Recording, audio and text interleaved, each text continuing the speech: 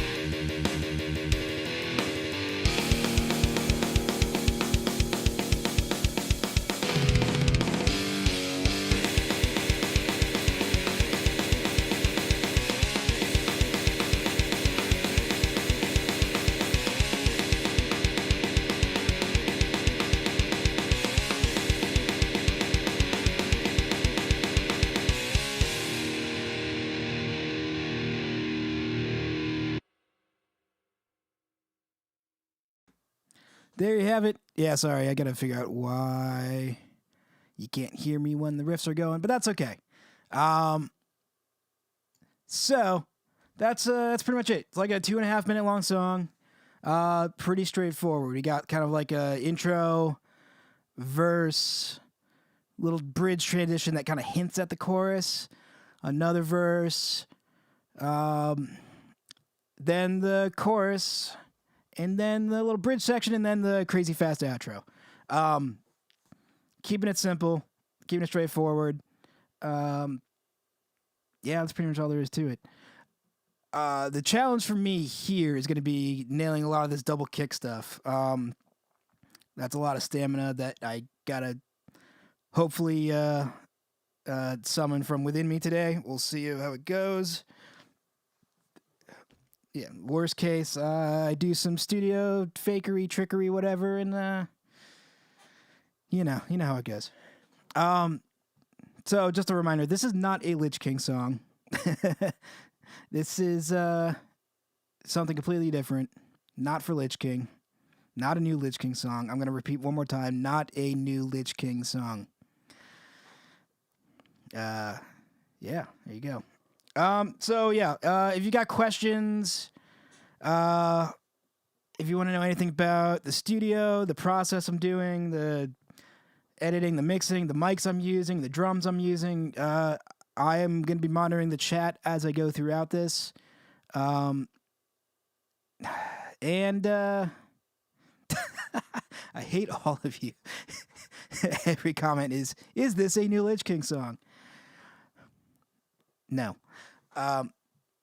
So basically I'm just going to be doing my thing. I'll keep an eye on the chat while this happens in case there's any technical difficulties or if you've got questions about anything I'm doing here. That's about it.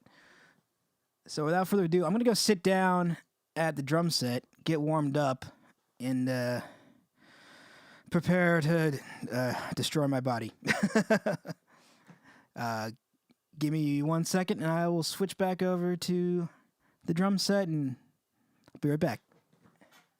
Hey.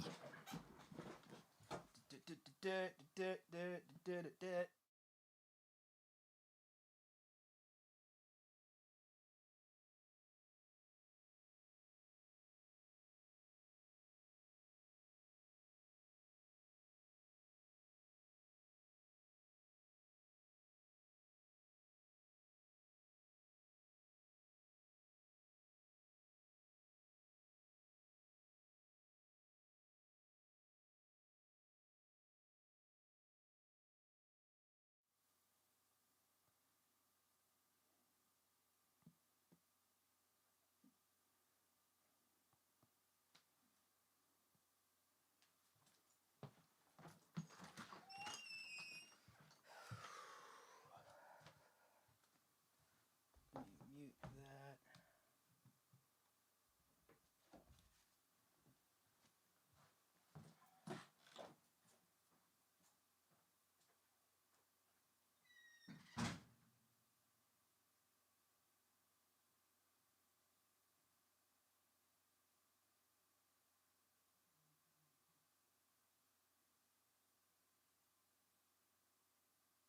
Oh, there we go. That microphone was not on.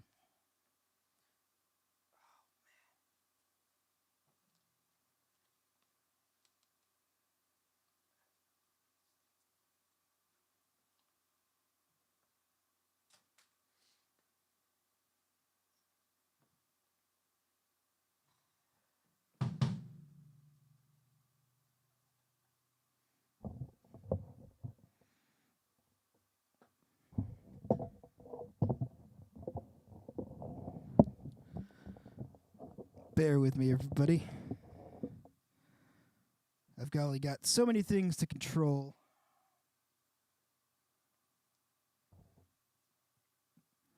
Let me double check that this is all working. Gotta turn off that on.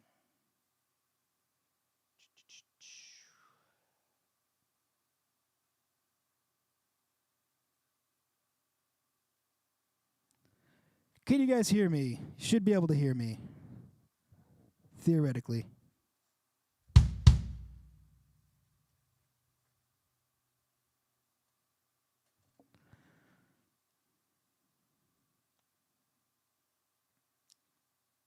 They were trying to figure out why I can't hear the drums in my headphones. Cool, you can hear me good.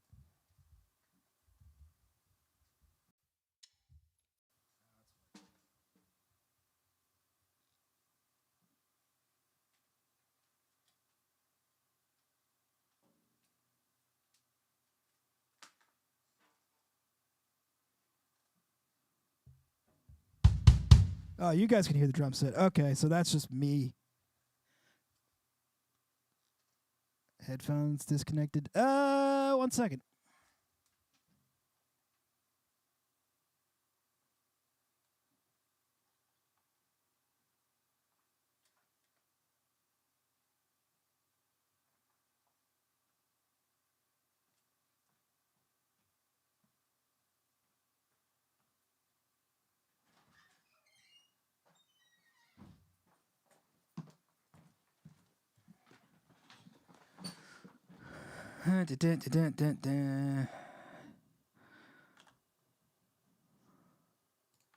Why can nobody hear me?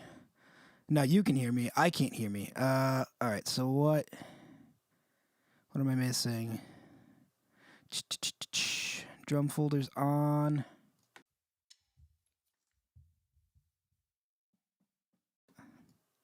I'm not getting anything out of the headphones. Headphone send is on. This was working like 2 minutes ago, I swear.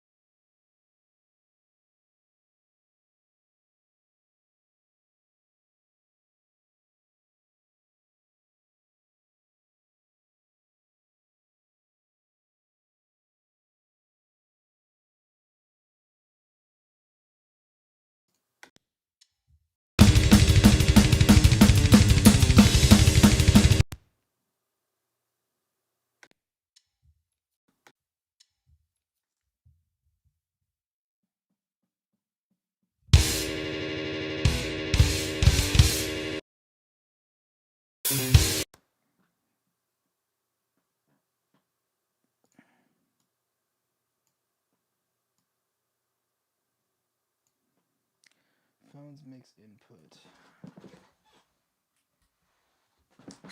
Figured it out. Sorry. Didn't have one thing turned on.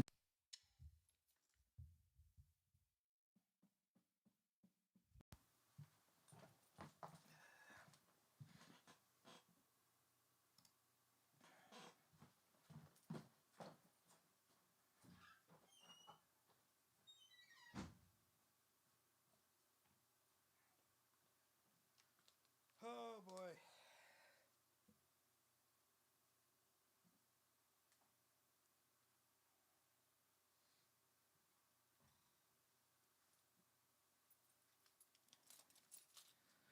Okay. Now I can hear stuff. Oh, there's a kick drum in my ear. Awesome.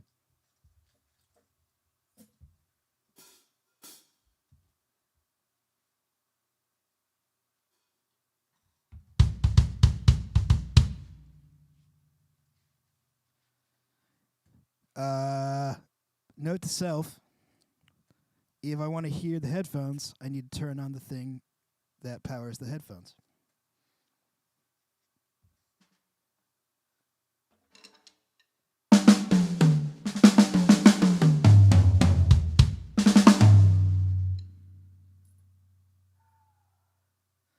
Do a little drum tuning.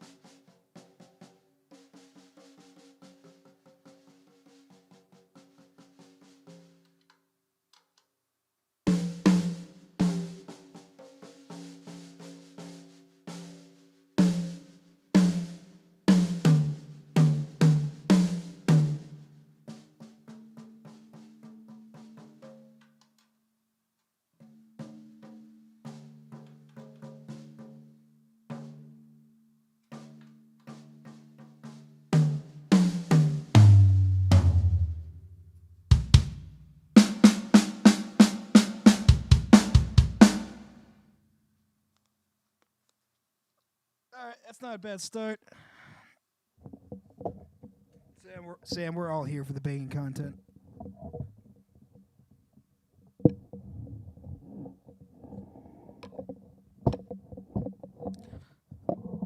Apologies for all these technical things. This is new to me. I'm running it all here on my own. I got one iPhone camera, one desktop web camera pointing through the studio window,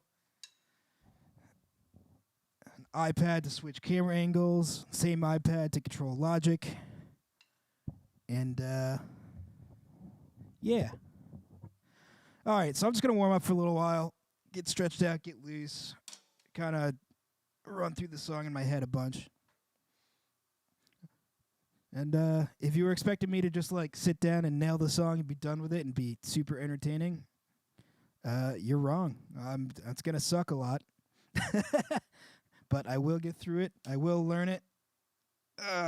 Man, always stretch out. And in fact, I really should stretch my legs out, but I'm just gonna take it easy. You don't have to watch me stretch.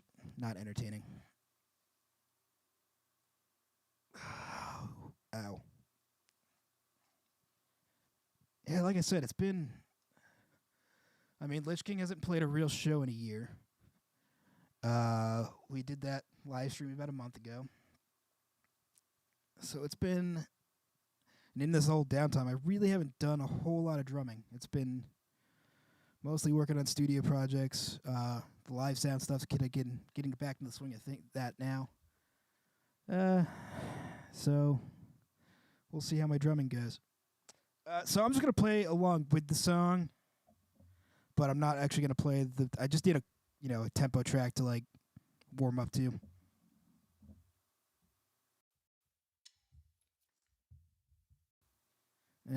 Hold on.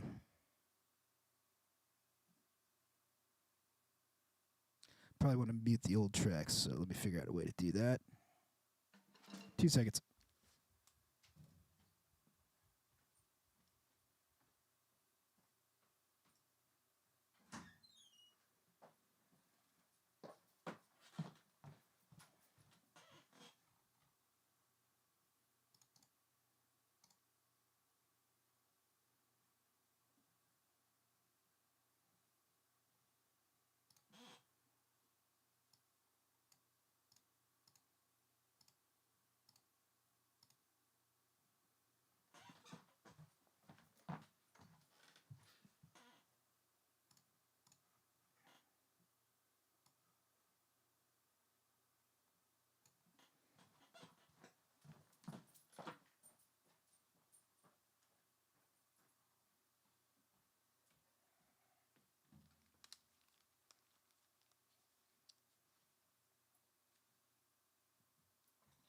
All right, then. Warm-up time.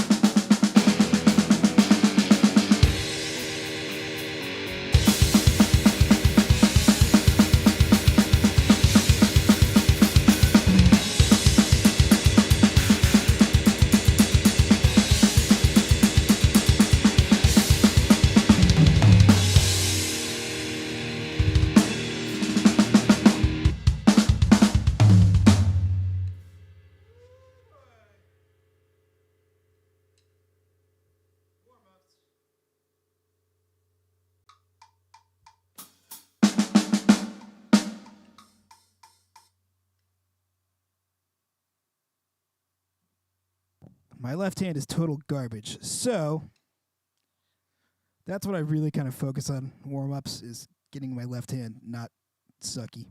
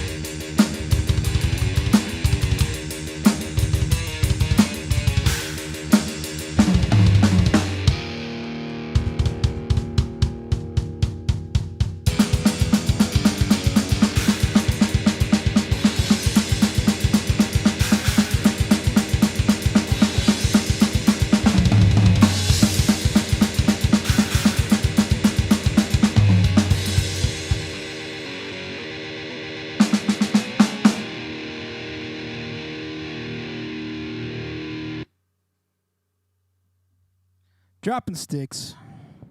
Don't drop sticks. It's bad for you.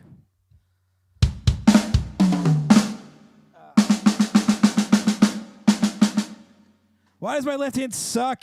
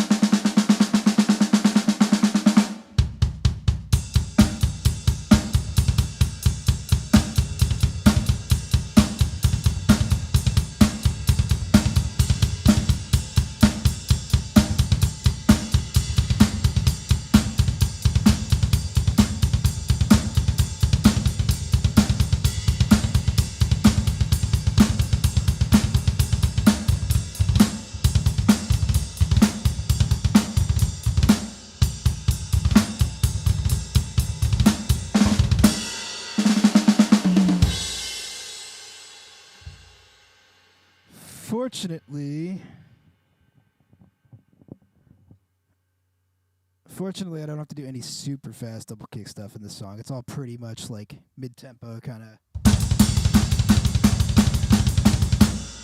And I can handle that. If it was faster, I'd start worrying, but I think I can handle it. All right, here's what I'm going to do. I'm going to do a couple complete bullshit run-throughs of the song. I'm probably going to stop and start a lot. I'm going to start kind of figuring out what I want to play. Like, I've got ideas in mind, but I haven't really honed these things down. And a lot of the problems I'm going to have are like transitioning between sections, like the verse to the chorus or whatever. So we'll see how that goes. Can I gravity blast with my left hand? Oh, no. I can kind of do it with my right hand. Like, let's see. It's super weak because gravity blasts are dumb, but...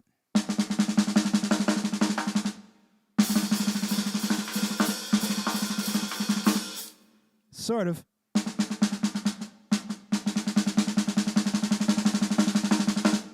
Yeah, a little bit with right hand. Left hand, let's see.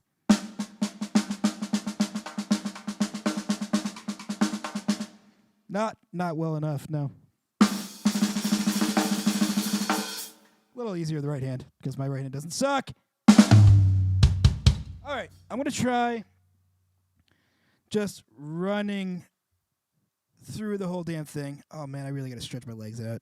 Sorry. I'm going to fucking cramp up. I got to eat like 6 bananas before I do this. Yeah, so I'm going to do some kind of exploratory run-throughs of the song, let's say, where I'm not really trying to nail it, just trying to figure out what I want to play, identify any problem areas, and go from there. So let's see how this goes.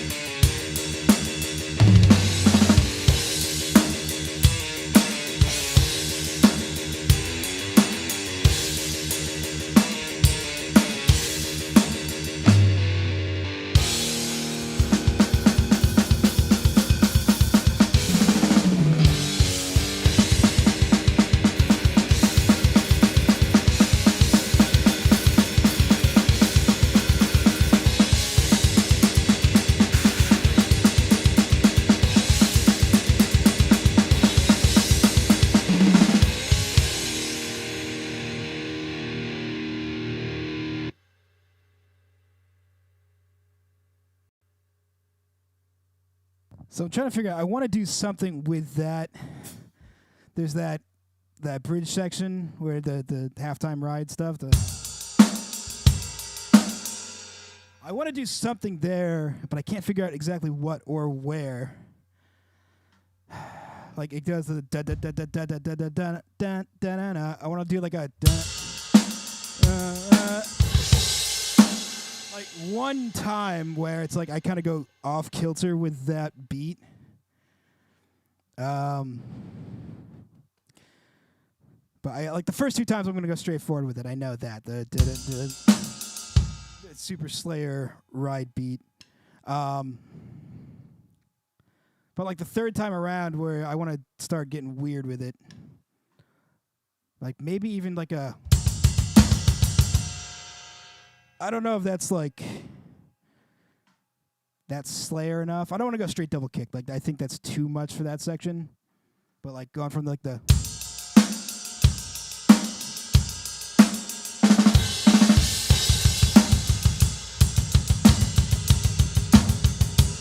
maybe, or I keep it easier and just go.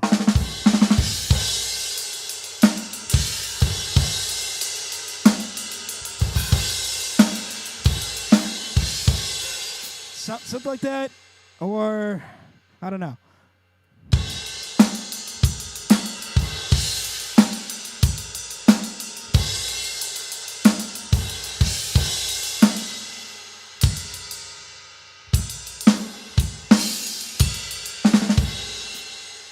If I do it backwards, maybe, actually, that'd be kind of cool. All right, you know what? I'm going to start from the beginning. When I get to that section, I'm just going to play around with it and see what happens.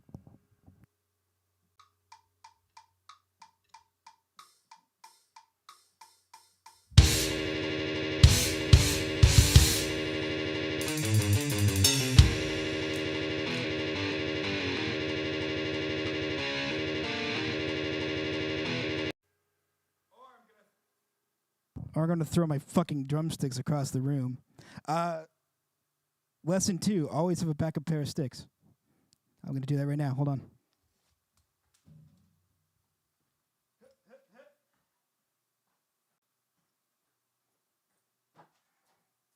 Oh, man, my legs are fucking jello.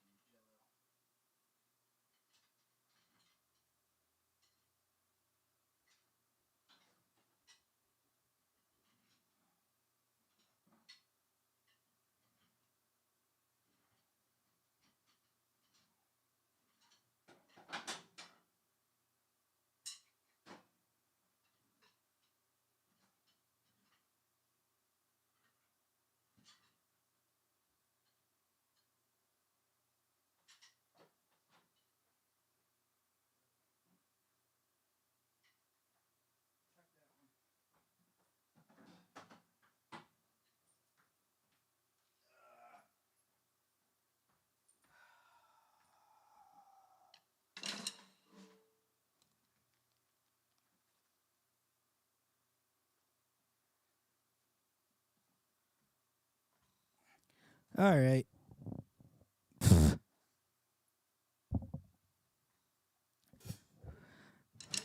I went on a stick buying frenzy not too long ago. So I don't have any like matching pairs of stuff anymore. I've got like 2 pairs of matching sticks and then the rest are all random shit. These ones are pretty torn up. I think these went through a tour. So it's pretty rare that I break drumsticks, actually. I don't really do rim shots that much, which is where most drummers tend to break them, like right around the like the middle of the stick. But that's because they're hitting the rims right there, and I typically don't do that. Where I break them is like up towards the top, where I'm hitting like the edge of the cymbals, like around there. All right. Leave these down there. Start from the beginning, see what happens.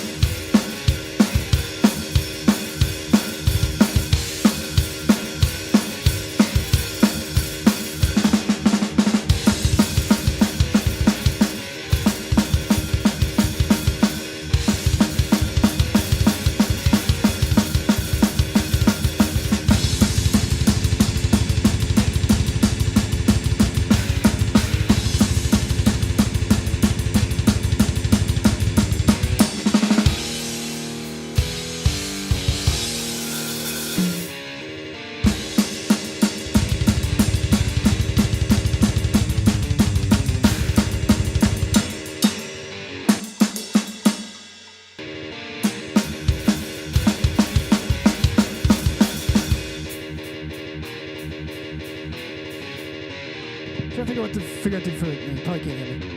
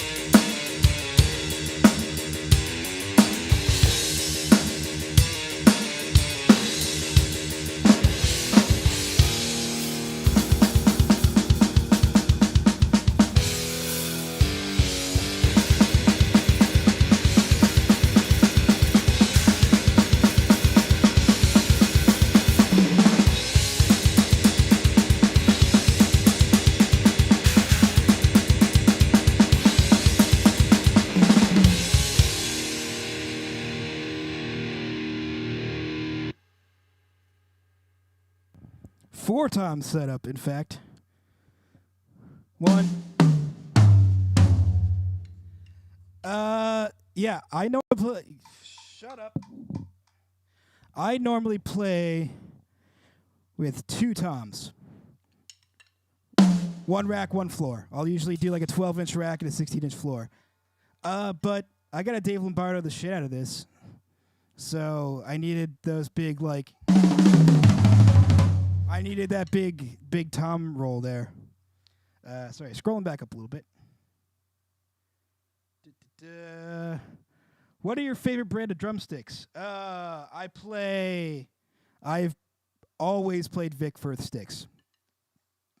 And that's mostly out of habit, I guess. That's kind of what I started out on, kind of what I got comfortable with. When I went to college, like I did, timpani and mallets and all sorts of other shit. And those were all Vic Firth, so I just kept buying them.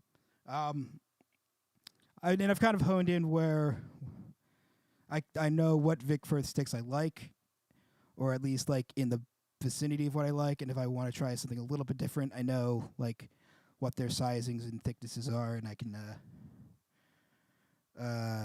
kind of go from there. So yeah, I just always played Vic Firth. I've never, but that's I've never really tried too many other sticks. With any sort of like I don't think I've ever played a show with another kind of stick. Like if somebody like hands me a pair or something, I'll try them out a little bit. But I've never like actually done anything with anything other than Vic Firth sticks, which is kind of crazy to think. So yeah, cool. I will not be eating and throwing up anything today. I have a habit of every time I'm on a live stream that involves me vomiting at the end, and that's not happening today. Thank God. Okay, let's try another run through. I'm starting to figure some things out.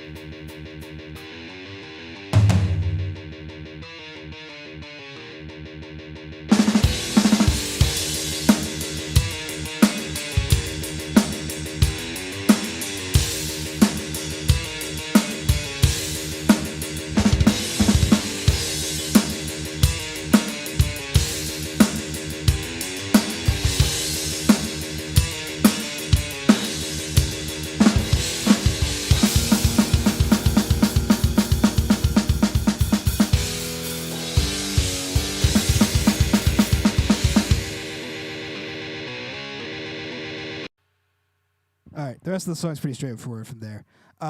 So the things I got to figure out, that backbeat stuff. The one fill in the middle is that I want to do that stupid Angel of Death, like the.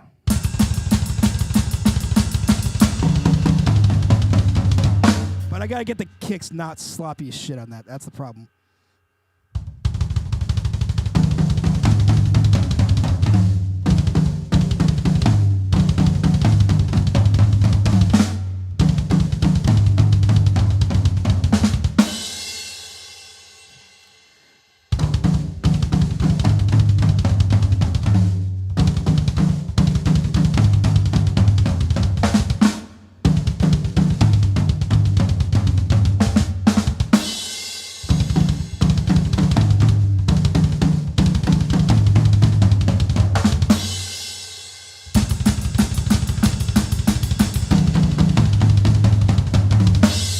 I think I can do it. I think I can do it.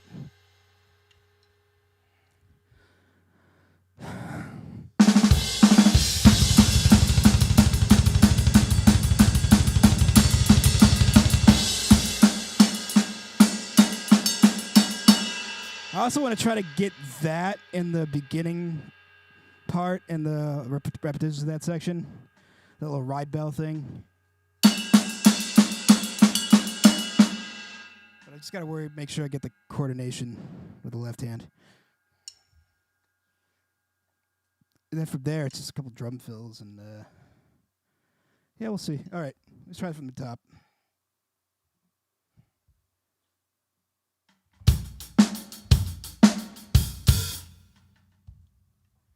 Come on, Logic, you can do it.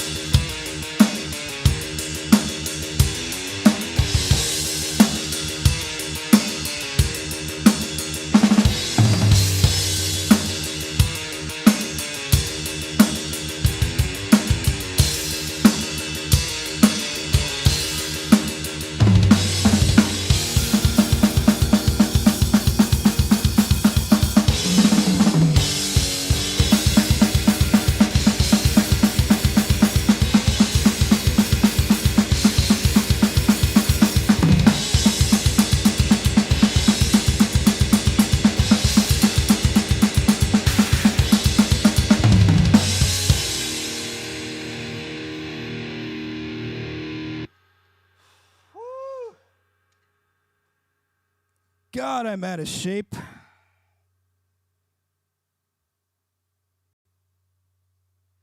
Okay, cool. I'm starting to get the skeleton of things there. A little bit of the transitions. I kind of have a better idea of what I want to do for some of those parts. I don't want to start overusing that. Like, there's a lot of the... I want to keep those interesting, though. I don't want to just do, like, snare fill every time on those, or, like... So I got to be careful of not taking the easy way out and just doing that every one of those.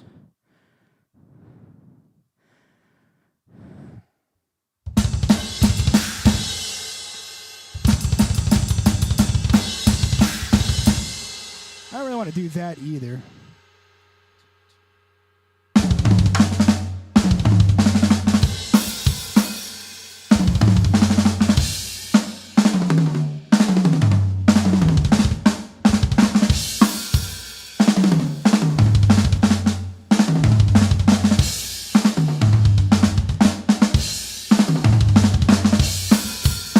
That'd be a cool fill coming out of that one. In the beginning there.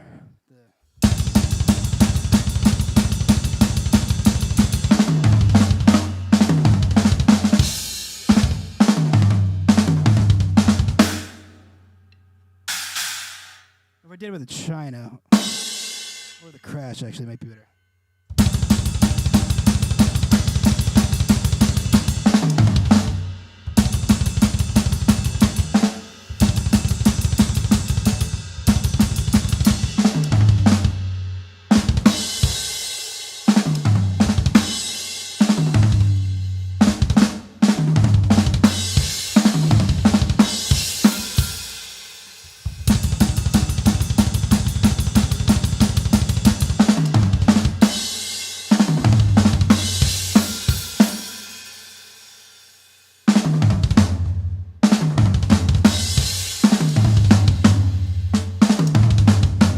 Actually, that might be cool.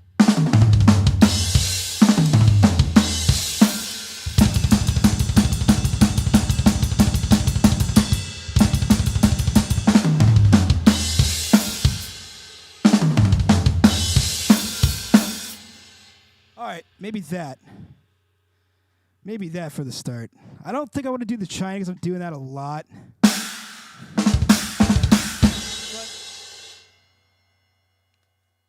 Maybe. I might just end up doing it because I'm going to forget.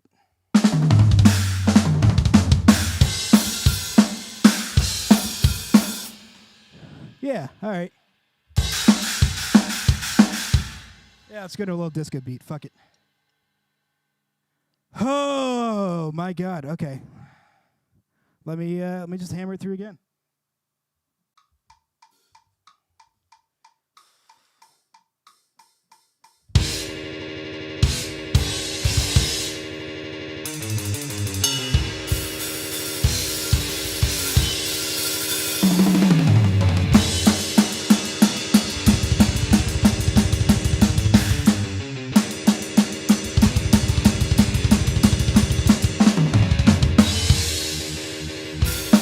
Yeah.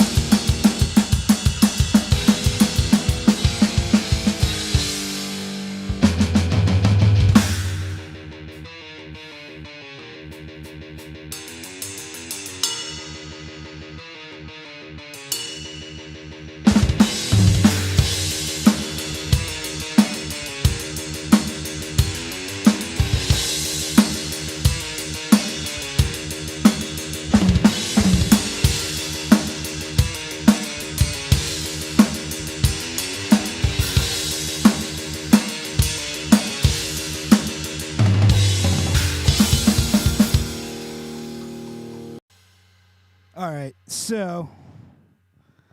The end of the song's easy. It's just fucking. I do that in my sleep.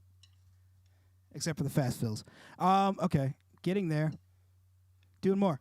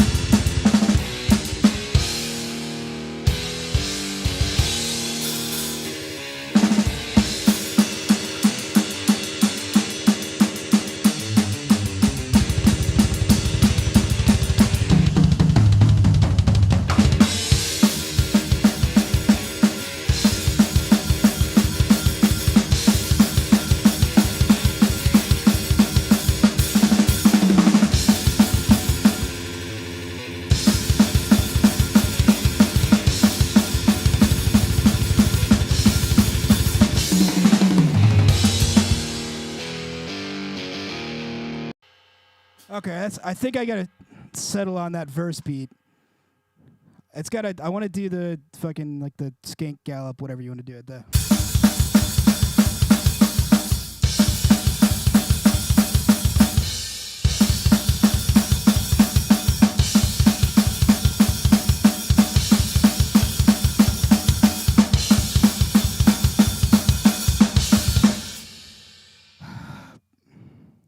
I think.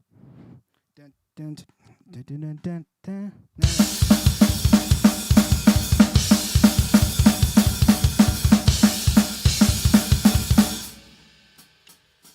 Let me try it again.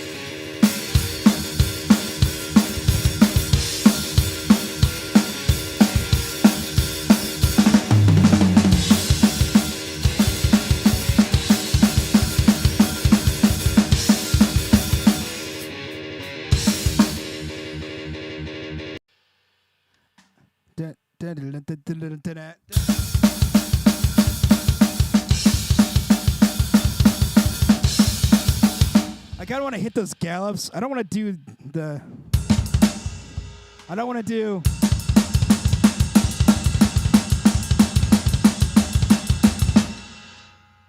I kind of want to keep it a little more straightforward.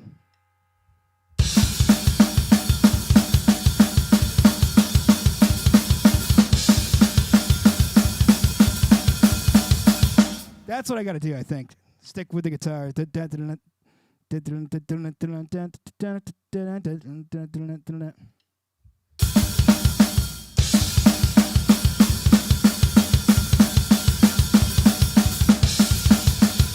Like, yeah, I think.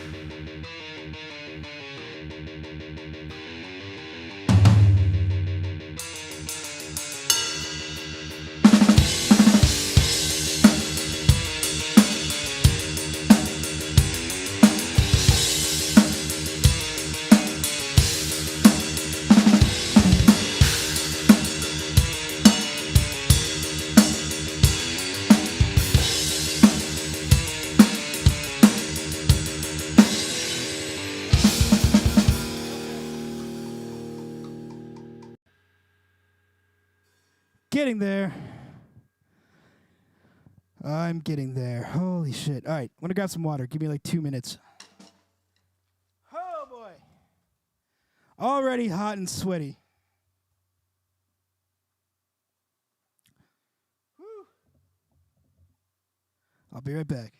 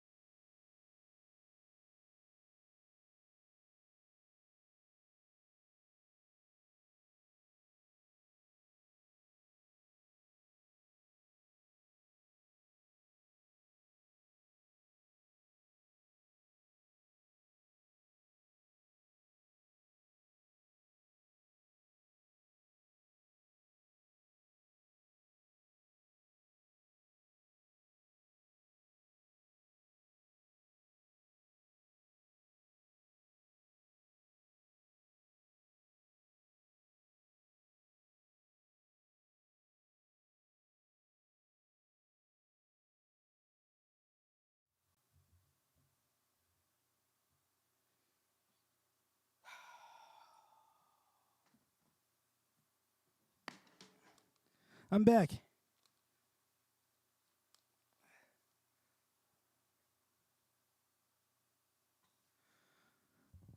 Can you all still hear me? That's the question. Da da da da da da da da da da da da da. Get your teeth back. All right, need a quick breather.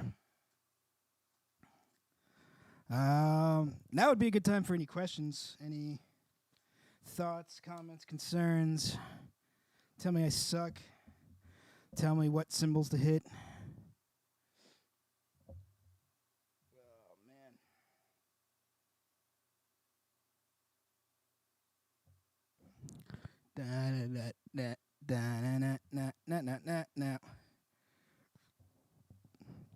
Just need a few minutes to catch my breath. Stop being so fucking fat. Whew. How's everybody doing? What's going on? If you want to talk Lich King, you want to talk studio, you want to talk recording, you want to talk drums, you got a few minutes. Hit me with stuff. Glow in the dark pins. I don't. Joe took over doing the merch. He's the guy to ask for sure, and I don't know. I'll have to ask him. Let me see if I can do that right now. In fact. Oh man.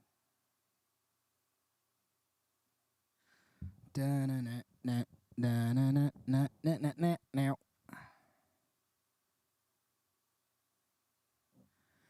Hey Joe, if you're there, do we got any more glow in the dark pins?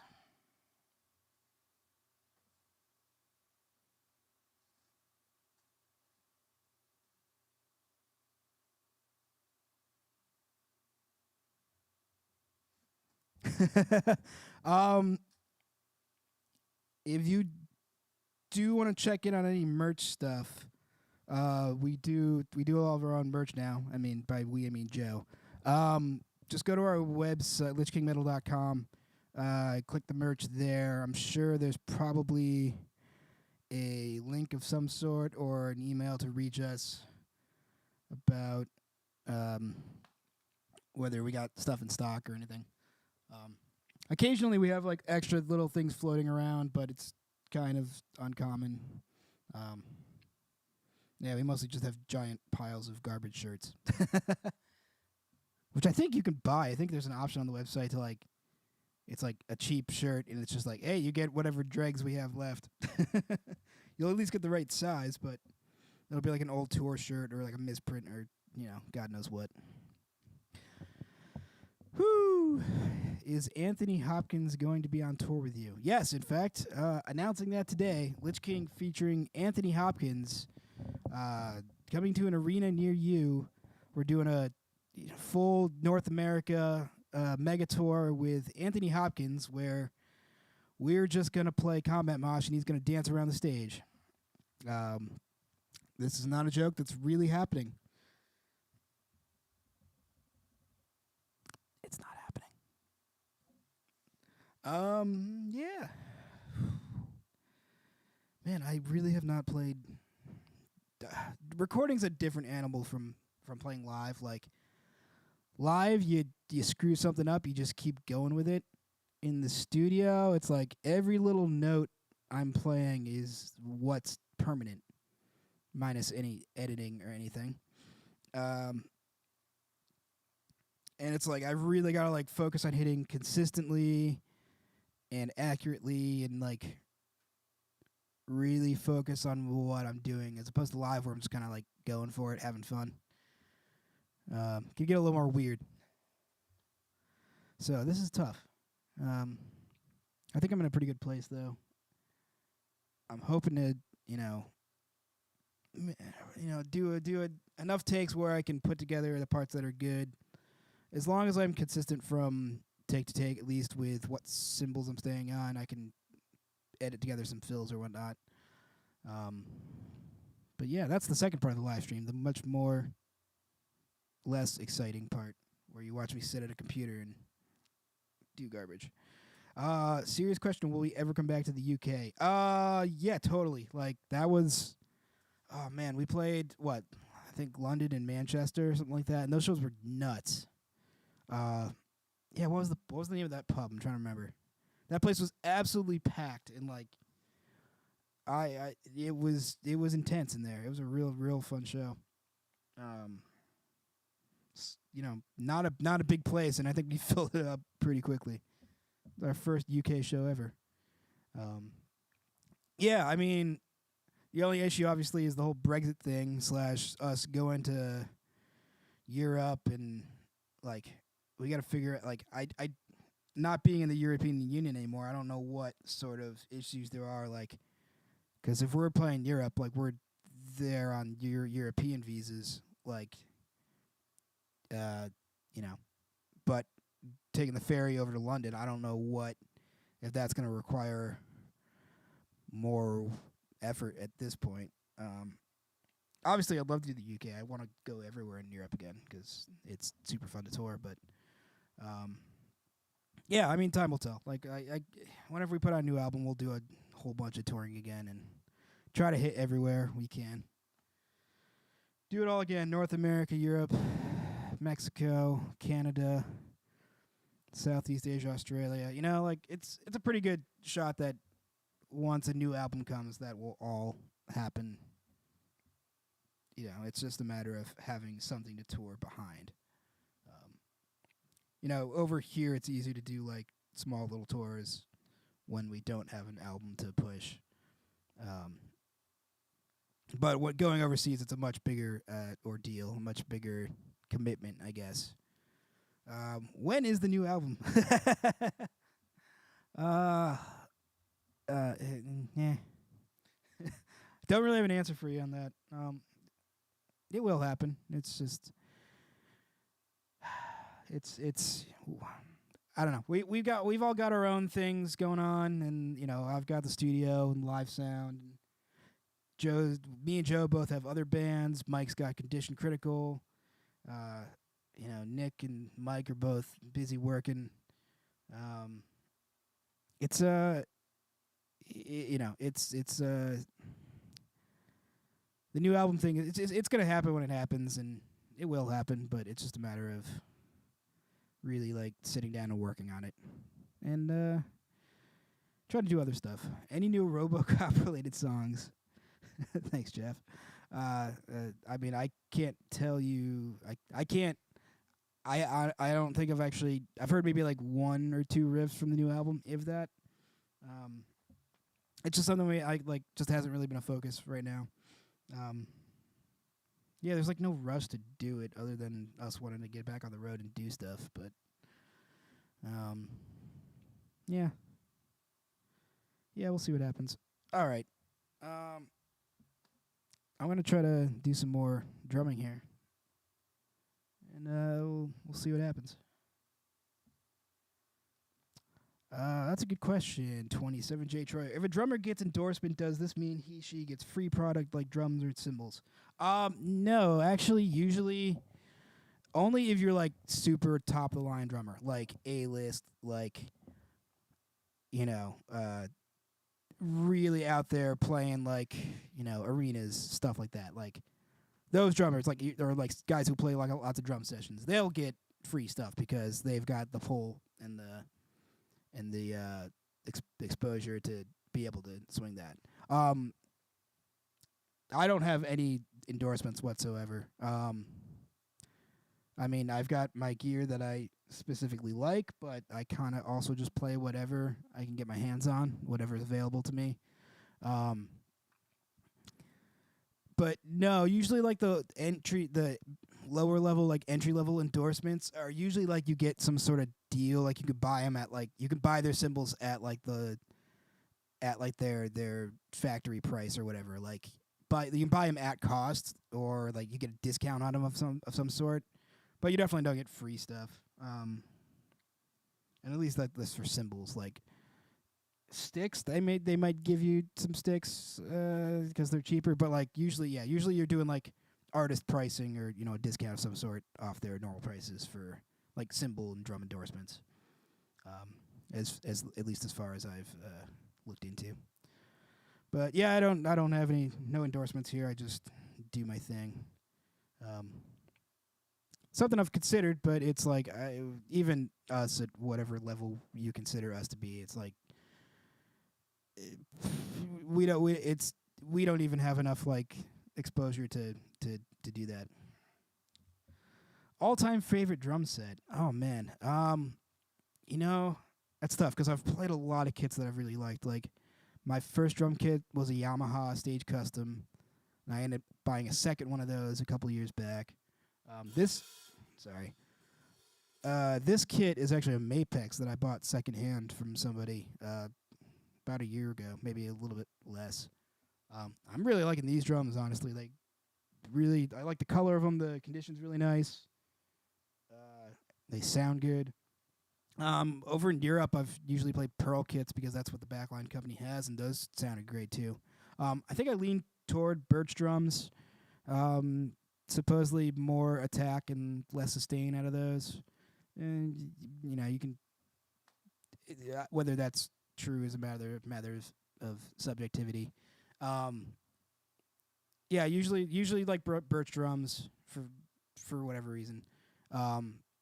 Manufacturer doesn't really matter to me one way or another as long as they work.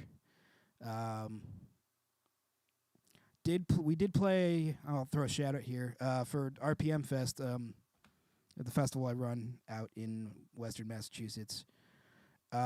We had a sponsorship from Noble and Cooley, who's a excellent like top of the line drum company.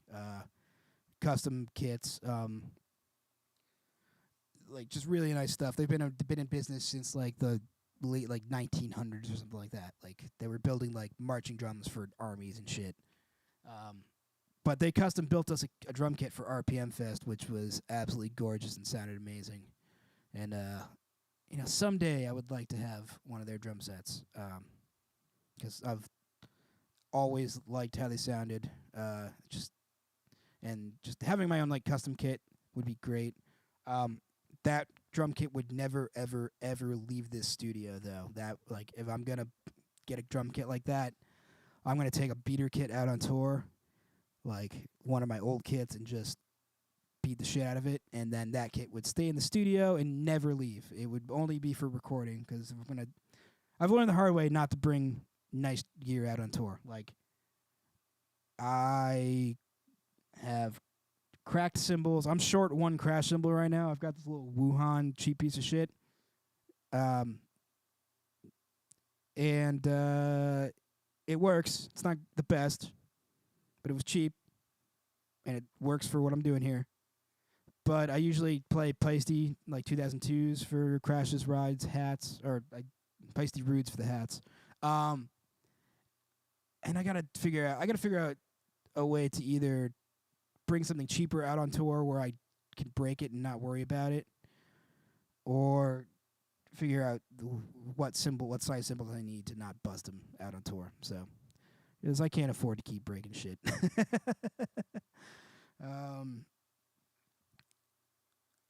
Yeah, need some Peisty cymbals, that's for sure. Yeah, I love them. I usually go to 2002s with the crashes. I got this giant 22-inch power ride, which I bought used like over a decade ago, and this thing's lasted forever. It's so thick though, like I can't bend it, I can't flex it. You can't crash on it. You hit the edge of it, and it just does. There's no wash to it. It's just massive, but it's got the nicest sounding bell of any cymbal that isn't like one of those Zildjian like mega bells or whatever. Sabian, Zildjian, I don't know.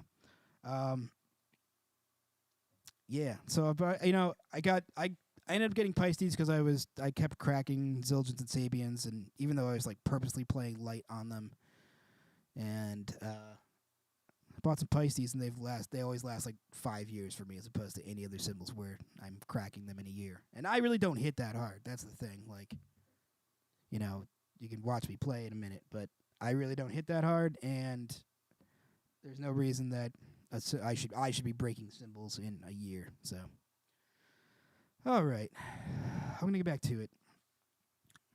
See where we're at with this song. Yep, Vic Firth sticks always. Right now I'm playing Extreme 55Bs. I like the thickness of them and the length of them in particular. Because I have short little T-Rex arms because I'm only 5'4", I think. So any extra reach I can get with a stick is great. And I usually like a thicker stick. It just fits. A lot of my technique is from my fingers, especially for like doubles and bounces.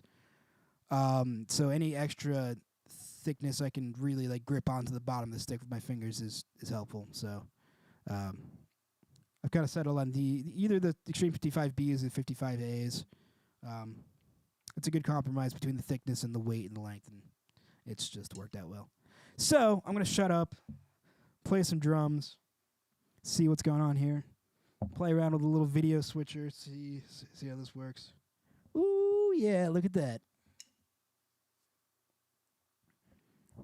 I literally got all this like hook rigged up yesterday between the iPad and the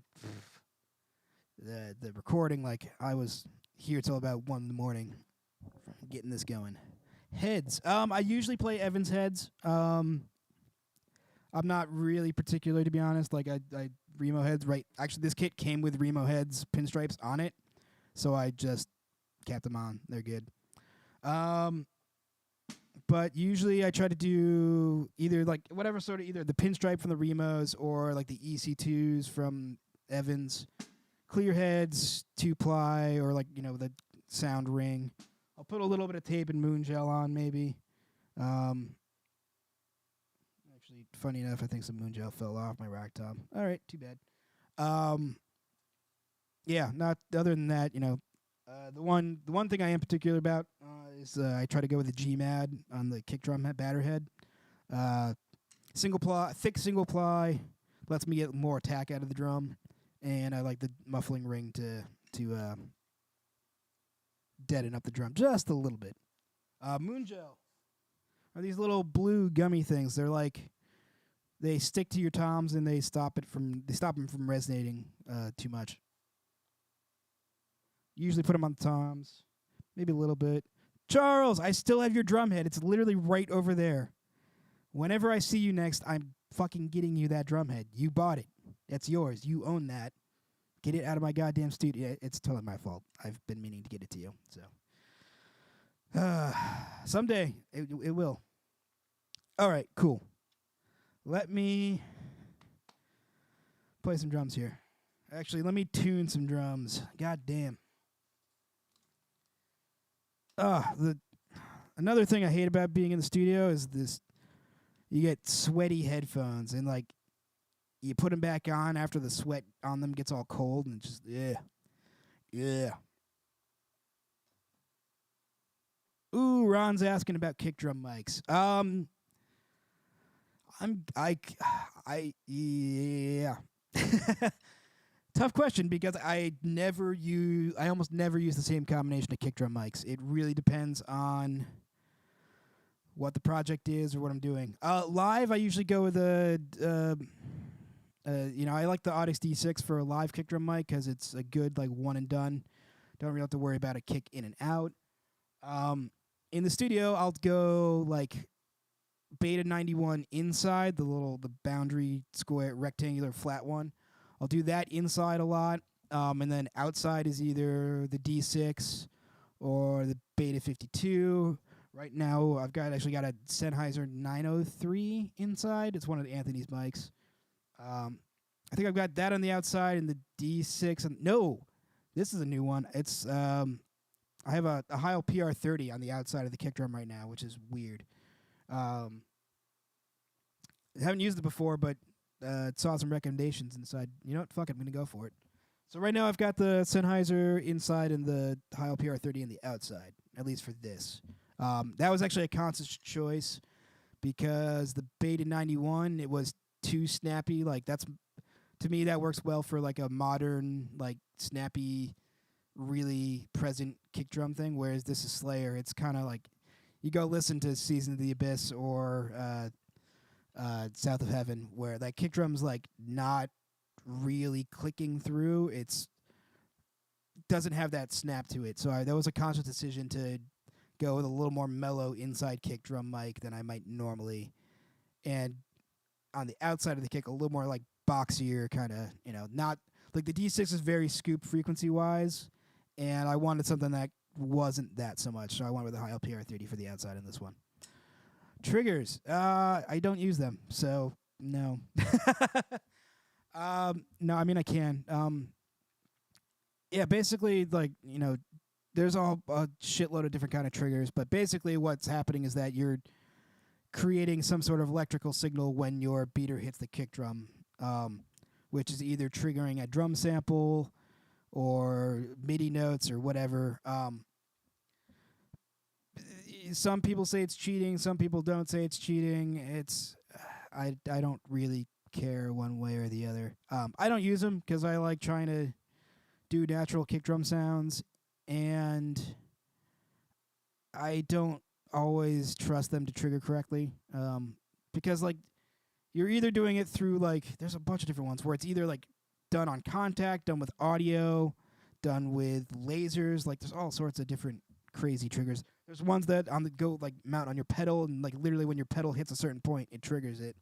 The one thing that's maybe kind of annoying. All right, don't put me on blast here, but a lot of drummers do like double strokes with their kicks, where they're really just like kind of like tapping the bass drum head, and still get, because they're using a drum sample that's like full sound. Like you can like, I mean, imagine if like I was doing this, but every time I tap that snare drum, it was making a snare drum that sounded like that. I mean, it's a cool technique. I don't think it has any useful applications beyond like extreme drums, so I don't bother doing those.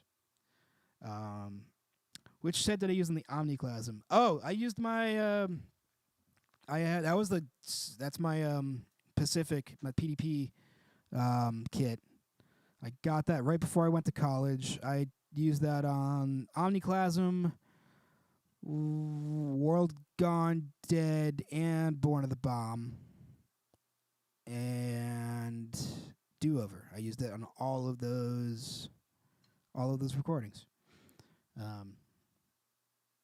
It's seen better days at this point. Like, it's been on the road so much that it's starting to get a little beat up. So it remains to be seen whether I'll use it. But at this point, I've got so many other drums that I'll probably just like pick and choose, like, maybe like the toms from this kit, or the snare from a different kit, or the kick drum from, the one thing I do like about the PDP kit is that it's actually a 20-inch kick drum, which I love.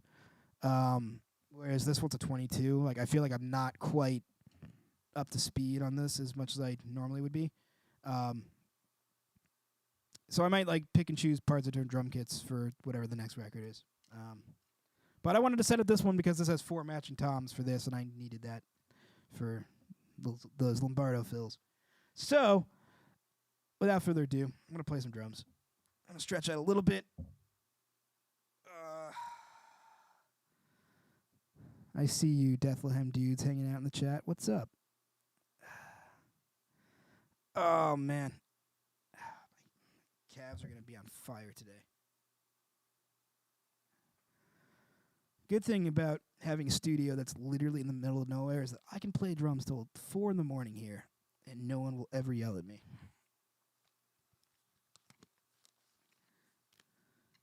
Okay. I'm getting fucking tangled up in these.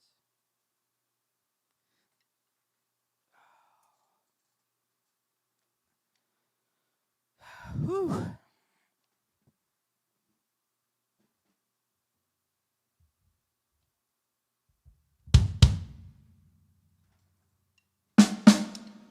Probably should check some tuning a little bit.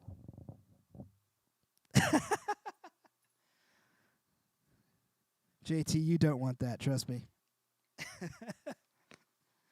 All right, a little bit of drum tuning. Bear with me.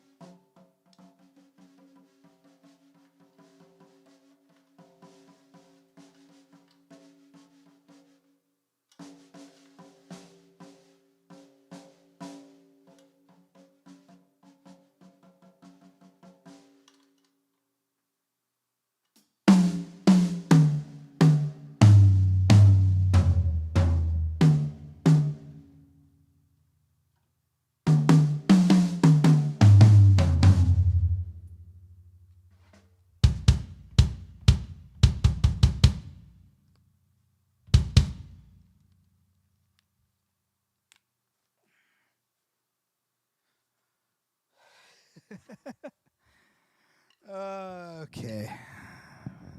Let's see how this goes.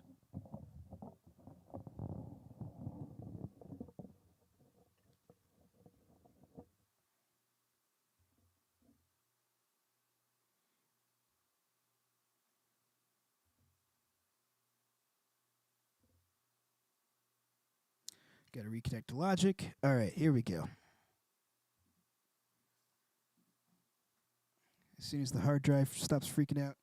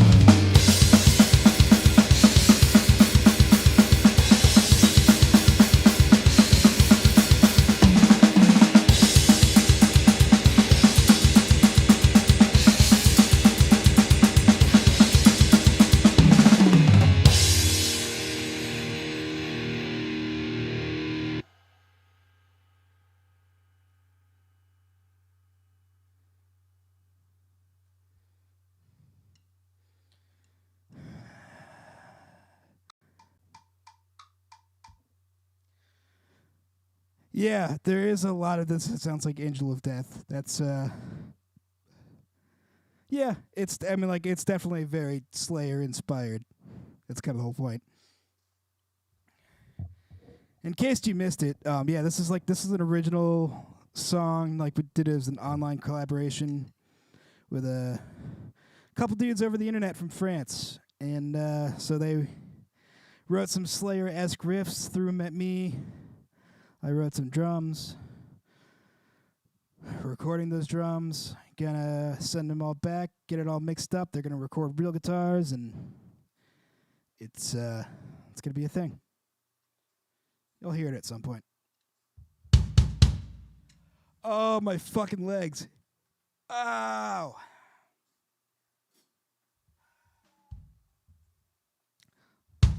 Let me do another from the top. See what happens. I am playing on. This is a Mapex Mars kit. Yeah, love the sound of it. Birch drums, I think. Yeah, 4 toms, 22 kick. The snare is my Pork Pie Big Black, which I've been using for over 10 years now. But yeah, I picked this kit up used a couple, like, I don't know, maybe 6 months ago, and it's awesome.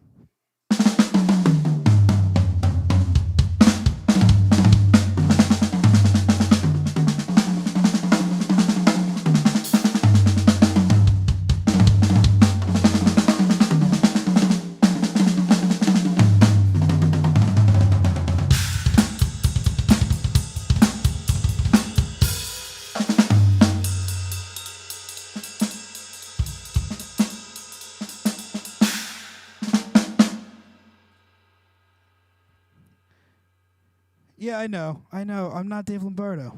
I can't do it. I'm not that guy.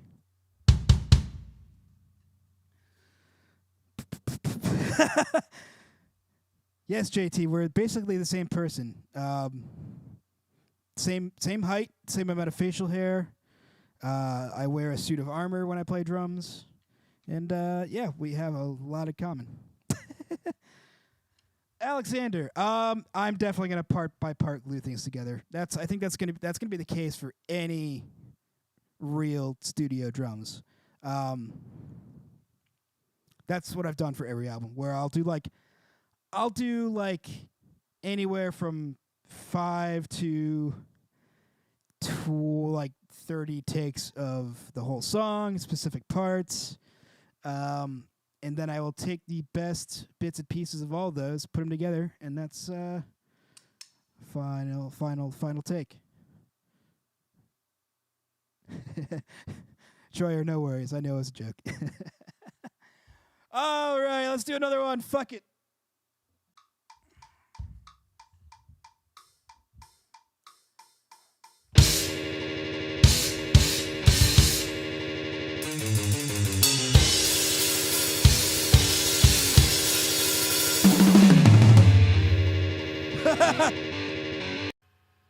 I forgot how many drum beats I did.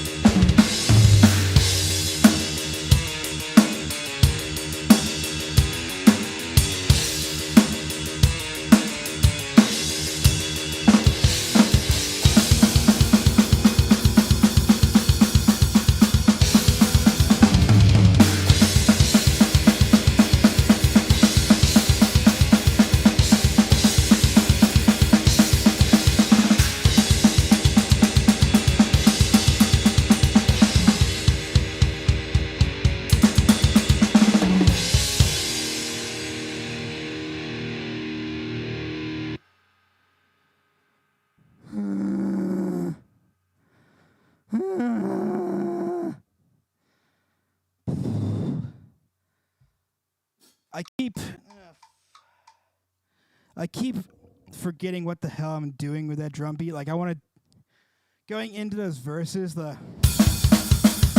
I keep fucking it up. I gotta get those dun dun dun dun dun dun. And it's always after I come out of fill, like I just gotta internalize that and remember it. Woo! Blast beats.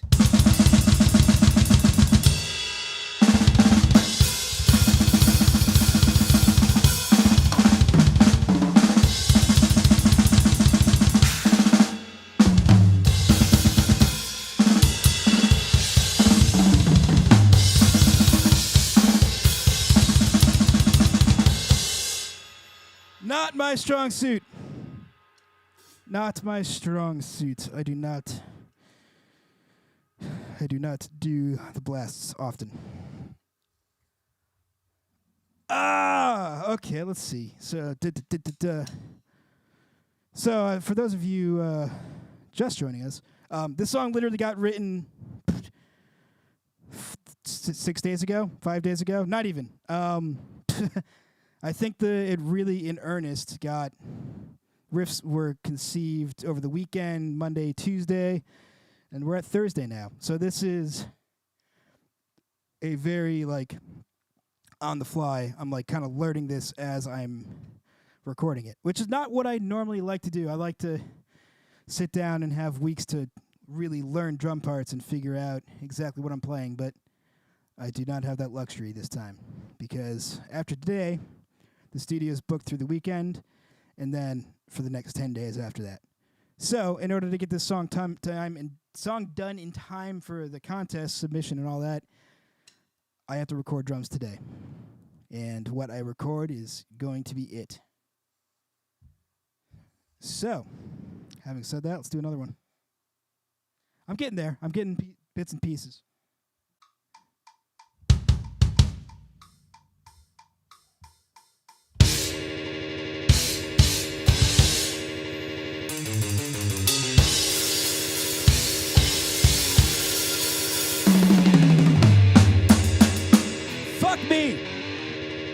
Fuck me with a goddamn fork. All right.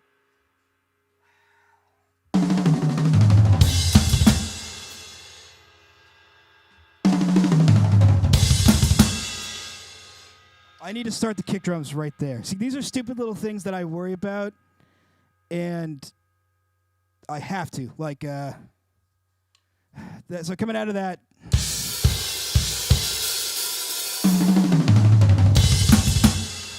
I need to land that drum fill on the crash, but with the double kick starting, as opposed to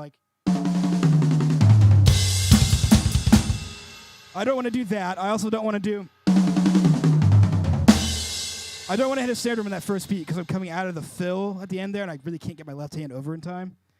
So what I need to do is start the kicks to kind of disguise that. If I hit that crash and that down beat and start the snares on the second beat,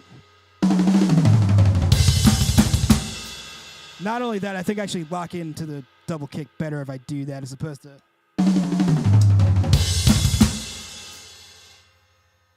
So that's what I need to do there.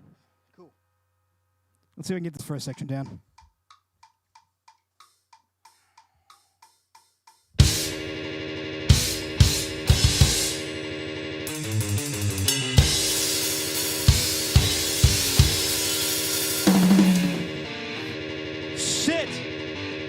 Shitting, fuck balls, ass, dick, fuck.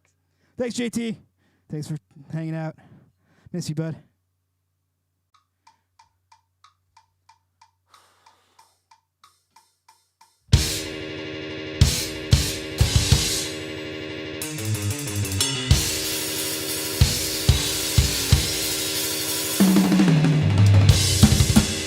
Fuck! What did I just fucking say?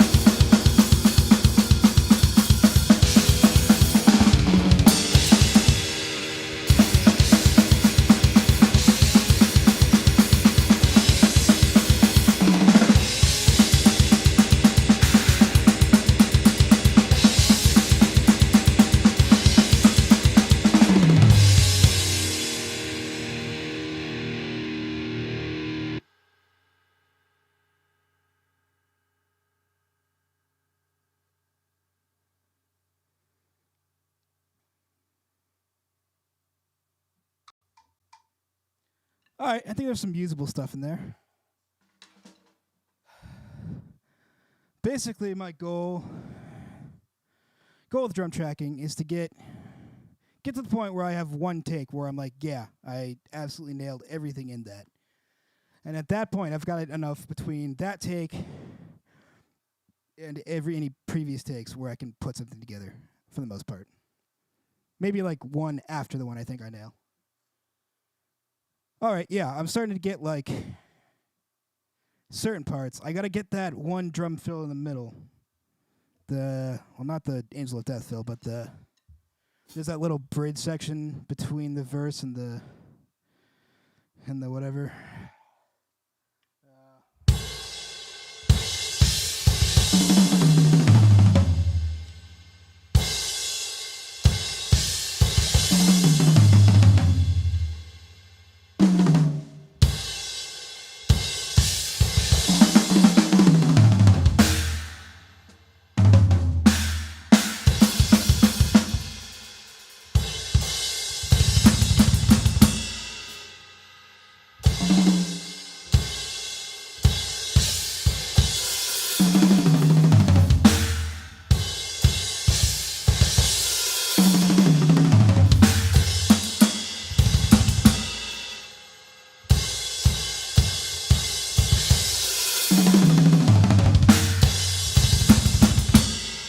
That's what I want to do there. All right.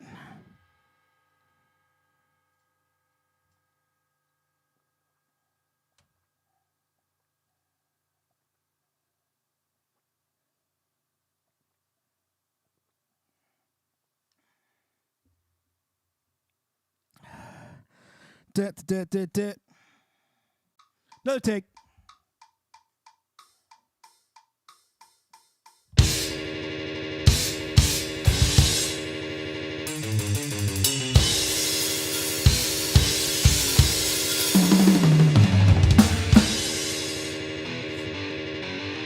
That's not what I wanted to do.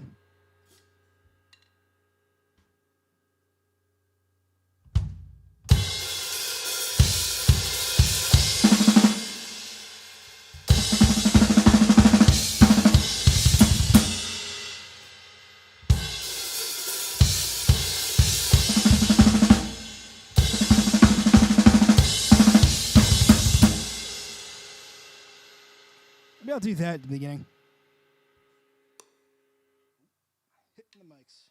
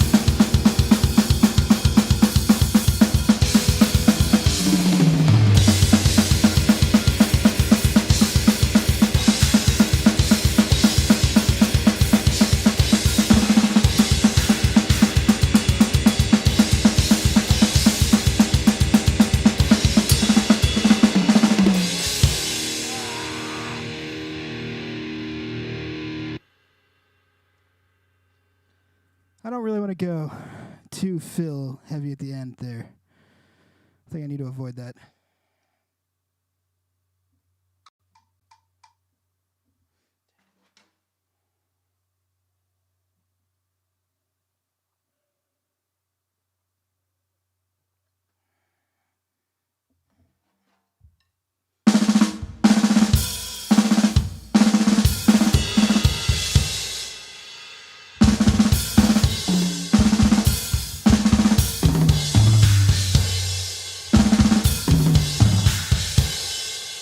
That's what I'm gonna do.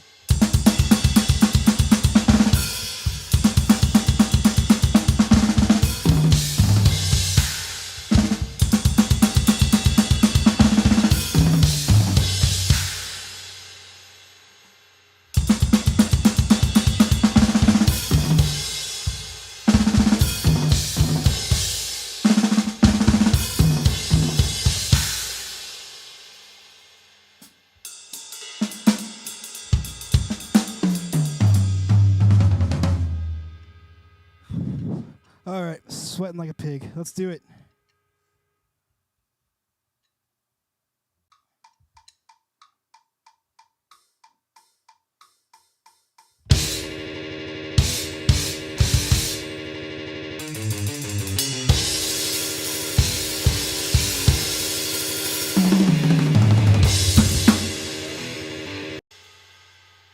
Shit.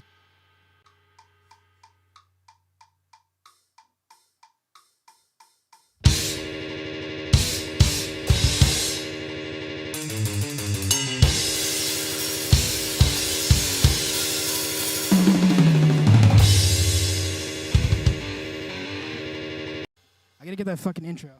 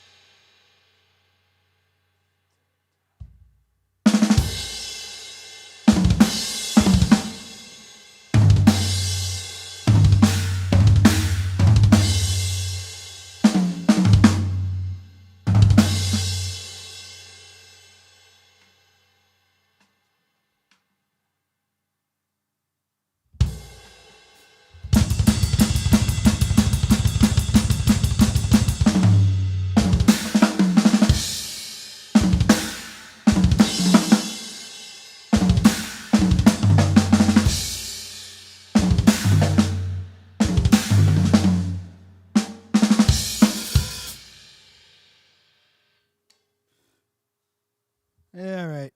Let's see what's happening. Oh, thanks, Charles. You're right.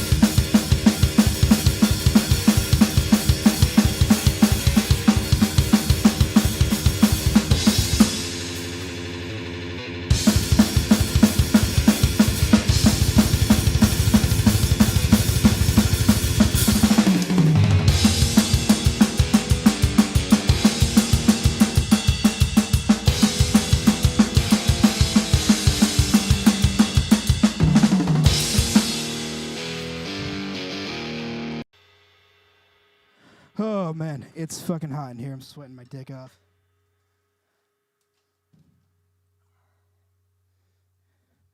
All right, need a quick breather. Fuck.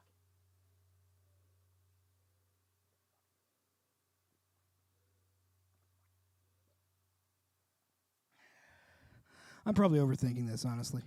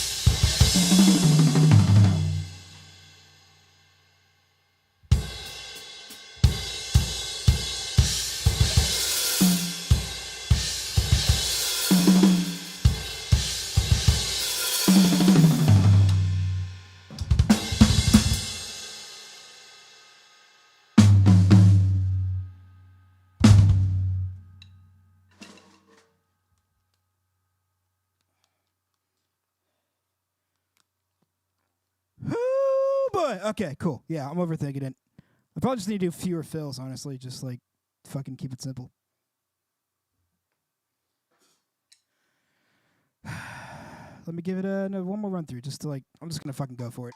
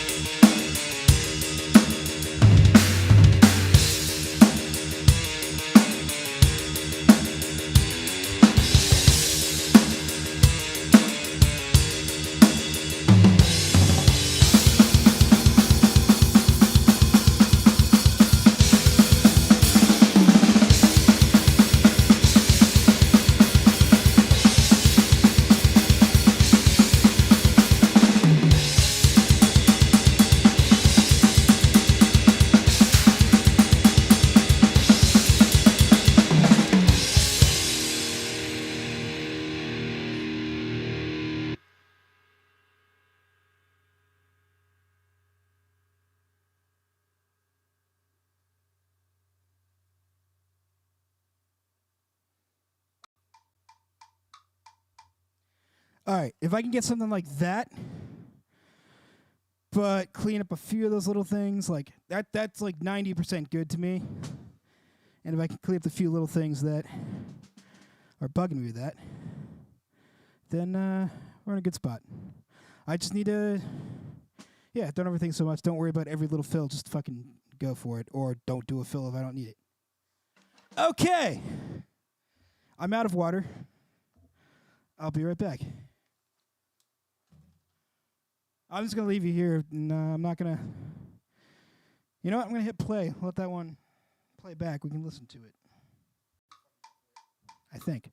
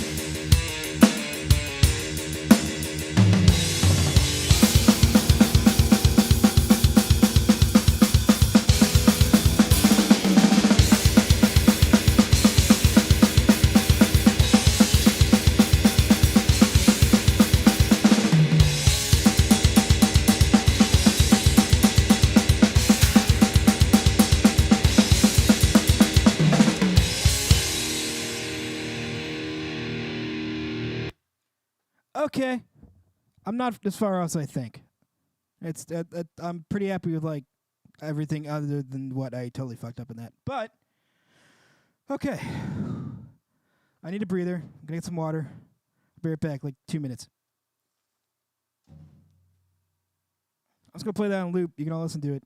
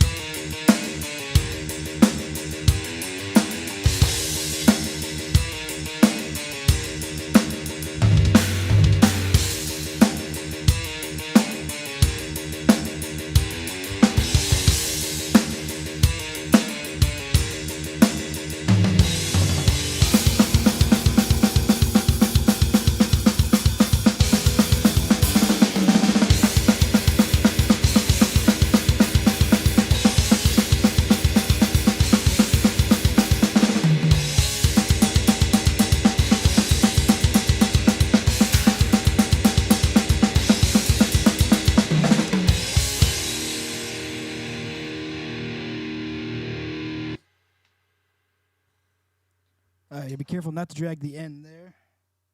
Wait, you probably can't hear me. Gotta be careful not to drag the end there. I want to hit those hits coming out of that thing into the fast part.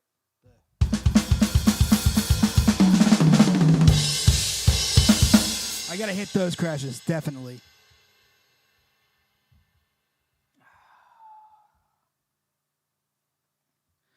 Oh boy!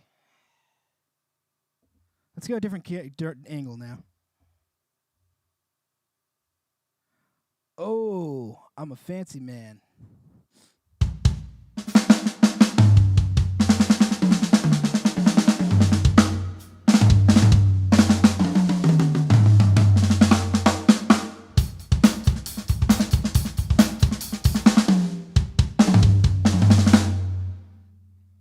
Play that bullshit all day. I can't fucking play a thrash beat to save my life.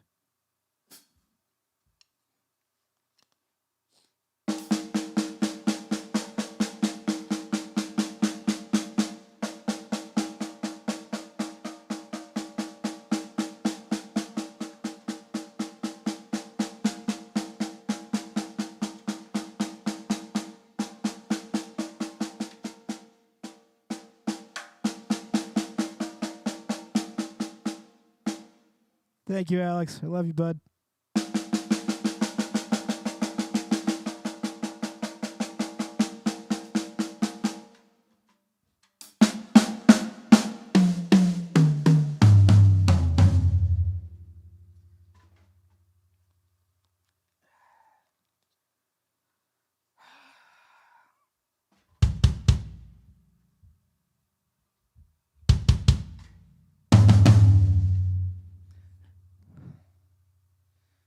Nope.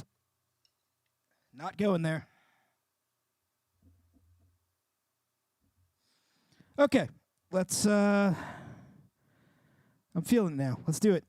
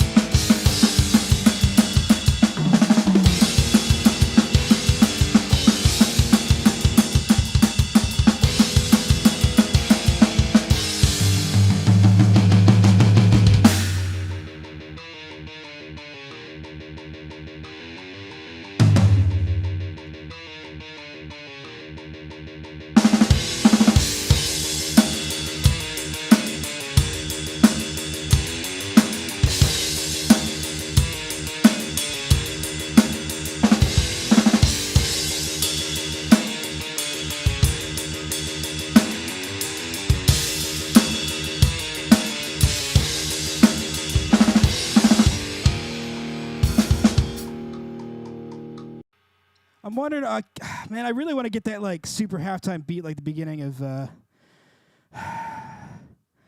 you know, the what's the fucking, the fucking somebody who knows something about thrash, tell me what song that is. Criminally Insane? Criminally? Nope. Yeah. Yeah, that one. Like, I almost want to do that in the bridge. Like that.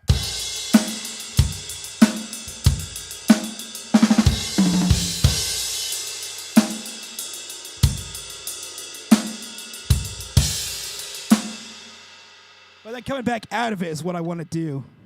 Yeah, of course you all know that.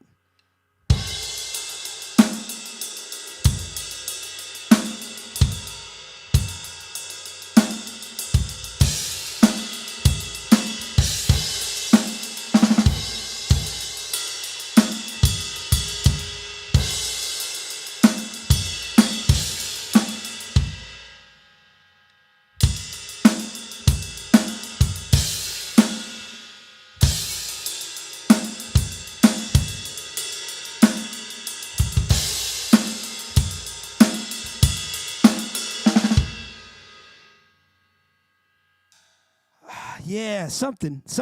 I'll figure it out. I'm just gonna play with it. Whole song again. Let's go.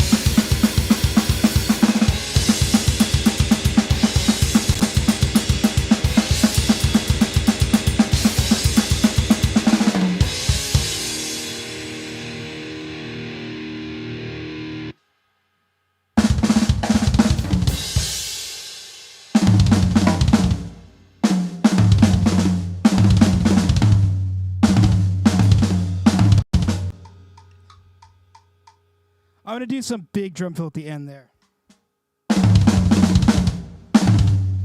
Except not the intro to cut the shit.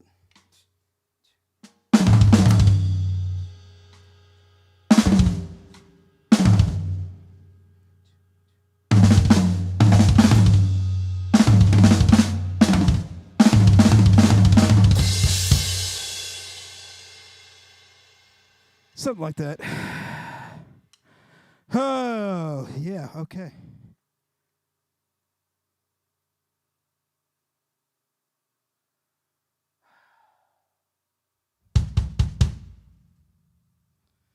How we doing? Everybody with me?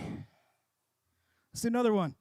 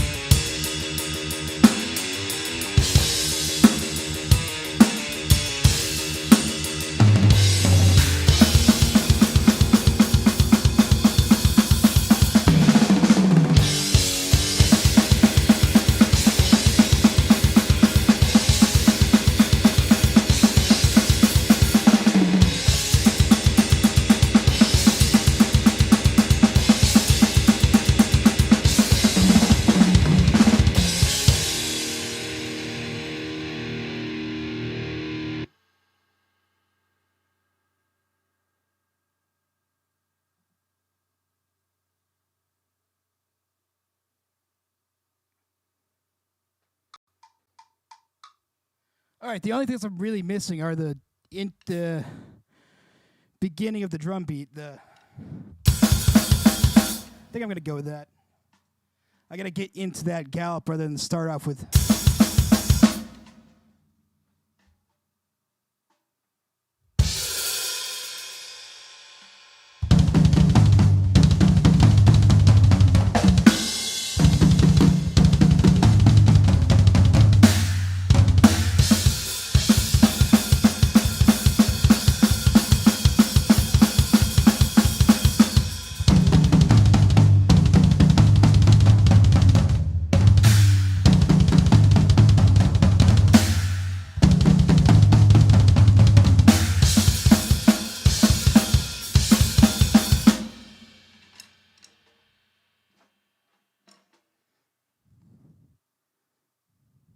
Okay. I'm gonna go with one more.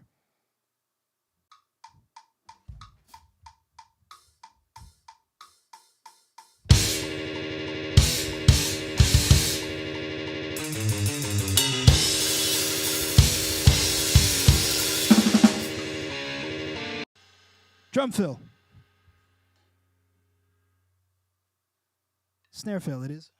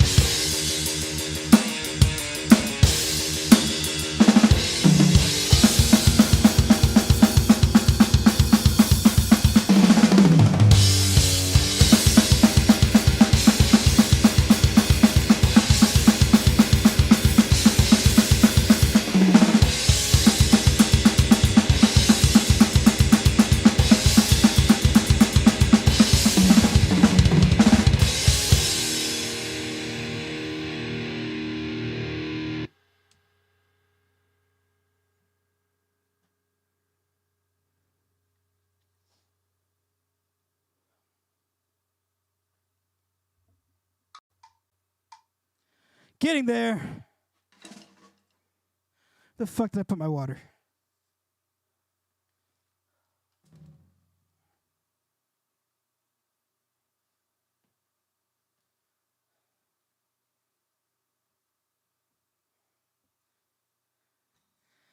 All right, another quick 5-minute breather. Jesus Christ, probably been doing drums for an hour and a half now.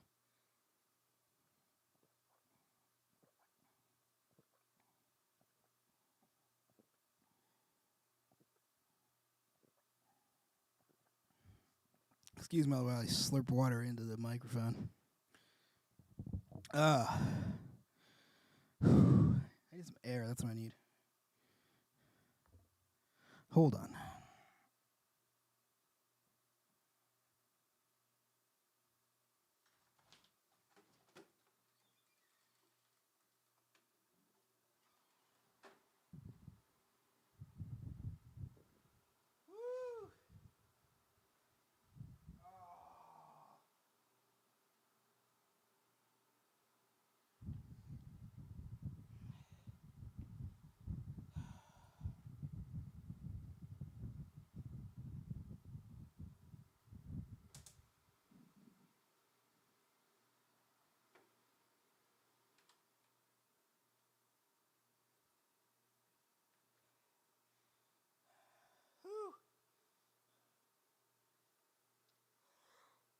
Oh my god.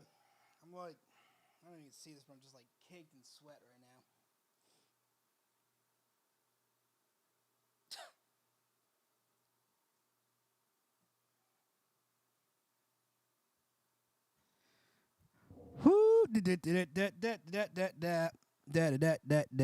Okay, hit me with questions.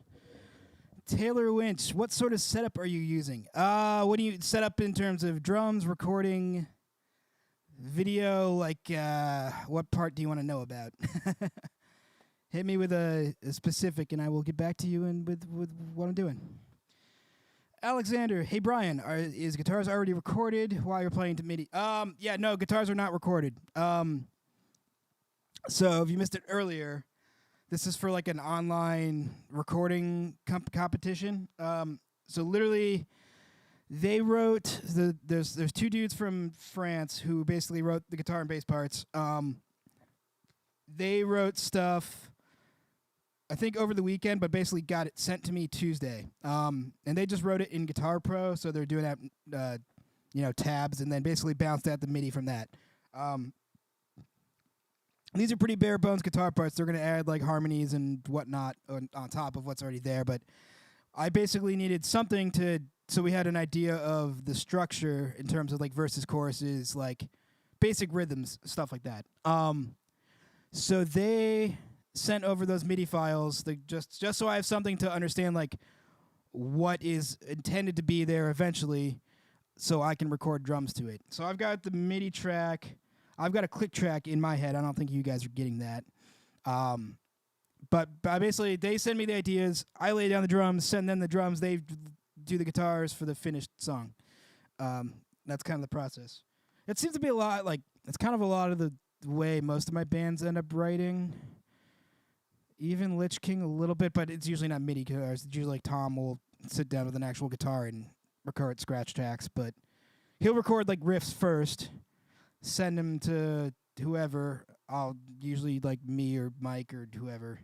We'll kind of go back and forth on them, write other parts. Like so the MIDIs are basically just there because I need something to understand what I'm doing, and then once I do the real drums, they might take some inspiration for what I'm doing with drum fills or whole parts or who the fuck knows, and then they'll write guitars on top of that. So it's a little back and forth.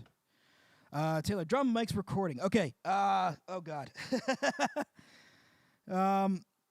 See if I can give you the full rundown here. Drums it's a Mapex Mars kit, except for the snare drum, which is a Pork Pie Big Black.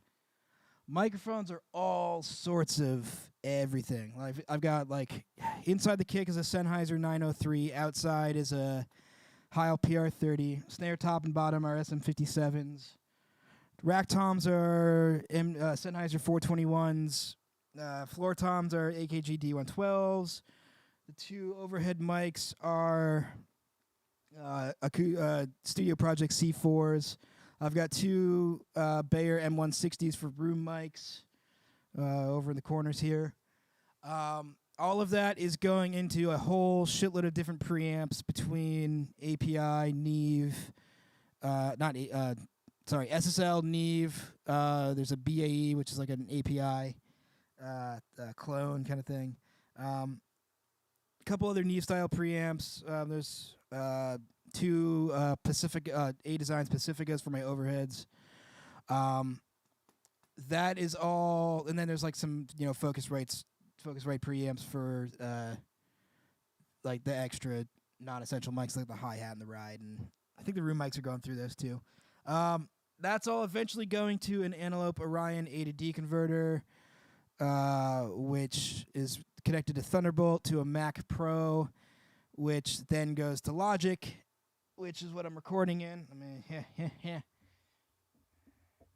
recording in Logic. There you go. There's the Logic with all the tracks. And then from there, that goes back out through the A to D conversion into the control room with speakers, into my headphones, and that's all it. That's mostly it. Mostly using Plugin Alliance, Brainworks plugins for the basic mix here.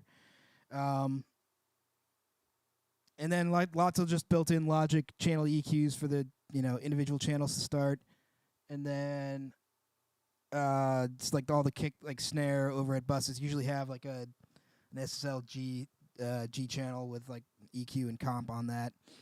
And then I think there's like a parallel drum comp, which is like the purple MC77, which is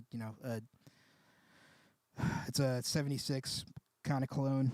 1176, that is. And then that's probably going through some mastering chain in Logic, and then going out to you guys.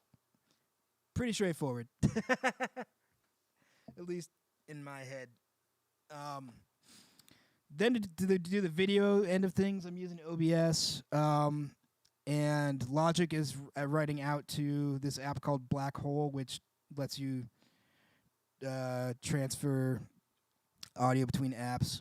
So Logic goes out to that. That goes into OBS. OBS syncs up the video, which is a webcam and my phone, and the audio, and sends it out to you. No triggers. No triggers, man. All straight kick drums. What I might do later in the evening, probably like the second half of this whole live stream, when I'm doing the editing and whatnot, I'll probably end up layering some drum samples, which is basically like triggering, but probably way more accurate, and really probably just using it to reinforce the drum hits a little bit. I don't know. I mean, ultimately that's going to be up to whoever's mixing this, whether they layer some drum samples or not. Probably will, just for like a little bit of extra oomph. That's pretty standard metal production thing. But yeah, no actual physical trigger on the kick drum. This is all legit kick.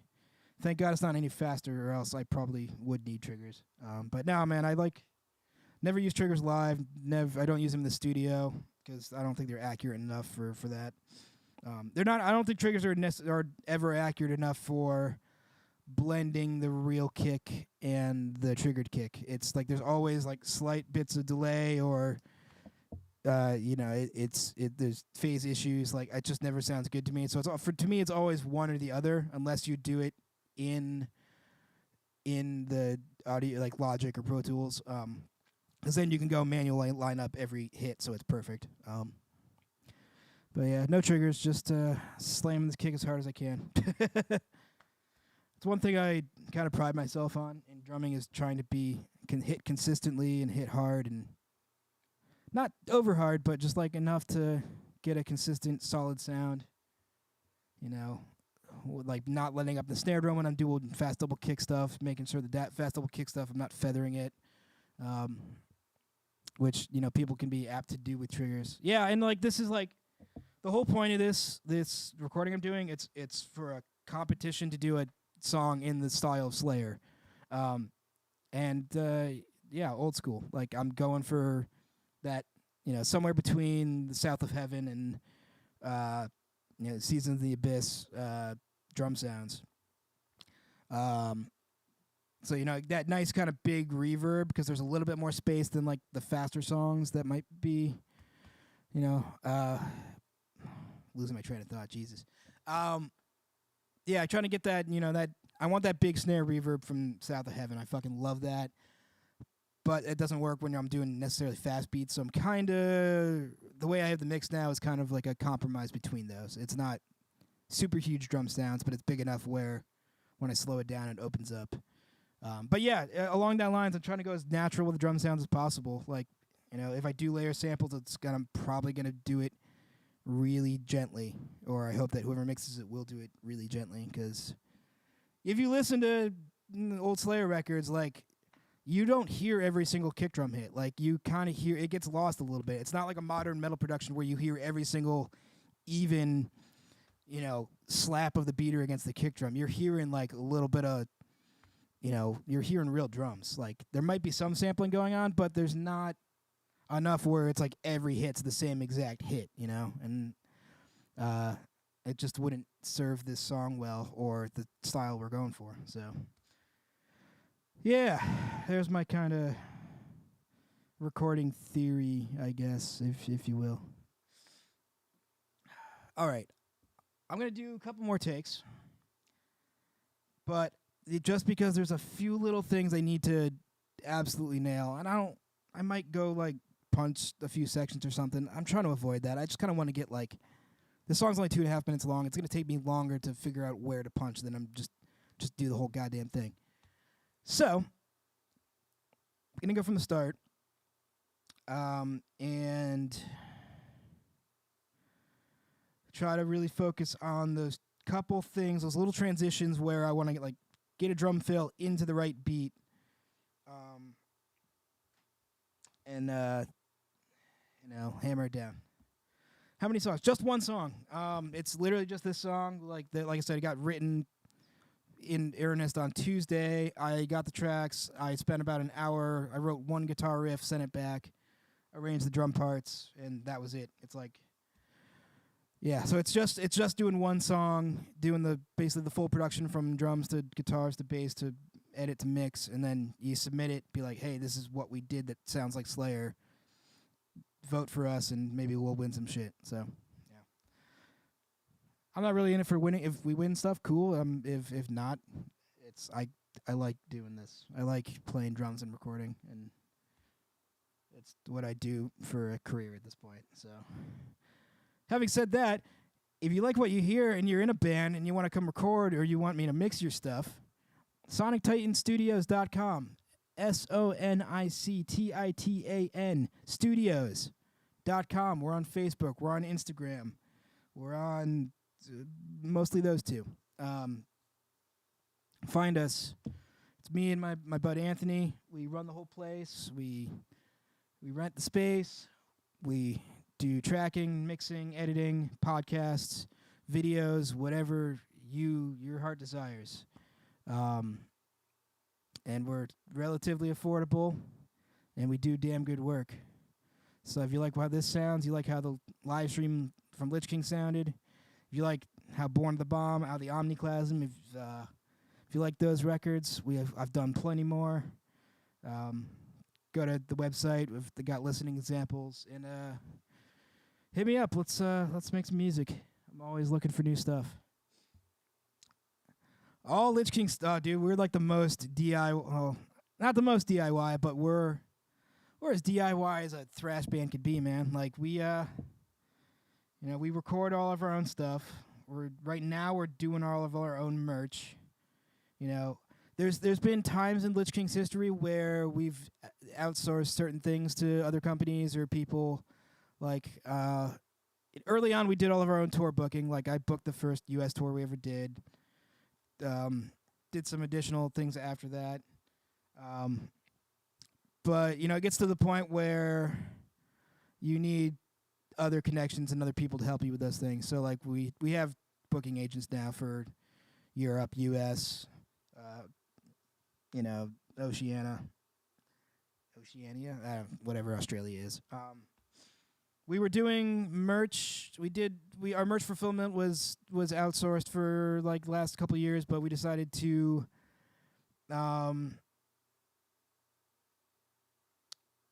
if we wanted to where was I going? We do all of our own merch now. Anyway, but recording process, yes, 100%. Like even the first two Lich King records are DIY technically. Those were before anyone was in the band. It was just Tom. But Tom did everything on the first two records.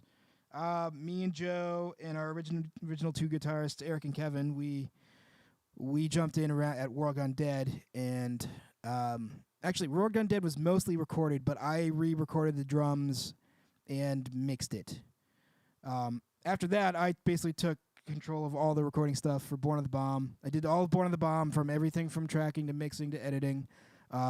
Mastering I do not DIY. I like to send my mixes out to somebody to get a fresh set of ears, and mastering is not really my strong suit, so I like to get somebody else to do that. And I have a few cool, awesome mastering engineers that I've worked with. And that's also up to the other bands that I work with who they want to go with for mastering. Like it, whether Anthony does it or I've sent stuff to people all over the place for mastering. So, yeah, but everything up to mastering we've done DIY for the history of Lich King. Born of the Bomb was done at my old studio, which was my parents' basement. And so there were a lot of things I did on that record to account for that, being in a less than ideal space. It was way heavier on the drum samples, and I actually did the drums on MIDI pads while I played real cymbals. But then I took samples of my drums and put those in. So it's still me playing my drum kit, just in a weird pieced together sort of way. And then the Omniclasm came around, and I said, fuck that. I'm going to record real drums for the whole damn thing. So the Omniclasm, there is not a single drum sample or drum quantization or anything on that. That's legitimately me playing drums for the entire album as live as possible, with the exception of piecing together takes. That's the only... that's on that album, that's the only sort of editing I did. So I went nuts on that, trying to make that sound as real as possible, which I think it does. I mean, a lot of people say they like the sound of Born of the Bomb better, but I think the Omniclasm kind of has its place. Like, they're both very opposite ends of the spectrum in terms of production styles. One is very, very tight and polished, and very precise. And Born of the Bomb is that. And Do Over is also that. And then for Omni, we're just like, one, fuck it, we're a real band. We play live shows. We've been playing live for years. Let's make an album that sounds like us. And we did. And also, part of that was we were up against an incredible time crunch, and I was literally finishing mixing the album. I think I pulled an all-nighter, I basically spent 4 days straight finishing the mixes for the album, and I finished mixing overnight at 10 in the morning. So that was fun for Omni. Taylor, will I do any drop-ins? I'm gonna for this song. I'm probably gonna try to I'm just gonna run full takes on this one. It's only 2.5-ish minutes, and there's a lot of the things I need to do. The things I really need to nail on it are the transitions, which I don't really want to do punch-ins for anyway, because if I try to do punch-ins on small things like that, I've got to bridge that gap by playing the right beats, being on the right cymbals before that. So to smooth that out, I'm probably just going to do full takes for this song. And most of it's pretty straightforward, too. The verses are just a standard thrash beat. So I'm just going to do full takes for this, and then I will go through afterwards, which I'm going to keep streaming. I'm going to go for the rest of the night while I do all the editing and processing and whatnot. I'll show you guys how I do this shit. And yeah, so full takes, and I will just try to piece it together from those full takes. I think I can get, like, I'm 95% of the way there, and it's the transitions and a few of the fills that I really want to nail. And from that point, I will start doing edits. Yeah, cool. Also, just want to, like, because I've been forgetting to mention this, if you like what you're seeing, if you like what I'm doing, if you like what Lich King does in general, we've started a Patreon. So right now I'm doing this as like a free stream for everybody to see, but we're gonna do more like exclusive stream things, and we're gonna do more of this. I'll probably do more like when it comes time to like do another album or singles or whatever the fuck have you. I'll try to share as much of that process as possible, but we're probably gonna do it exclusively for our Patreon people, to give them an incentive to keep helping us out. But so we have a Discord server.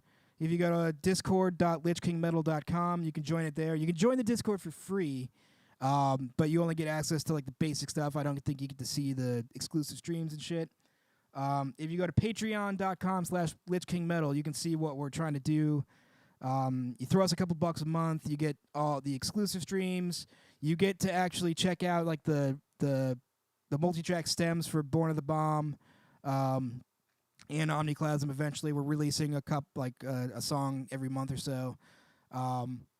We also do some gaming stuff, like we're probably going to be playing like a Jackbox party pack thing online, and all of you can throw in your answers and vote for the stupid shit we say.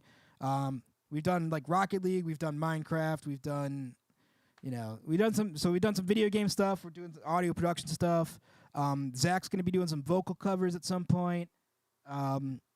We've got all sorts of ideas but like being a band is tough these days, and especially with COVID happening, any amount of support you can throw us is super appreciated. If it's a buck a month, if it's $5 a month, we're gonna make it worth your while one way or another. And any amount of help you can give us is greatly appreciated, and it helps keep this band going. Honestly, if it weren't for you guys buying our shit, buying our merch, like there's no way we could ever make it out on tour or be able to afford the time and the effort to put out these records. So, pulling back the Lich King veil there, the whole fuck you guys, give us your money. Honestly, yeah, just whatever you can do to help. If you can, cool. If you can't, no worries. Appreciate it. Still come out, hang out in the Discord, chat with us. We're popping in there pretty regularly. We'll answer your questions. We'll hang out. We'll play some games. We'll do whatever you want. So, thank you. I'm just gonna post that link in here real quick. Discord. In fact, I've actually got the link. I'll throw it on screen right now. There you go. Boom. That upper right there. Check it out. Discord. You can join. Like I said, Discord is free. And the basic Discord is free, but you get the bonus stuff for whatever tiers we set. I forget exactly what they are, but discord.lichkingmetal. And then you can also do the Patreon at patreon.com/lichkingmetal. And again, if you like the recording shit you're hearing, this is my studio. Feel free to... We're also on Facebook, Instagram, whatever. Follow us, like us. We've got plenty of cool records coming out. Lots of work coming up, especially now that COVID's getting under control. So, without further ado, I'm going to stretch real quick because my legs are cramping up. Going to go to eat a banana, and then I'm going to come back and fucking nail the rest of this drums. It's going to happen. We're going to do it. All right. I'll be right back. I'm going to play the loop, play the tune while this is going on. I'll be back in a few minutes.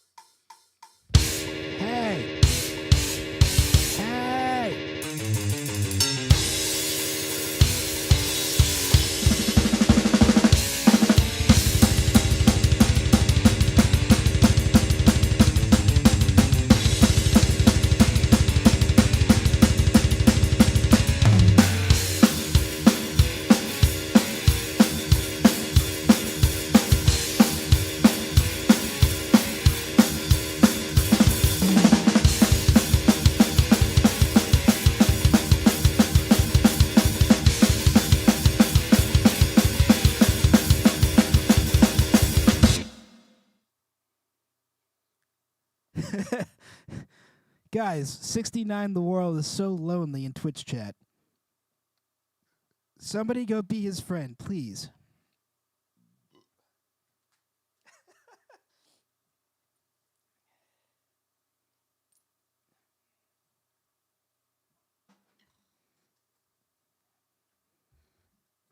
All right, don't be his friend. Just go talk to him.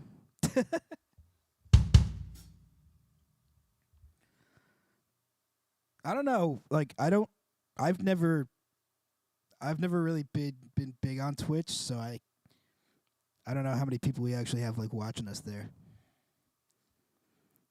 You're one of the few. Oh, I'm starting to get blisters. I can feel it coming.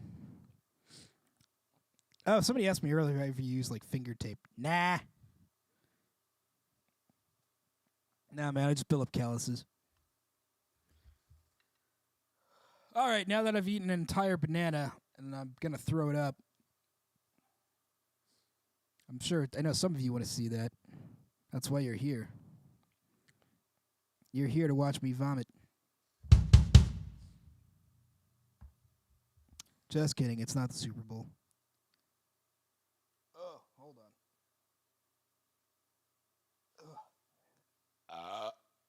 on. Oh, there we go. Excuse me. All right, I'm going to give this another shot.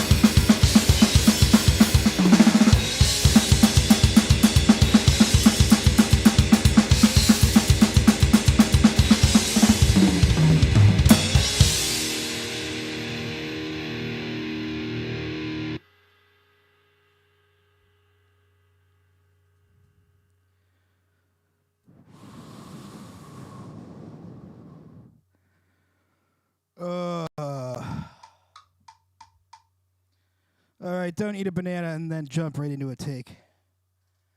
Ow. Thanks, Nate the Great. 69 the world. We We had zip up hoodies a long time ago. I think those have been sold out for a little while. But yeah, we should make new ones. It's been a bit.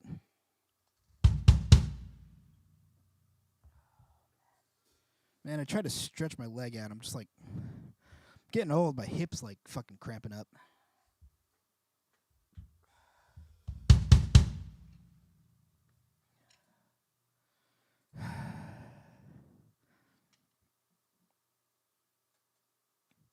Hell yeah. Oh, okay. All right. I'm gonna. They have ours sold out. Yes, I like it. Cool. Doing more until I'm happy. Really fucking close.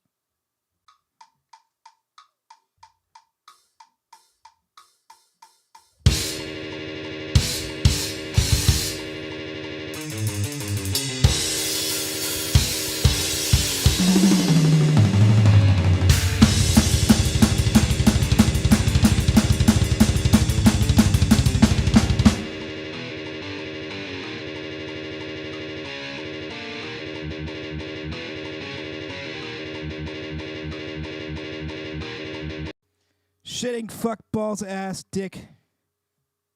That China's so far away that I keep missing it and dropping my stick.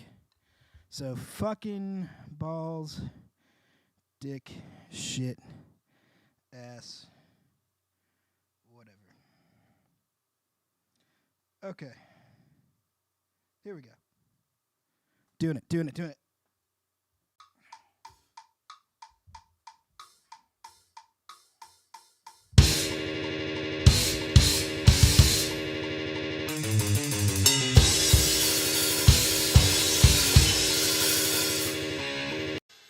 I keep forgetting what the fuck this starts. Hanzo, I'm going to be live until I absolutely nail this. And then I'm also going to be doing the editing and mixing, basic mixing. Yeah, basically copy together takes and doing drum samples or whatever the fuck. I'm gonna do the whole process on the stream until I can't think straight. So probably, I don't know, 4 more hours, something like that, maybe. We'll see. Here we go.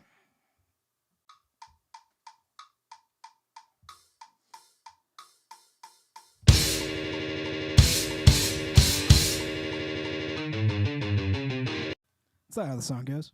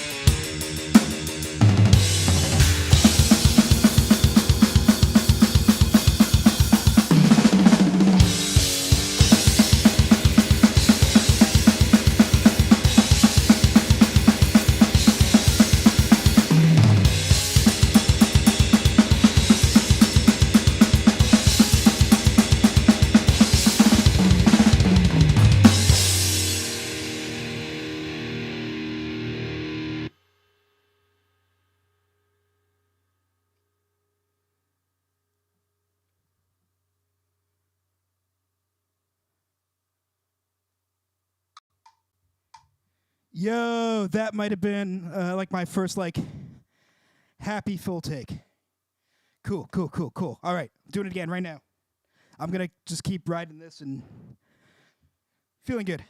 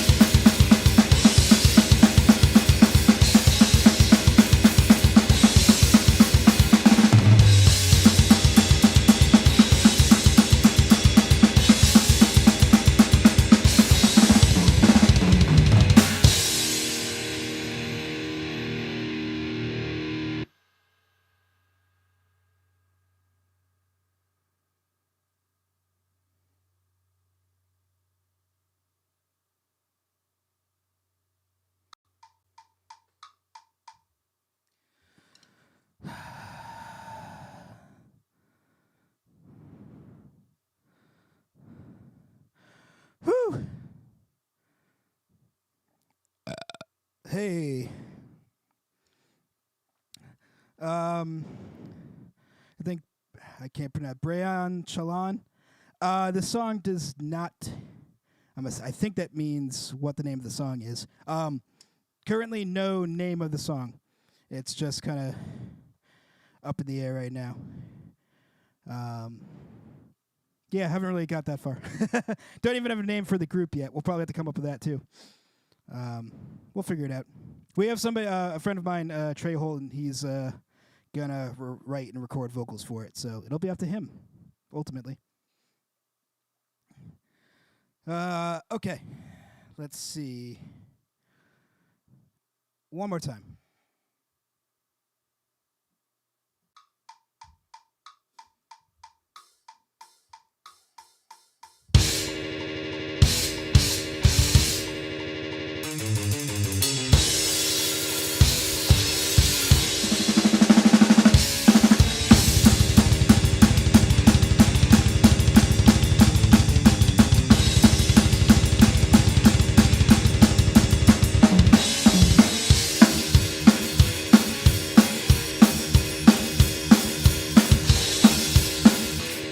Fuck.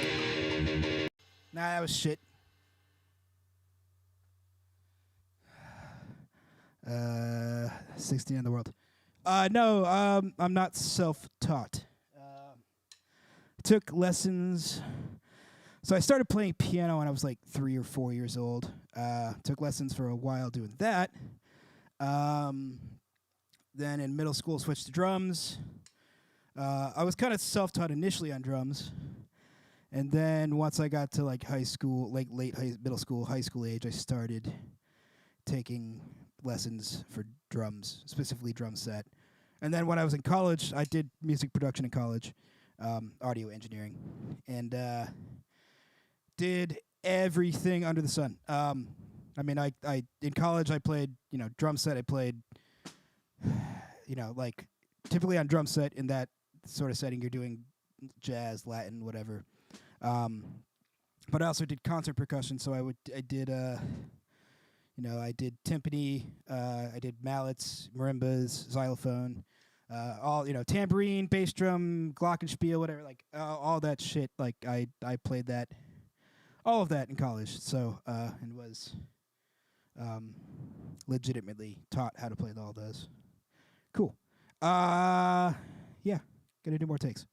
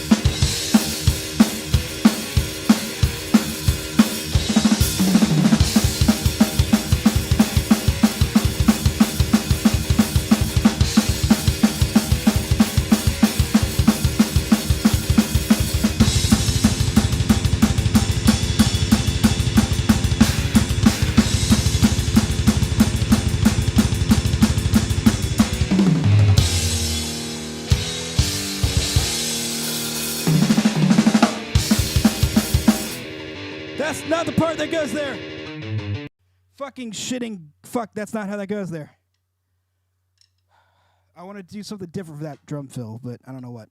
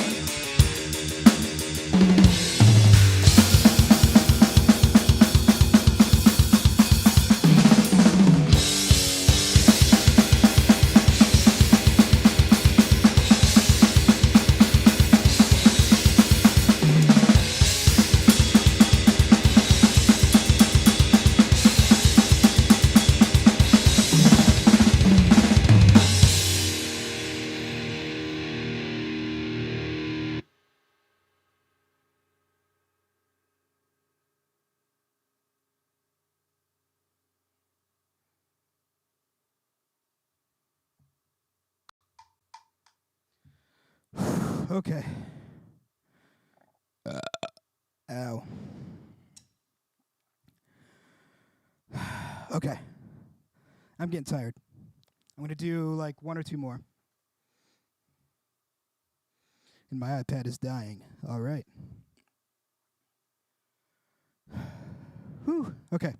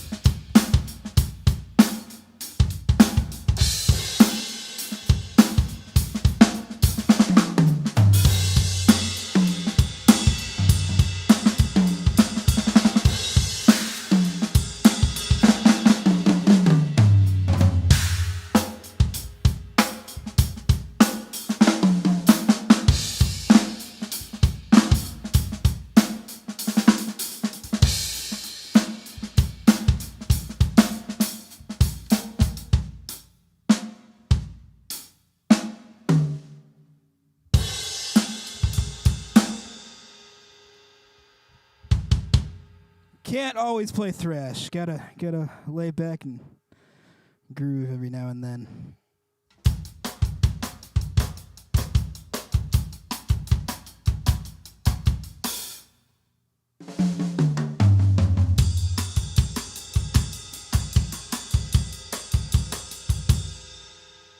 Hey, how about this?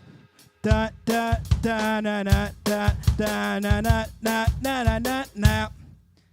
Da da da na na na da na na na na na na na. Ah!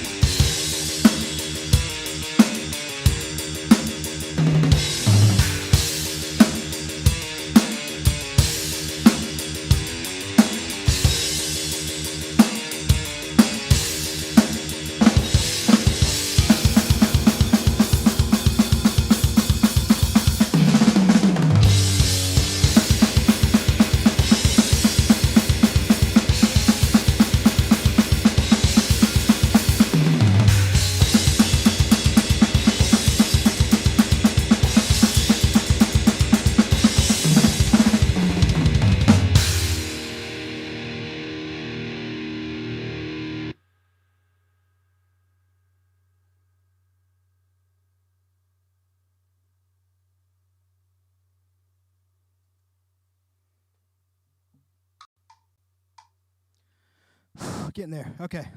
I think like 2 more. I got this.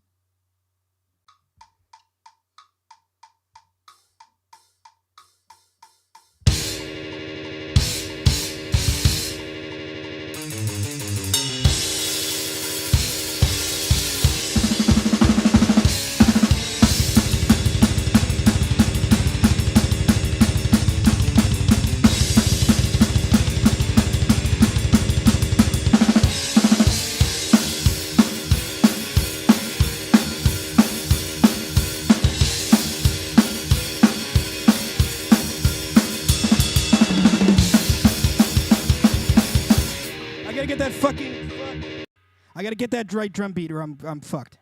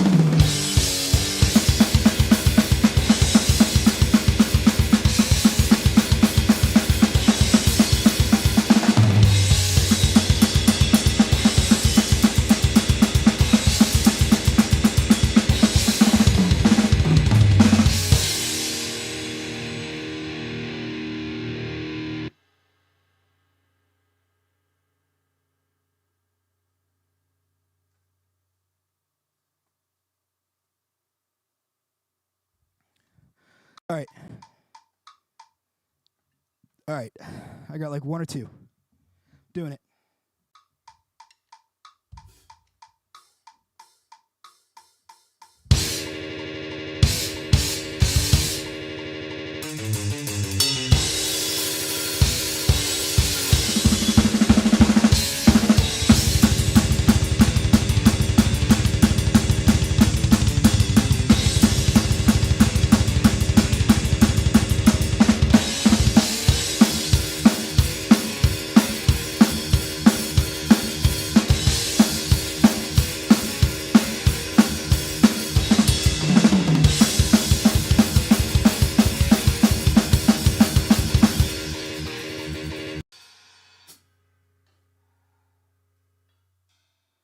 One more time.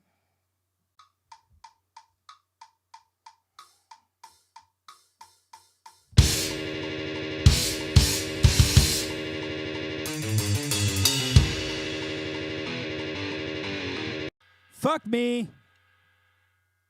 Dropping sticks like a stupid idiot.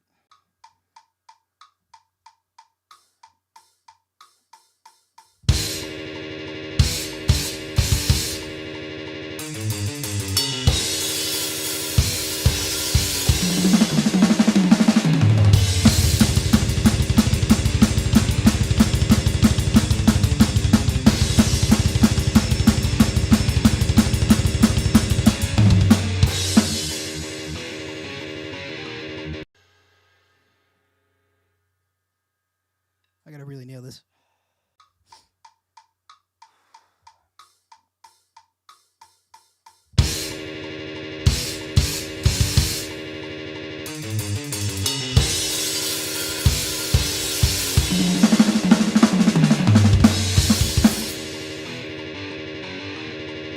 That is not the drum fill.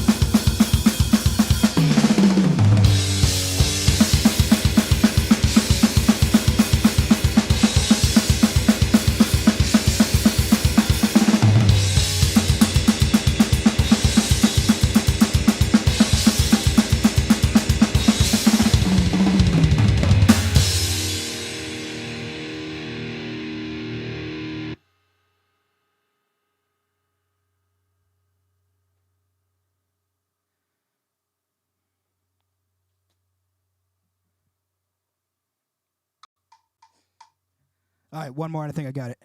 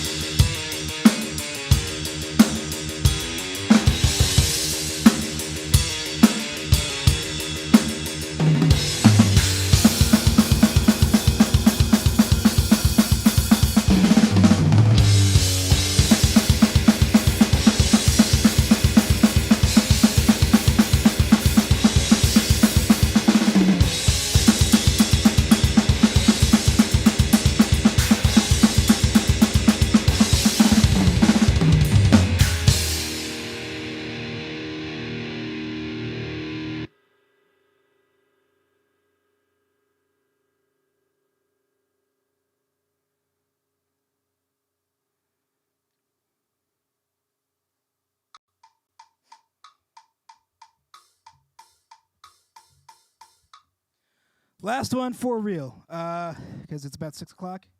Seems like a good breaking point to eat some food. And I'll answer some questions and whatnot. Oh, man. I got sweat dripping in my eyes. It's burning. Good inspiration to be done with this shit. Here we go. Last one.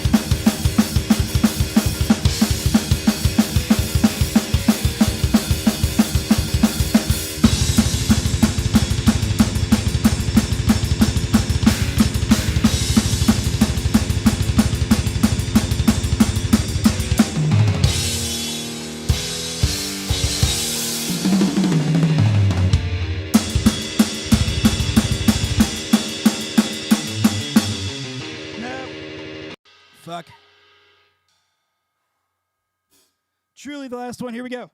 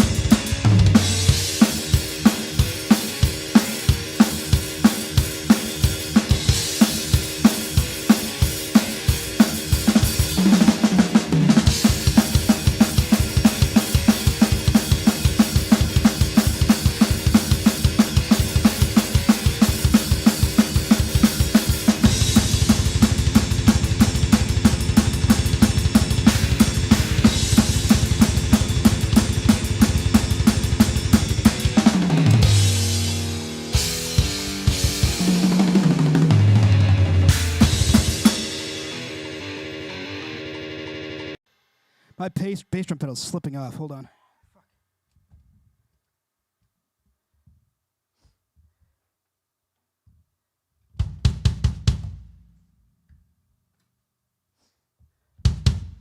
All right, here we go.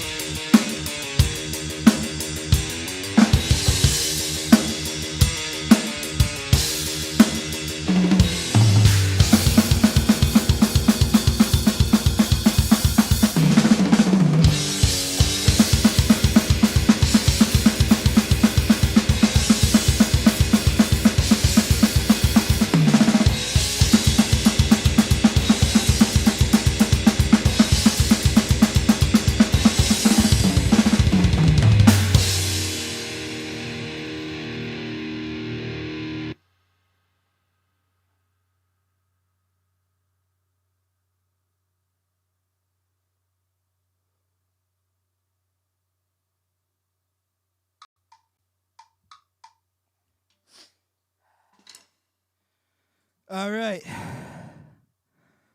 I think that's all I've got in me for drums right now.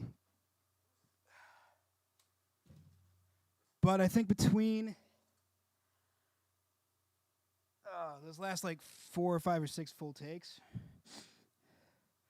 I was starting to get in a groove. There was 1 or 2 takes in particular where I think I nailed the double kick stuff. Maybe not that double kick stuff, but what the fuck ever, I'll figure it out.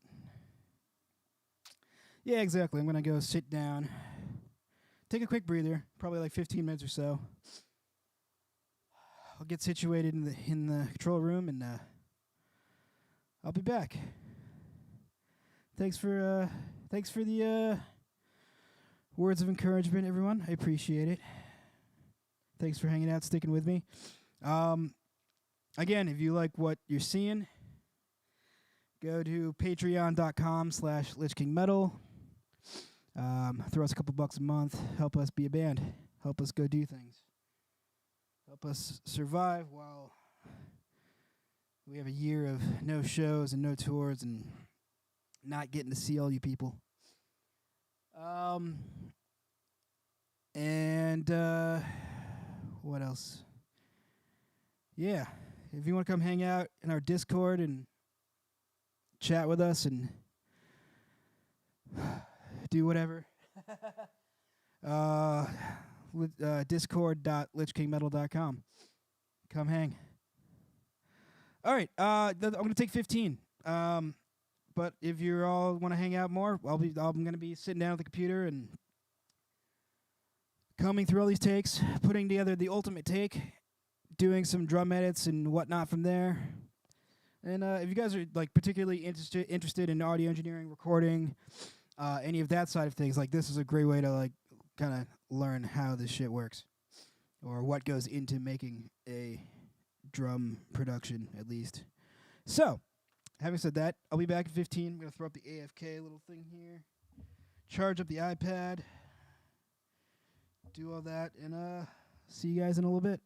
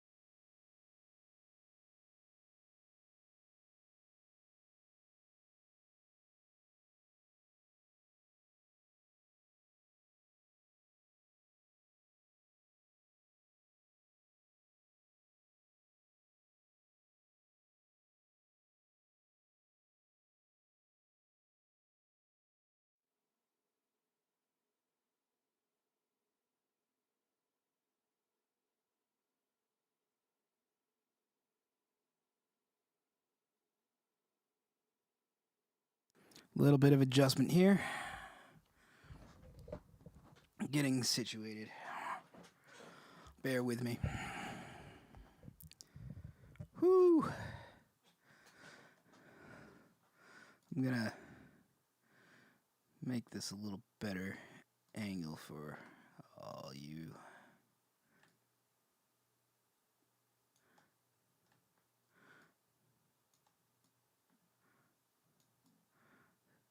Stuff I should definitely be doing on the fly.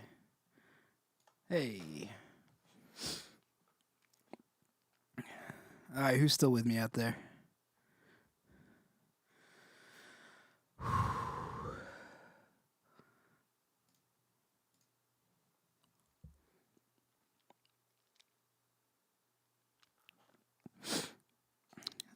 I did have a good break. Thank you, Hanzo. Okay. Whew. I am mother effing tired. That hurt. Oh.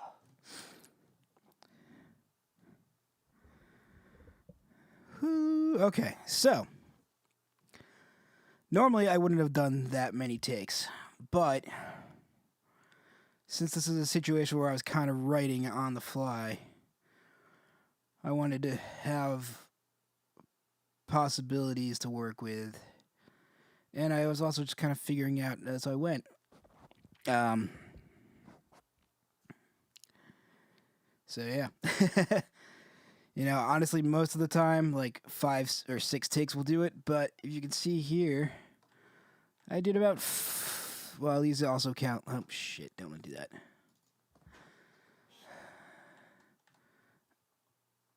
Let's see how many actual full takes I did.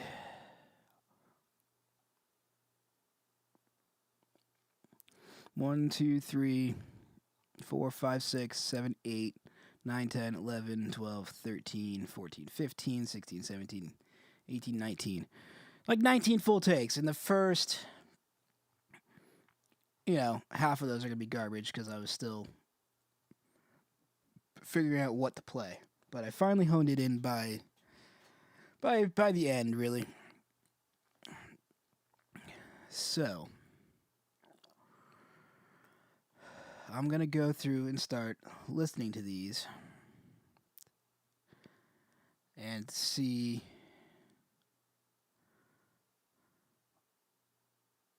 what parts I like.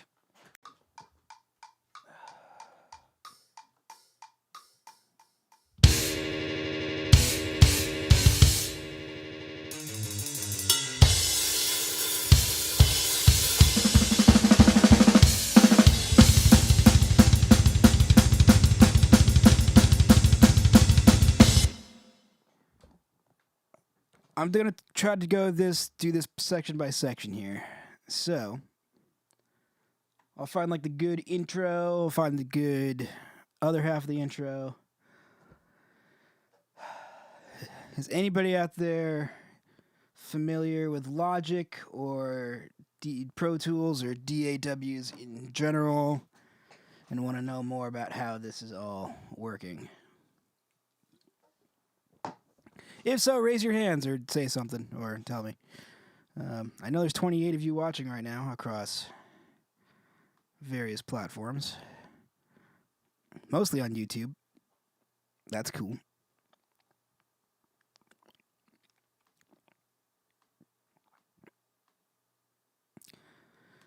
But, alright, let's see. So the way Logic works. Hi, Ed. Logic's great and you're wrong. Love you, bud. So Logic compiles all of your takes into what's called a take folder. Here's all the individual tracks I recorded. Here's my kick in, out, snare top, bottom, 4 toms, 2 overheads, ride hat, room left, room right. Logic compiles all those into a folder, so I double click one of these, it will pop all of them out, and it'll show you all of the different takes or sections of takes or whatever that I recorded. So, and down the line you can see takes 48 all the way down to take 1. So, the feature in Logic is called swipe comping. I can either click an entire take, and now this is what's going to be played, or if I want a certain section of a take, I can click and drag and be like, all right, well, I like this double kick section from take 46. So I'm going to take that right there, and you're probably going to hear an edit, but if I do it well enough,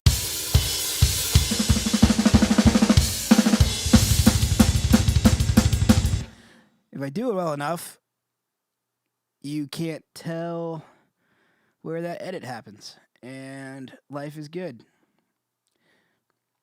So, the trick here is to basically find the best takes. And eventually, you're going to see basically this whole little swipe comping. I'll be like, oh, grab that take there, this take here, there, boom, done. Like, there's my final part from all of the good takes that I had. But for now, we're gonna start at the top. I can tell, the funny thing is, I'm just looking at some of these takes, like, I can tell, like, I'm probably not gonna like the double kicks here, because I see my energy level just starting to trail off there. Whereas, like, other takes, like, pretty consistent on the kicks, start to finish. So, you know what? Yeah, you can see me running out of gas. Like, oh, there's the level of the kick just going down as it goes. All right, so I'm going to start with somewhere where I looks like I have probably the strongest kick performance. And that's usually a good indicator of how well that take went. We'll find out. Okay. On that note, let's start with one of the, like, I think towards the end here I was starting to feel it. So let me go either, maybe not there. Let's start like here. Let's see how this goes. I don't think you guys can hear the click track. I could be wrong about that. But I'm going to have it pretty loud because I want to make sure I'm in time with everything. Not too loud, just enough to hear it. And I'm going to turn the guitars pretty far down because those are less important to me right now. I really want to hear the details of the drums. So, I can make that loop start a little sooner.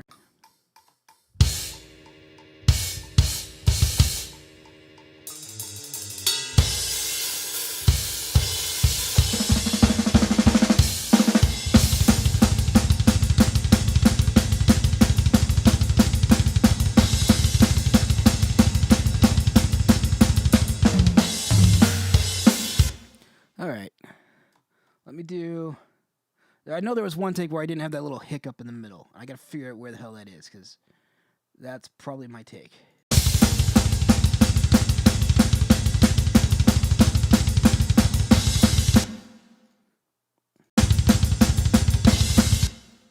Or maybe they all have it.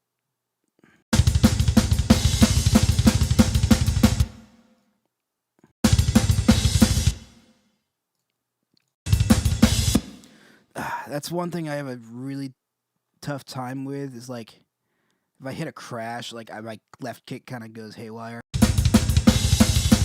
That one's not too bad. So that's really what I'm looking for, is that transition. Like you can see, like right here, I start rushing the kicks because I'm kind of preparing mentally to hit that crash, and I always fuck that up. So maybe this one. Although that kick kind of comes in early, I want to hit that right with the snare drum, so. Alright, let's go. Let's go back to that one that felt pretty consistent, which is like here. Nope, I fucked that one up.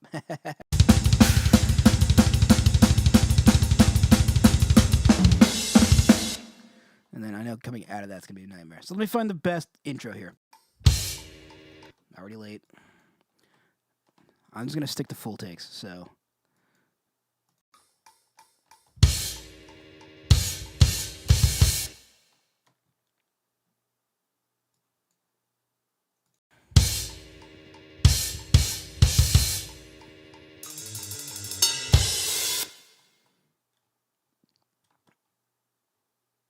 Da, da, da, da, da.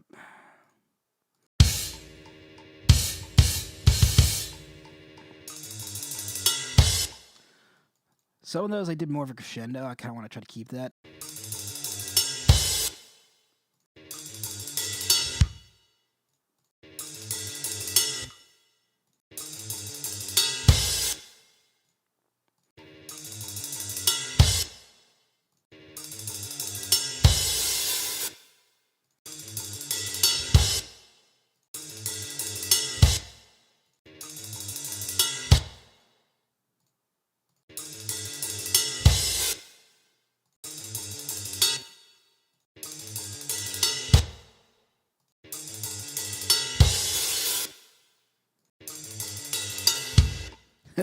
Totally botched that one.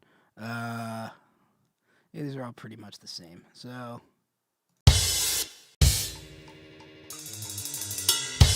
almost too quiet.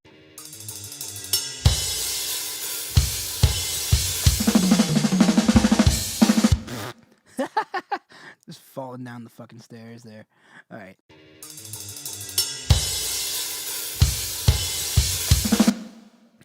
All right, sorry, I'm looking at questions. Scythe Lord Official, big fan of Lich King for a long time. I was wondering if Born of the Bomb was mixed by you. Yes, it was. I did that. That was all me. Yeah, I did. Yeah, everything from I track the drums, track the guitars, reamp the guitars, track the bass, reamp the bass. I mean, I didn't play it. I played the drums, but I was engineering everything on that record. And then did the mix. I did not do the master. That's the only thing I didn't have my hand in, basically. So yeah, that whole album. And thank you very much. That album definitely has a special place for all of us in Lich King. Like, we know how much you guys love that album. We can tell. Yeah, thank you, man. Possible to gain Todd. Yes. All right, hold on. I'm gonna. Yes, mixing job, of course. I'm gonna post the link in the chat right now.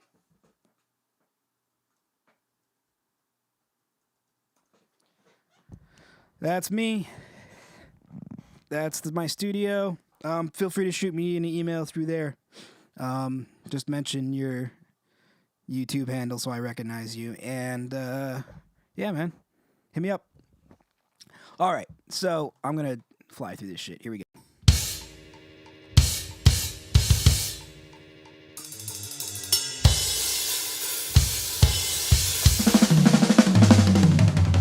No, I want to do that snare roll. That's too much.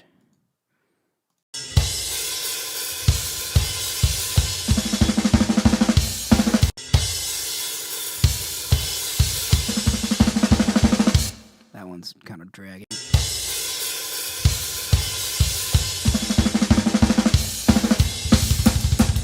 I need to not rush that, apparently.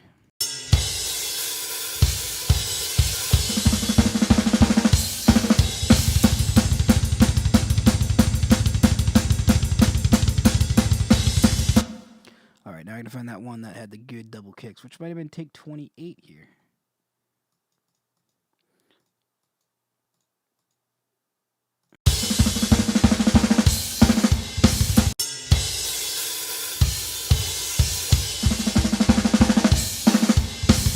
Missed a crash. Ha! All right, this is why I do a ton of takes, because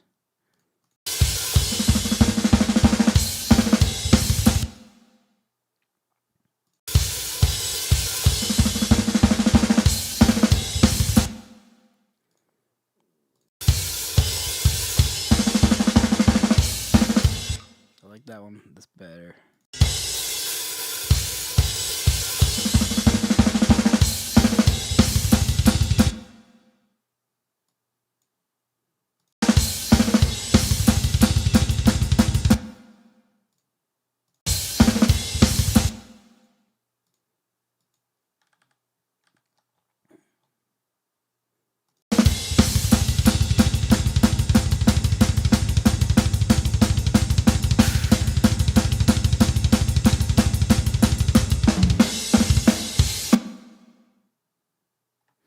And every time towards the end of that, I just start fucking losing the kicks.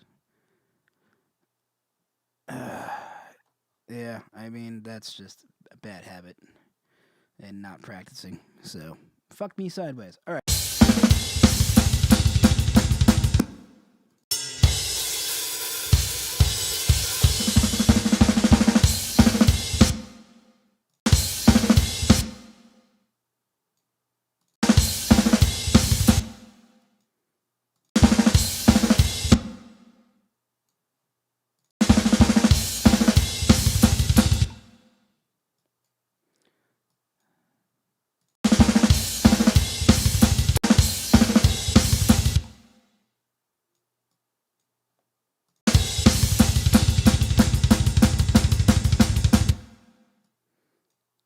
Let's see if I can get. There we go.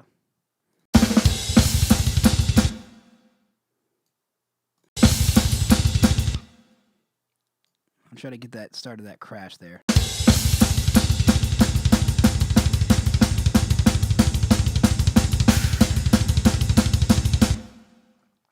Do I have a better one where I hit the crash instead of the China? I kind of like that better, but I need one where the kicks are solid. And that might be it. Let's find out. Nah, I hit the kick early. Shit. Alright. Might be able to get away.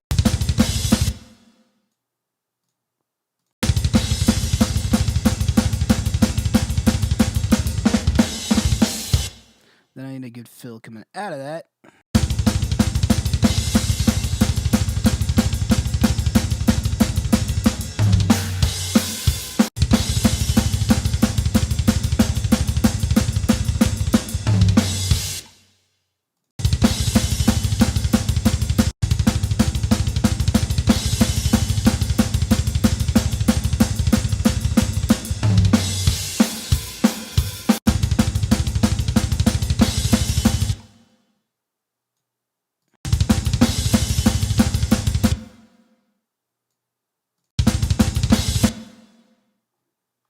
It'll be fun when the kick lands right there. And I hit a crash. And I don't rush it. Son of a bitch. Alright. Let's try earlier takes. When I probably had a little more gas in me.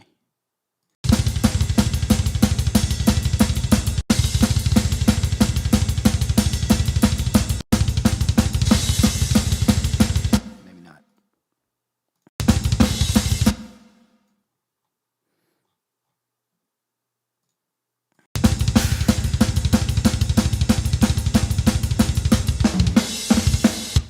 You know, I'm just gonna leave the China because that's the take that sounds the best.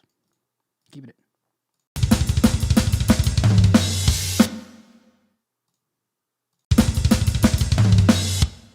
Now I need a good fill coming out of here.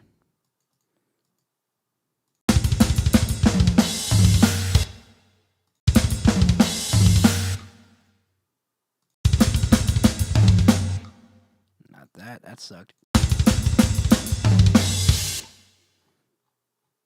Man, every time I just like start losing the kicks there.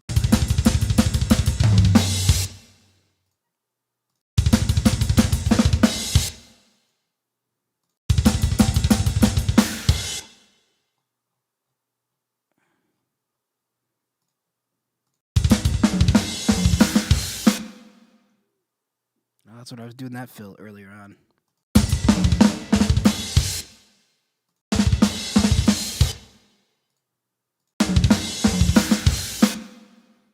Rush that.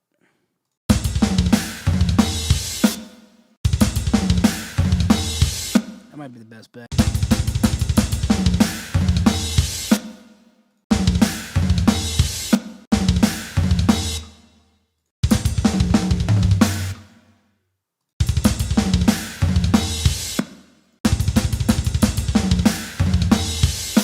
I'm going to stick with that one to start.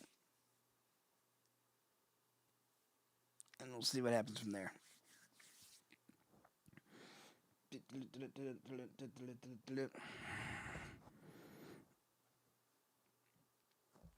Yeah, Scythe Lord, for sure. Like, getting vocals to sit right in a mix is such a challenge. You know, like, it's not just level wise, but also frequency wise. Like, there's certain, like,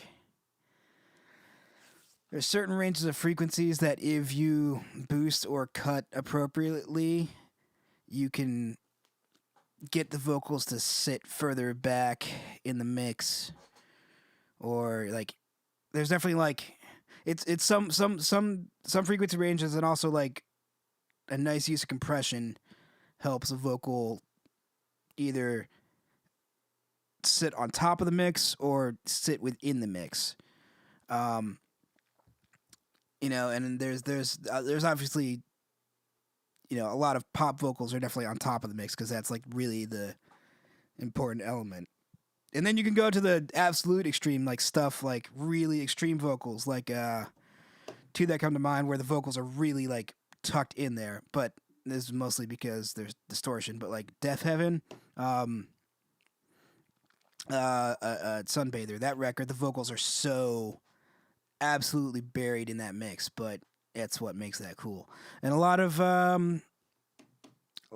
the especially later on, a lot of the Converge records, those vocals are kind of tucked in a little more as opposed to really on top of the mix. But I think part of that is, you know, both of those have very distorted vocals going on. Like it's really overdriven, really aggressive, and I think some of that is just like it ends up really blending in with the guitar. But you know, like a lot of doom records or a lot of like older, you know, classic metal records, those vocals are definitely tucked in the mix more a little bit than on top, whereas a lot of modern metal productions are a little more above the mix, you know, kind of popping out. Yeah, but getting the vocals to sit right, that's always definitely something that's really tough to do. And you know, the weird thing is, like, I went back and listened to the stems of Born of the Bomb. Like, I have the mixes, the Logic files, and all that, and like, I don't know. I don't remember, like, I don't remember doing it, you know? It wasn't like, at that point when I was mixing stuff, I was stumbling upon things rather than making conscious decisions a lot. And it was just like, all right, I'm going to compress the vocals, but I wasn't really, like, understanding why or how much or what to do with them as I am now. But I think I just got a little bit lucky on that record. So, yeah, you know. Sometimes you just gotta try shit and see what happens, and if it's cool, it's cool, and if it sucks, keep trying. All right, keeping that China fill for sure, Hanzo. There we go.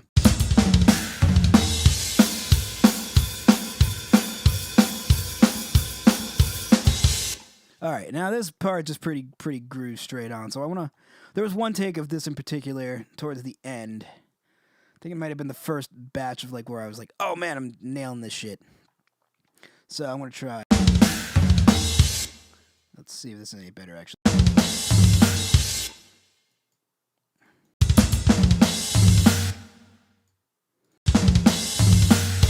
That one's a little tighter.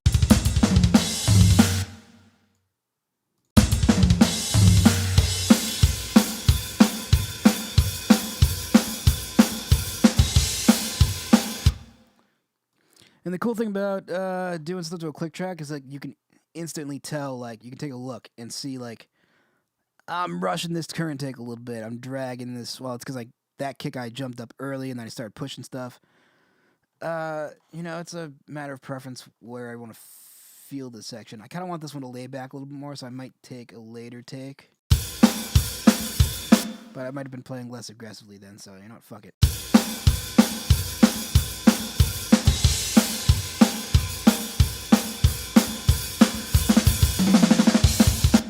That's not a bad fill. Let me check the rest.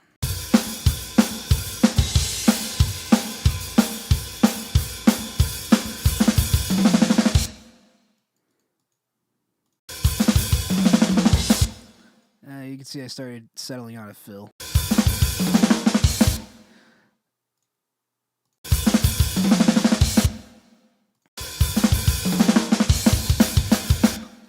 And the important thing is going into that beat and not fucking it up, which I kept doing. So let's see. Nah. It's cool, but too much. I kind of like that little gap. Well, let me see what the guitars are doing.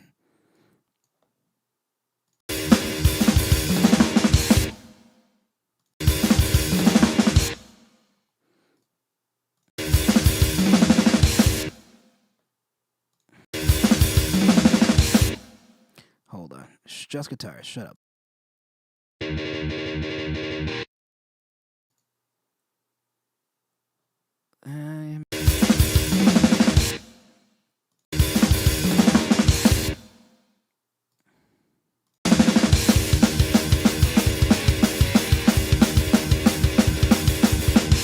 I'm gonna keep that one just because. Just because. Don't really have a good answer.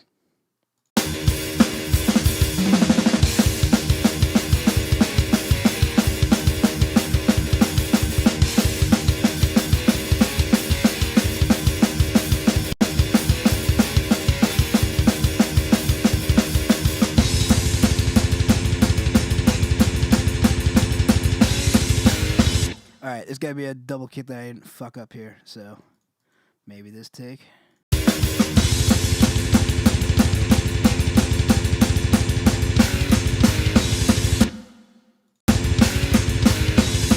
That's not bad. Kick's a little early there, but nothing I'm too worried about.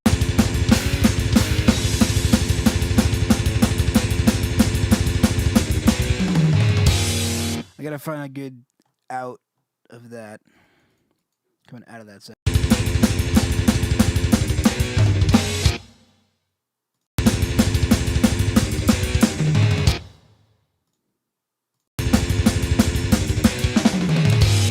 Stick click. Yeah, you can tell I'm starting to gas there. That's not a good take.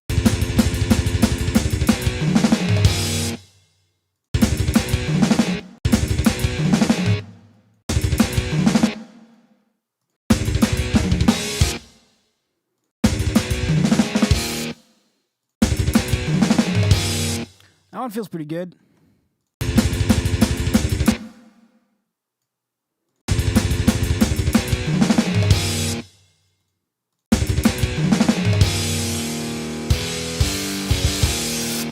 Now I need a good take of this fill, which is a pain in the ass.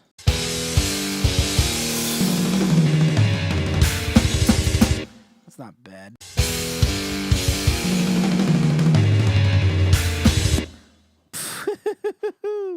That's some fun shit. Alright, turn the guitars back down because I want to hear this fill.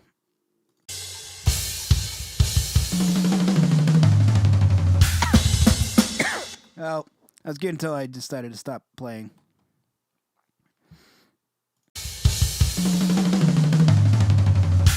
It's kind of cool.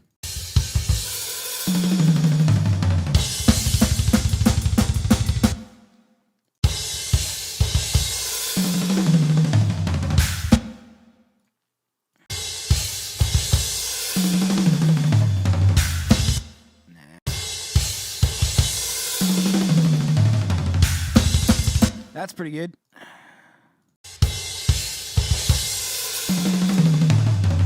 That's a little shaky.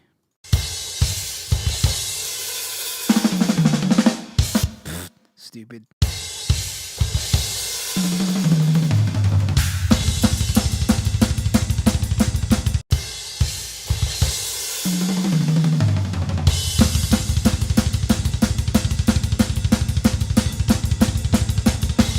Kind of like double kicks coming out of there, but it's oh man, I got the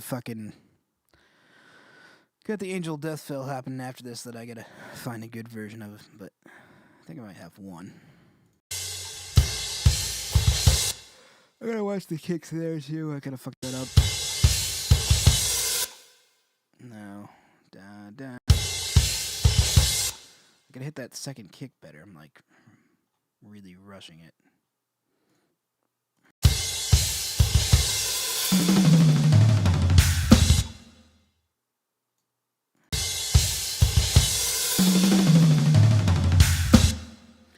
I mean, that feels pretty good to me right there. So.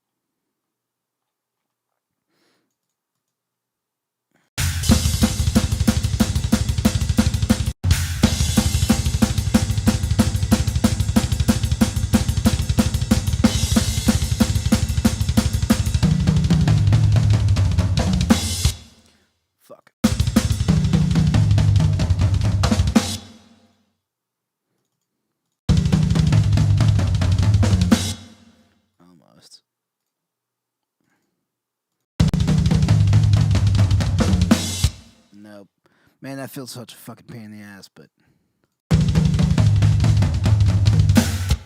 were a few times I just didn't. Yeah, I just straight up said fuck you and didn't do it.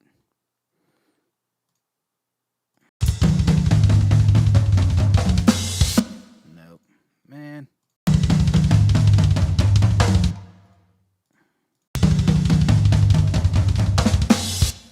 Gotta find a good one coming out.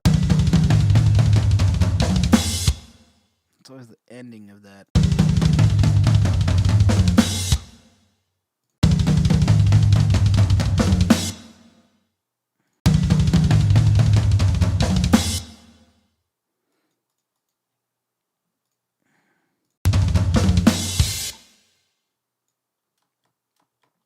Might be able to fudge that together. Let's see.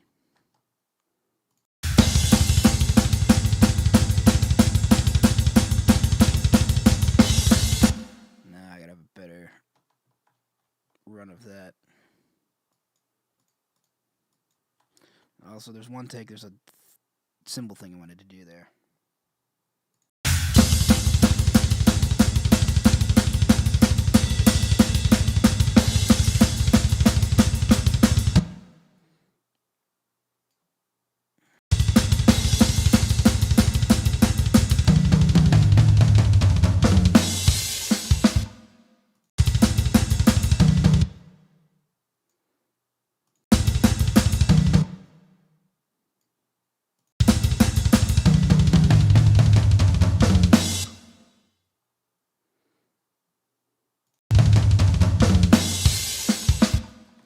Alright, if I start with that, and these later takes, I know I started nailing the beat coming out of that.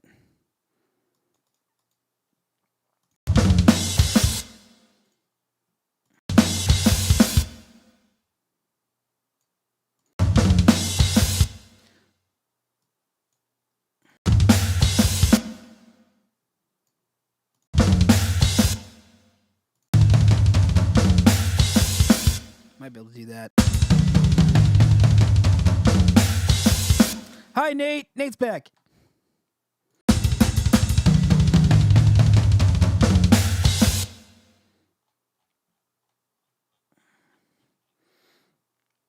I hope that's the best iteration of it.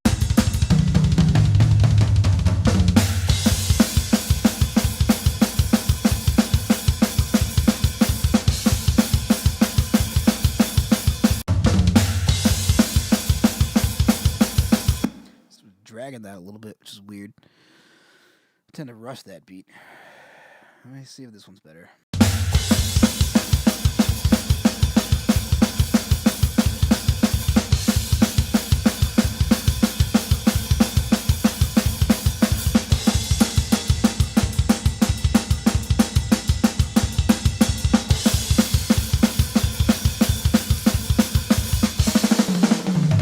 I think I'm going to stick with that one. I know I did the double kick part there, but I don't think it needs it.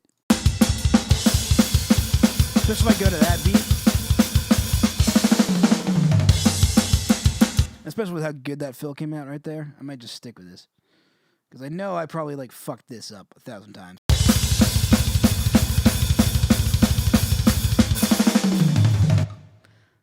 Maybe. I don't know. Yeah, like, I could tell all my kicks are shit there, so.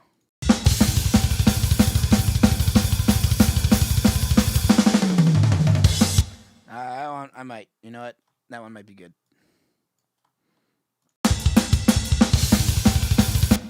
Except for that first fucking kick. So let's see if I can get something that's a little more on the nose there.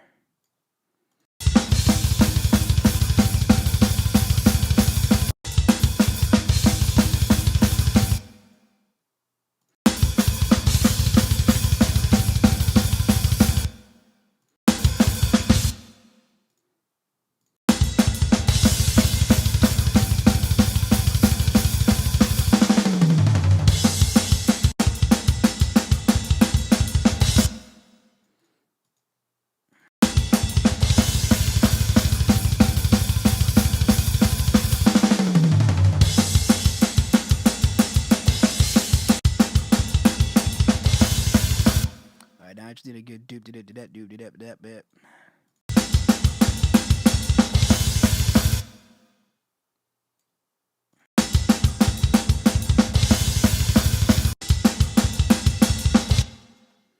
Rushing that a little bit on the kicks.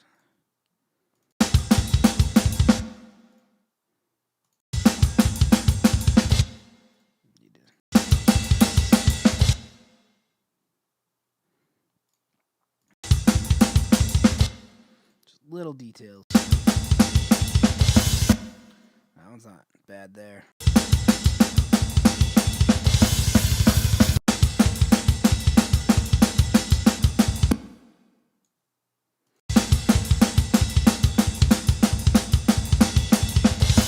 The only thing I don't like is the ride changes on that one.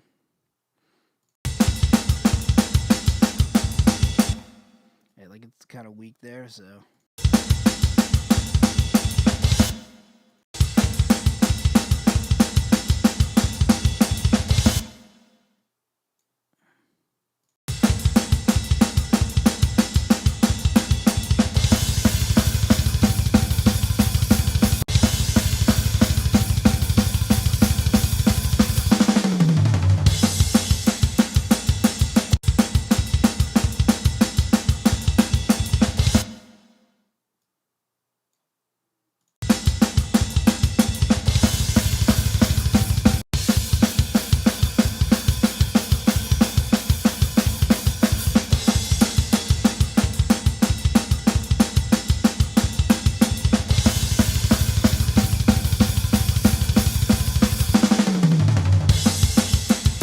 I can deal with that. Okay, cool.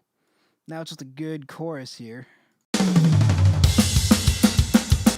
gotta get a good long crash coming out of that. Now I got the ride cymbal ringing out, so I gotta deal with that.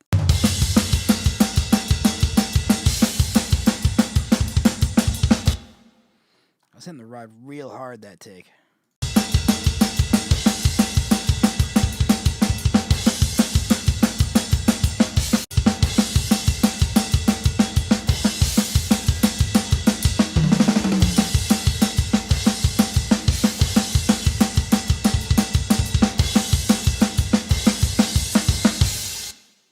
I just need a good, let's hope I got a good ride hit. I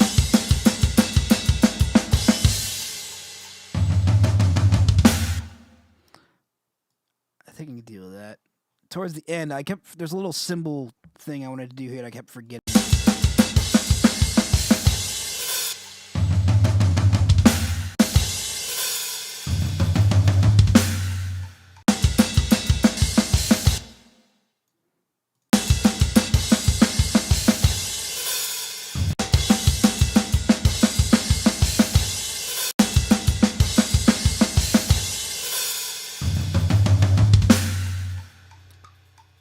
Felt pretty good.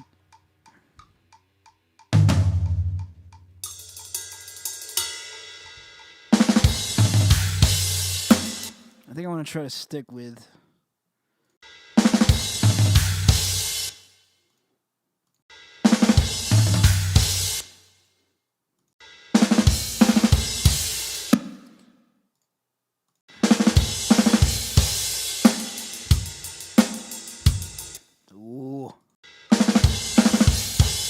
rush that.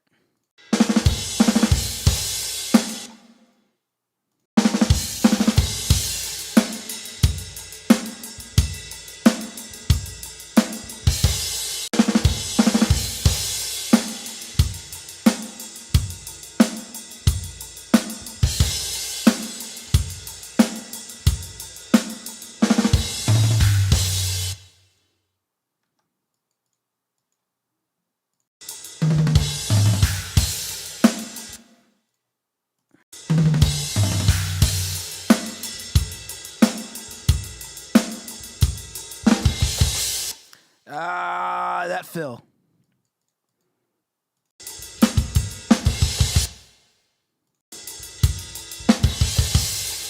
There was one time I really nailed that little. I think that might have been it right there.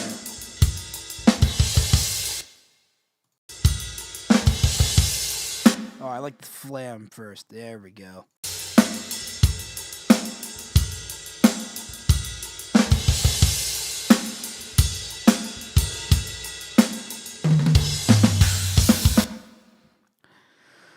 getting there. Johnny Mac says, play more funk grooves. Yeah. Yeah. Yeah, I should. All right.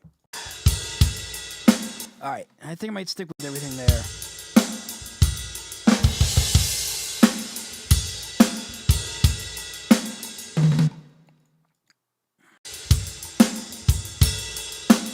Hit that a little hard. I don't think it needs a crash.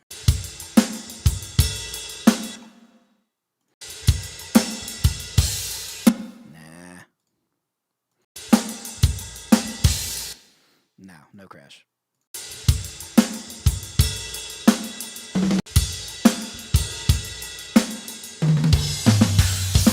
I like the...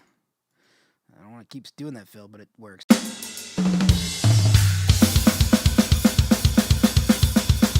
All right.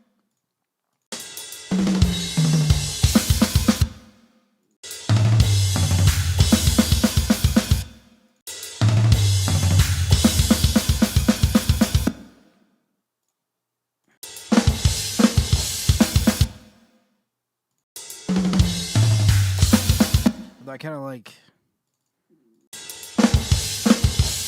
what the guitar is doing.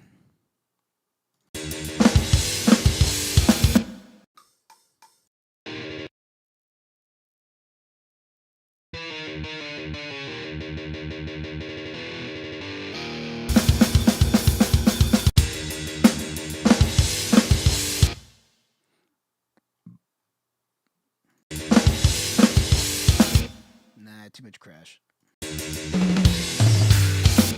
But I don't want to do another fill like that.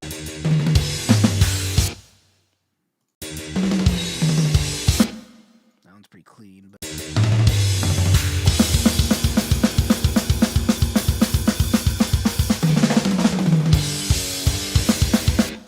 I mean, that's not bad.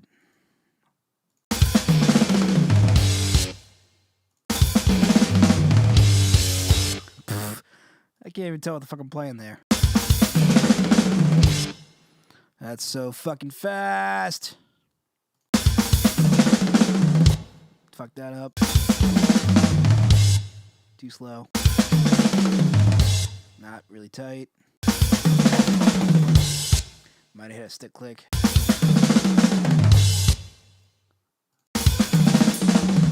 Hit a ride cymbal. Fuck this fill. Nope. Shit. That one's not bad, but I wanted to go low. Too much. Missed the beat entirely. Alright. Hold on.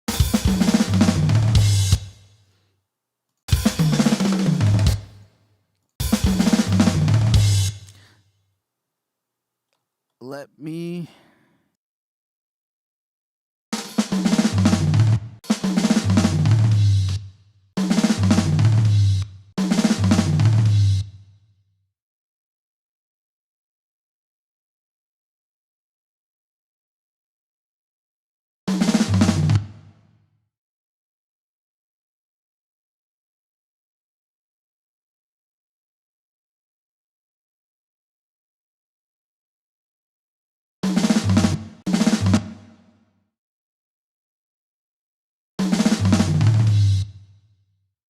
Okay, I'm going to stick with that for now, but... because it seems pretty clean, but...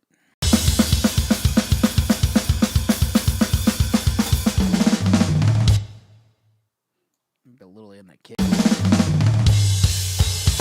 But I can fix that. Alright. Let me listen. Take 45 is the good one so far, but let's see what's up. Shit. No.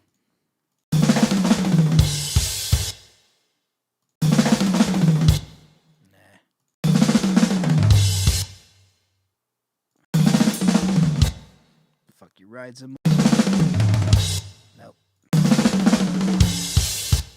That one's tight, but I don't want to stay on that high tom.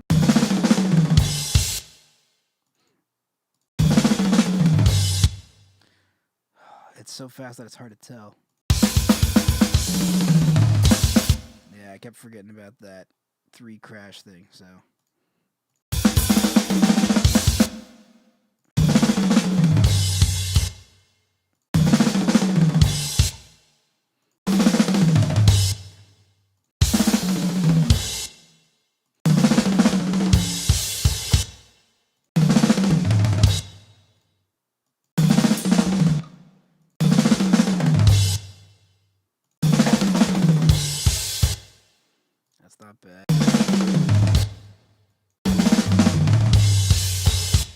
That's the one.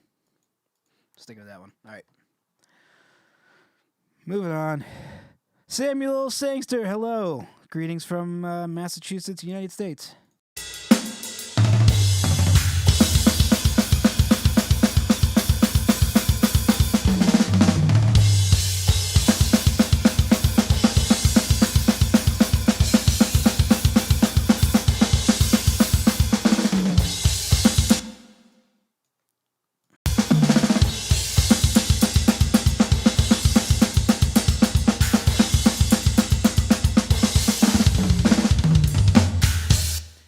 Phil, what the fuck?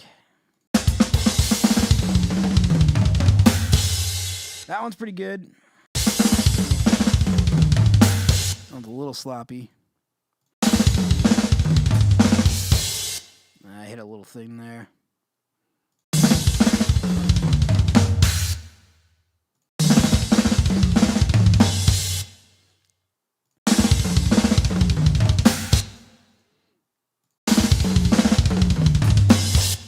Not as good.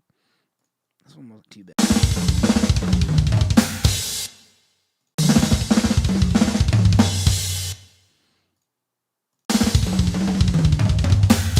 That one's fine.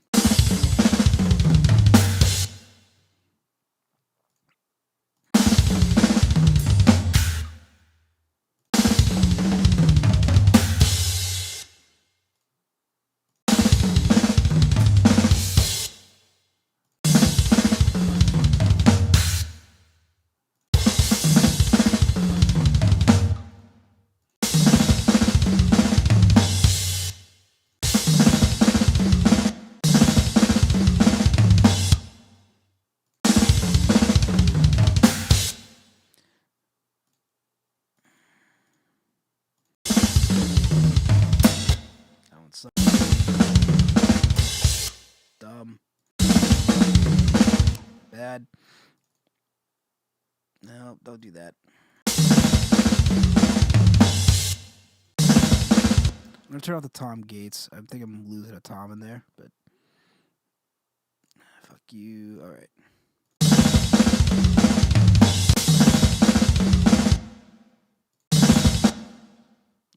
Early on those kicks.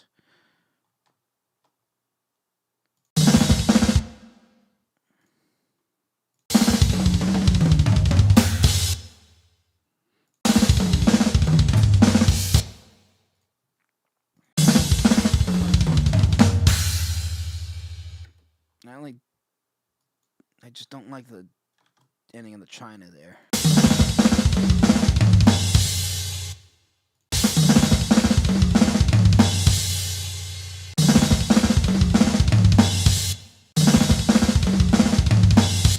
Vic, what's up, dude? I think I got the tracking done. Just finishing up the edits, basically. Trying to find the right ending, Phil. Kind of fucked up most of them. I might just stick with that one. I can clean up the kicks a little bit.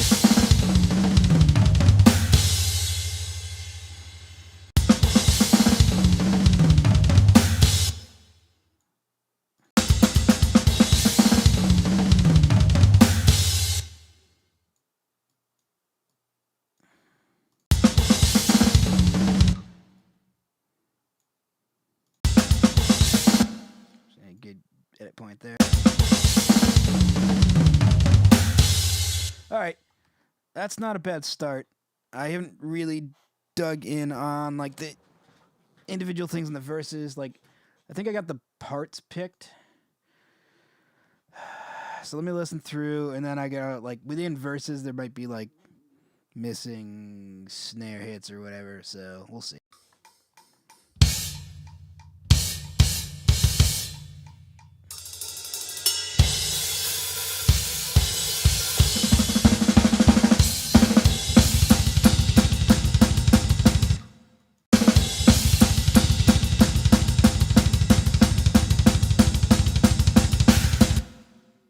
Let's see.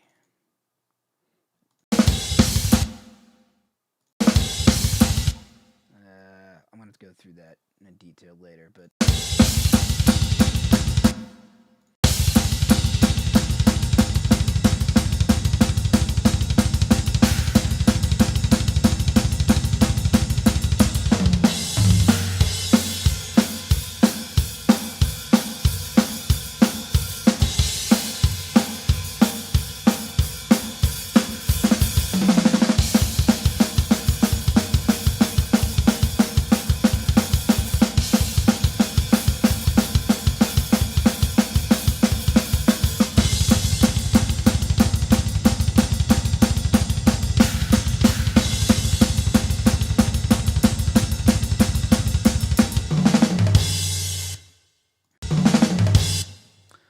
listen to the time.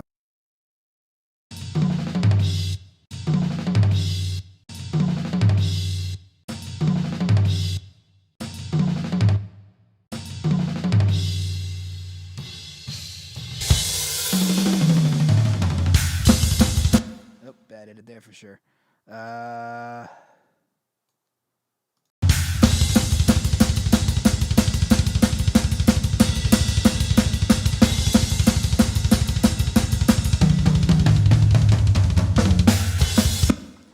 Fucking Angel of Death, Phil. I forgot. There was a simple thing I wanted to do there. I don't think I'm ever gonna find the right take for it, so I'm just gonna skip it.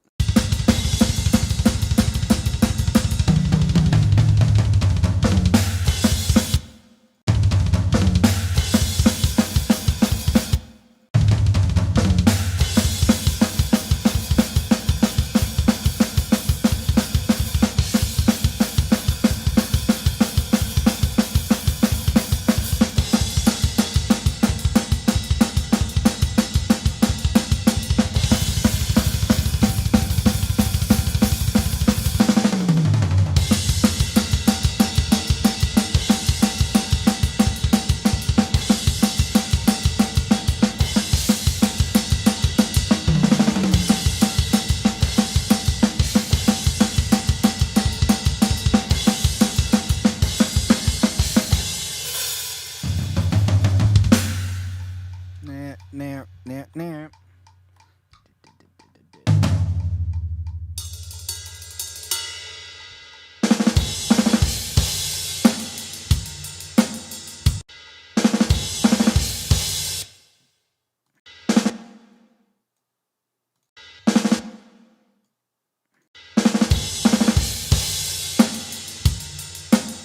So we get a stronger one going in there.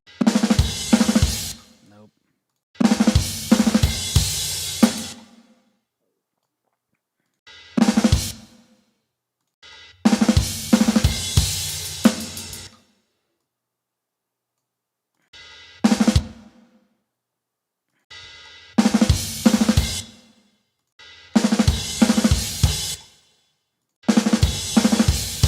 That's the one.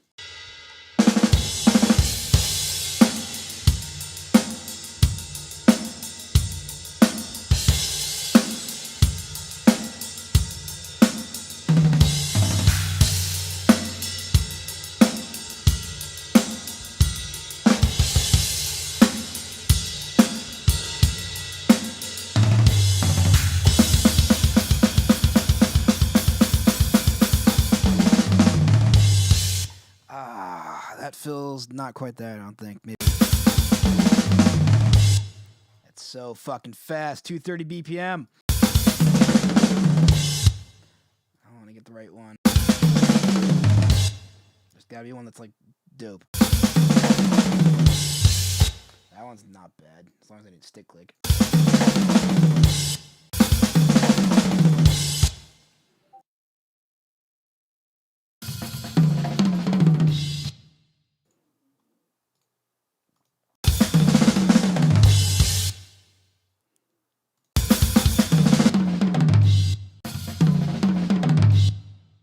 It's a little sloppy.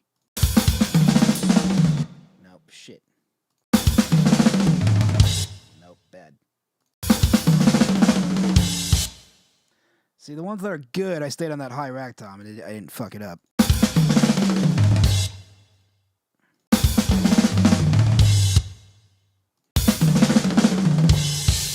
That one's not bad.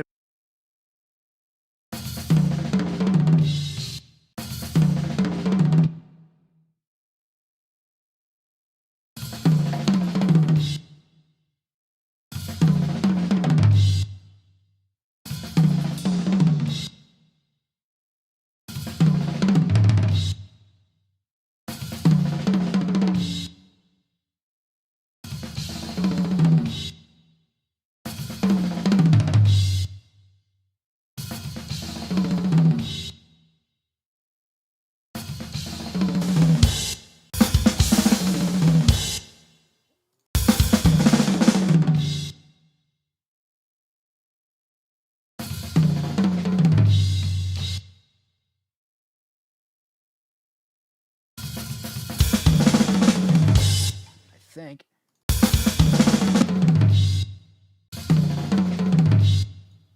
Is there a stick click? I can't tell.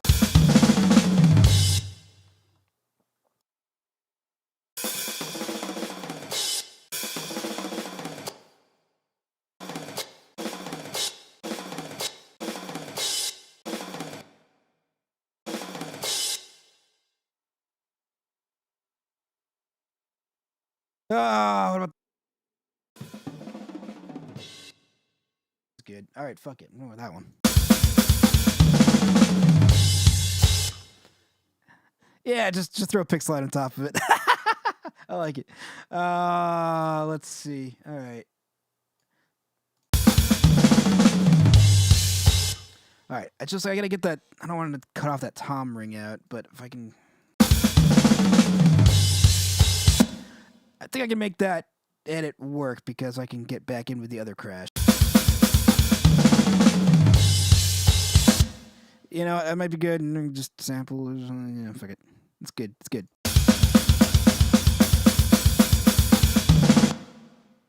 All right. So why am I grabbing that?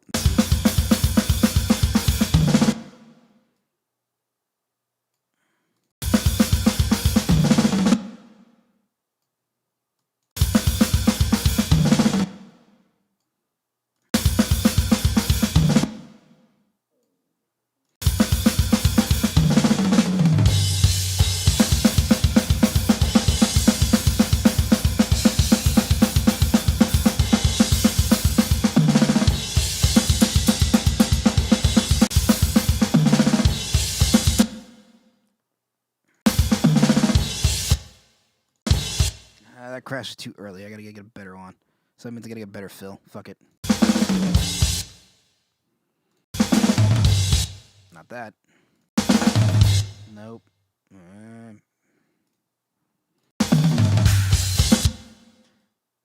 That one's not bad.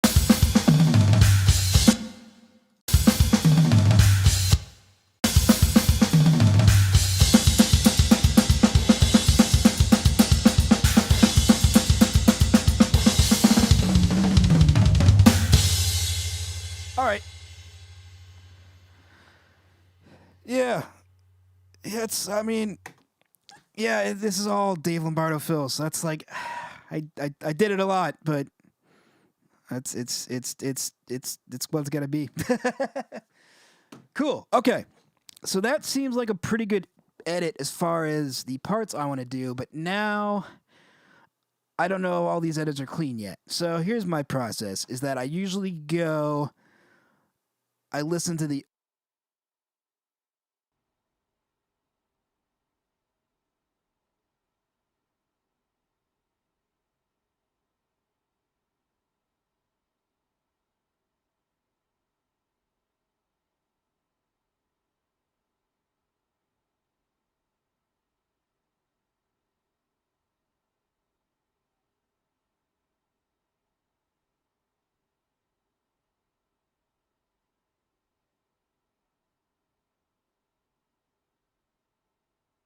Hey, there you go. Guess what? If I solo the overhead track, I can't fucking yeah.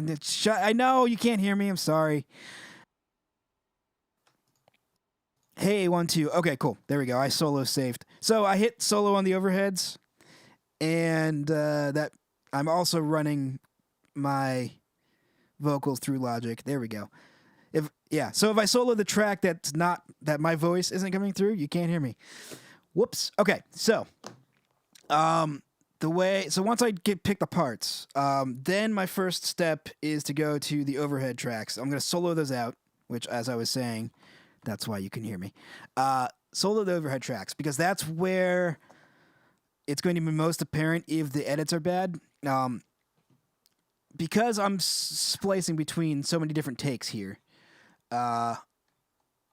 it's imperative that these transitions between the takes are clean in that there's no cymbals that are being cut off. But like, say I hit a crash on the first take, but not on the second take. If I make an edit there, then you're going to hear like crash, and it's just going to be like, you're going to hear the first half of the crash, and then it's going to be cut off.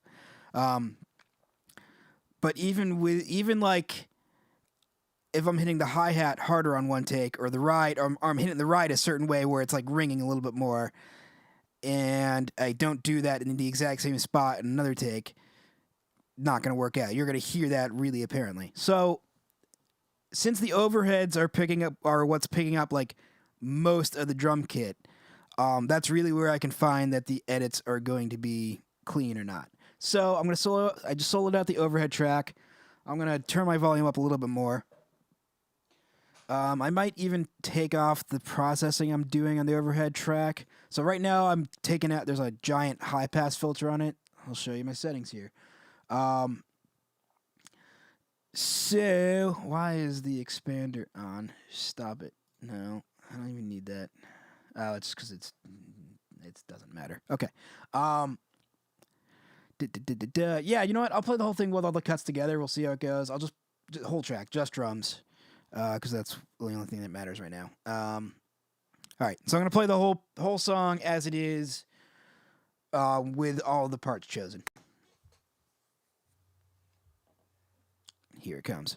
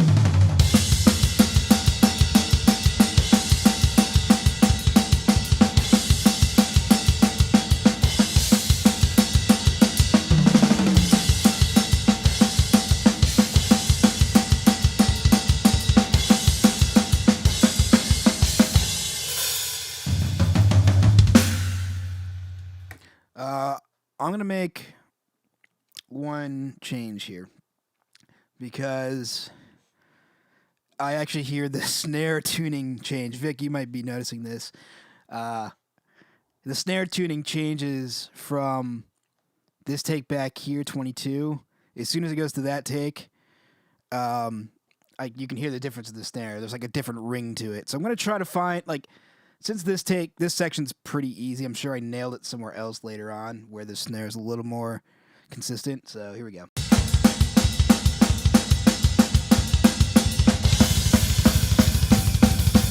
Like, you can hear that right there, right here. The snare sounds different as soon as it switches to 22. It might be where I'm hitting it. It might be the tuning. It might be the fact that I did like 45 fucking takes of this, and I basically detuned the snare drum enough. So, yeah, there you go. Anyway. Or I might be overthinking. I'm just going to leave it. I don't know. No, because I want to leave that because that's where I nailed the double kick part. I'm not going to worry about it. Worst case, we sample it or tune it in the mix or something. Like, worse has happened on better records, so.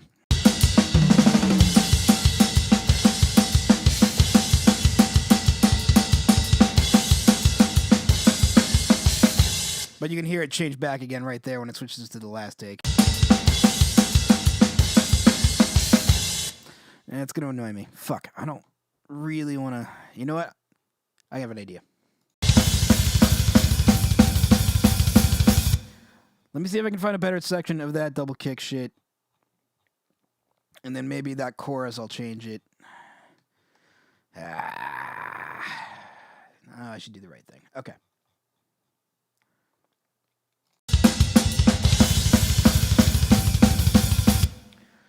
If I can manage to grab the kick starting right there, maybe I can fix that, or I can just find a better kick take. Or I grab it right there. Let's see.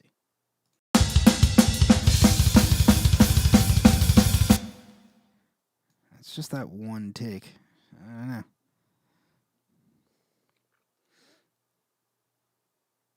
All right. Anyway, I did take 20. What did I do there? I gotta remember this. 28 to 22. Okay. Let me try. Because that's really the best take. I did the double kick shit. Although 21 might look good too. So let me see if I can get all 21 there and come back to it.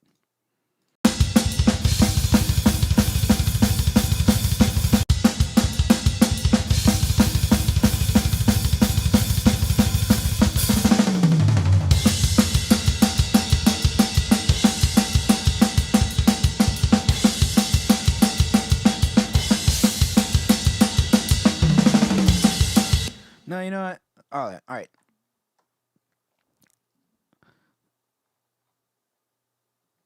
There might be better, just perfectly good takes of this chorus. So let me go here and see what happens.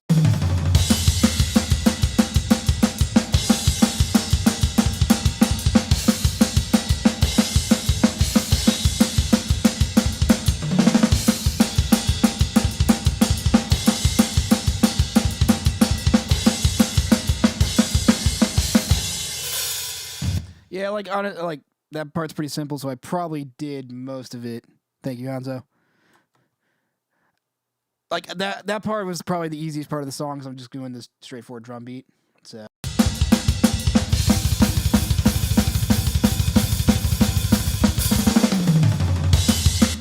like that feels perfectly fine too. So,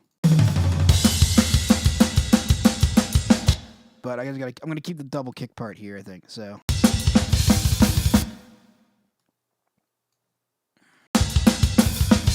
The only problem is that one goes from the hi-hat, so I don't think I can keep that one. Shit. All right, hold on. Let's see what happens. I did 28 to 22. Okay. Let me try 27.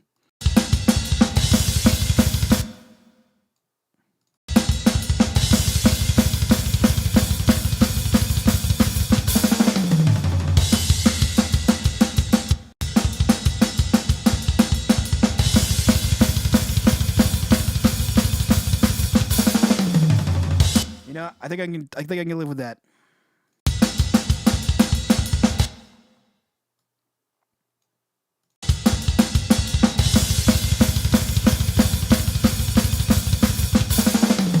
It's a little sloppy to the end, but I can either push a kick over or replace. Like, there's like one kick that's off, honestly. Like, there's 4. It drags a little bit there, dragging a little bit there. Okay, cool. That fixes my issues with the snare, so.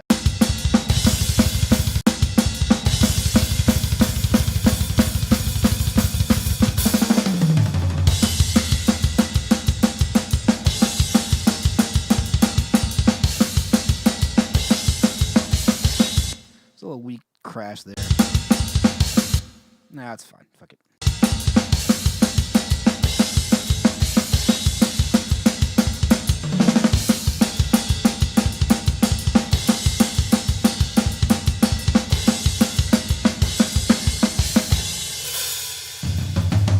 All right, sorry, Hanzo. I'm going to play the whole thing from start to finish again. Here we go. Now that I fixed that.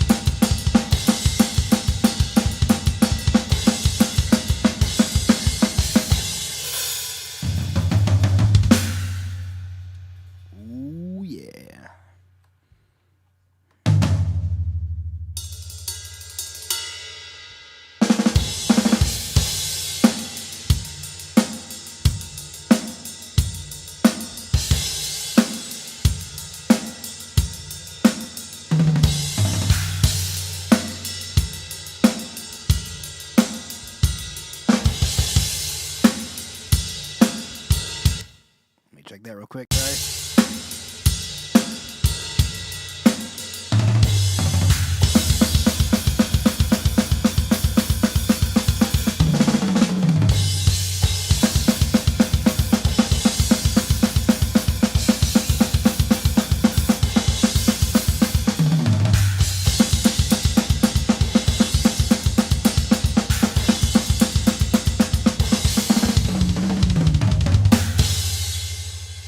Okay. That feels like a good comp to take to me. Now, I'm actually going to listen to it with the overheads. So, normally on the overheads, I've got a pretty significant high pass going on. So, let's dig into audio theory a little bit. I'm sure you all know, like, you got your stereo, you got your bass, your mids, your trebles, blah blah blah. This is an SSL console channel strip plugin. It basically emulates a famous recording console, and this has an EQ, which is this section in the middle here. It has high pass and low pass filters. It has a compressor and a expander, expander gate, whatever. So this is like all the things you might need, not all, but like kind of the fundamental audio processing tools you need all in one plugin, and which is what you would see like on a big old school recording console. So what I've got going on here, we'll go to the EQ section first because that's kind of important. I'm taking a lot of the mid-range out. I'm taking some harsh mid-high frequencies out. I'm pushing the high frequencies a little bit. And then these filters up here, I'm actually cutting everything out below around 400 hertz. So basically all of the low stuff is coming out of the overheads. And that's, so you'll hear what that sounds like right now. If I didn't do the wrong thing.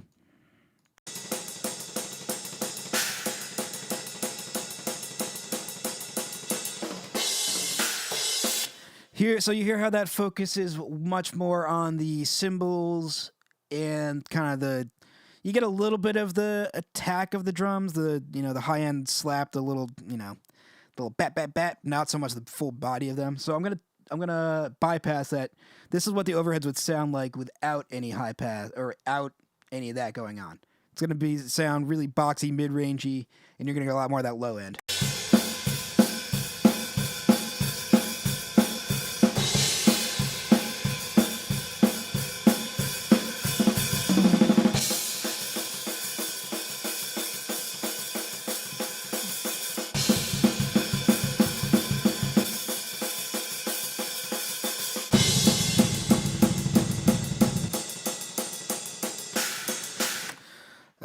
Yeah, so you get that idea there. I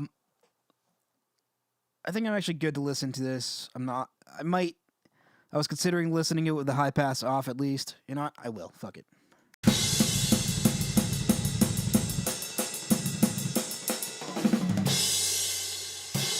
No, I don't need it on. Okay, I don't need it off. I'm going to leave it there. Because I can listen to the close drums anywhere.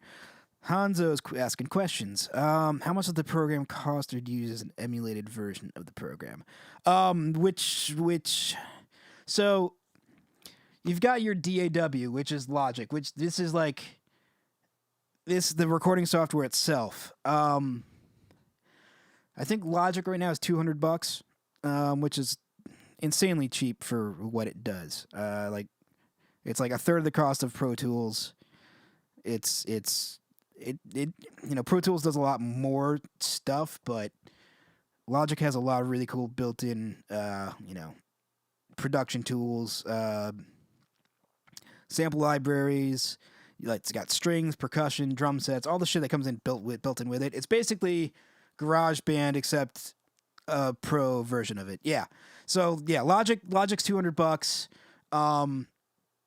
And it comes with everything, and you pay for it one time, and that's it. Pro Tools, it's like I forget what it is, but it's like they're trying to do this yearly subscription bullshit now, which no, just buy me the program. Don't make me upgrade it. I get, like I said, I paid $200 for Logic. I get free lifetime upgrades. I'm good. And it does all the things I want. And honestly, I could probably do similar things that I'm doing in Logic, Reaper, Pro Tools. Like, this is pretty basic tracking and editing. I just use Logic because that's what I've gotten used to. I don't necessarily think it's the best DAW for editing, but there's certain things that I just like about it, and I don't know. Also, it's like I said, it's cheap. So, I know you were talking about Logic specifically, Hanzo, but plugins. So this plugin comes with. This is part of the Plugin Alliance bundle. So this is actually a yearly subscription. I think it's $250 a year, but you get every single one of their plugins, and they're all fucking great. At this point, we were using UAD plugins here for a little bit, which require a separate processor through Thunderbolt and all this shit. But these run natively on the computer. There's a lot of really cool stuff. It basically hits all the things I like to use. These channel strips are great. There's some really good compressors. There's a lot of cool mix tools. There's even guitar amps and bass amps that are pretty solid. Yeah, just lots of cool little tools and funky plugins. So I've kind of resigned myself to the fact that I'm just gonna pay $250 a year for this. Yeah, Plugin Alliance also has some cool free stuff. I think like I think the SPL, one of the SPL ones, I forget if it's the transient shaper or like one of their other ones. It's a free one. They've got a handful of free stuff. So yeah, definitely check it out. But like the cool thing about this is that they give you, so you pay $250 a year, but they also every year they give you a $250 voucher. So basically you're renting if you're going to buy their plugins anyway, and if you're going to buy at least $250 worth in a year, which is, they've got some sales occasionally, but that's 4 or 5 plugins. If you're going to buy 4 or 5 plugins in a year anyway, just subscribe for their full bundle, and then you basically rent to own at that point. So yeah, it's I'm usually annoyed at subscription services like that, but that's the way to do it, where I'm paying money to rent them, but then I get to own the equivalent amount that I rented for. So awesome deal, awesome plugins, highly recommended.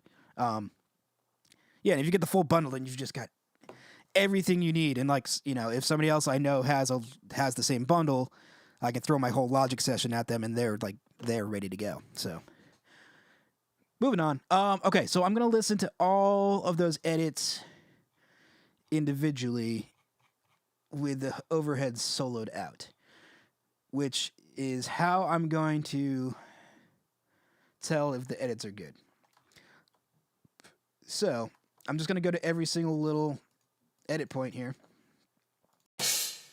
and just play through it. And if I hear a glitch or anything, I'm just going to adjust the point enough or find a different way to piece this together. So let's see what's up.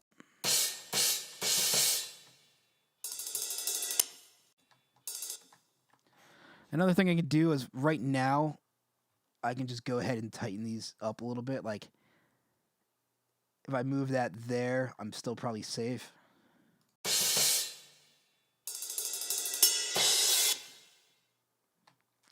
Similarly, I'm just going to try to, really get to when you're doing edits, you really want to get, you don't want to edit here, because you've got the attack of this one and the sustain of that one. Sometimes you can get away with edits like that, but generally you want to edit, right before where the hit is, so to speak, or, as close as possible, which is why it's really important to play in time and not like I did here, because you see, if I wanted to do this, the problem is, see this, how this one right here is just slightly later than that one. I think I can get away with this one because I'm editing to the later one, but if I did something like this, you're going to hear the attack of this hit twice because you're going to hear it from this take and then this take. So I think I can make this work, but right there, it might get a little weird because of this decay is kind of getting doubled, like from here to here, but I think it might work. So let's see. Yeah, it's fine. Okay, moving on. So since I already did all the piecing together, I just have to listen to the exact edit points themselves.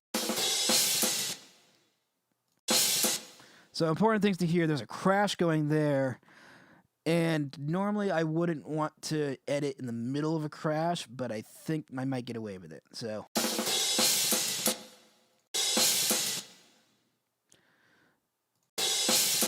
I'm going to turn off the high pass and see what it sounds like.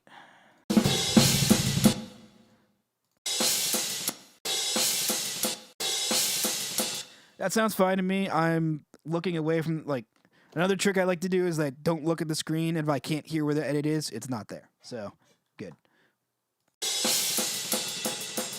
I was worried that, like, if you edit in the middle of a crash like that, you run the risk of, like, the first crash being hit harder and the second crash being hit softer, and you'll hear, like, shh, and then you'll hear the first crash, but then there's a jump in the volume at the edit point if you hit one versus the other, or if I hit a different crash even. Like if I hit the left crash on the first take, the right crash the other take, you'll hear the first half of the left crash, and then halfway through the edit, the right crash comes in. So you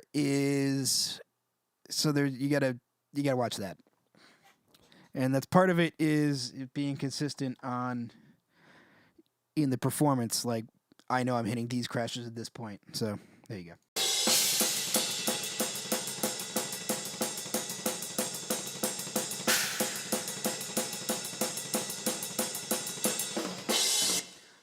I might have a ride issue here. Let's see.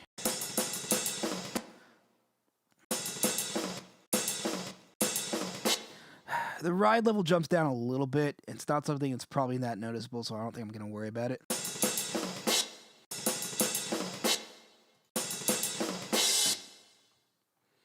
That might be fine. Actually, better there. I don't want like doing like 2 hits there. That's funky. Let's see if I can just keep that easy. No, I guess I am. All right.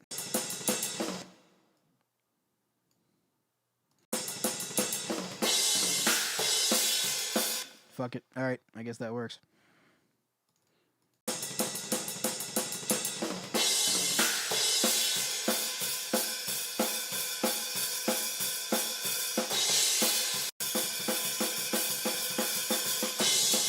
All right. Here's the next edit.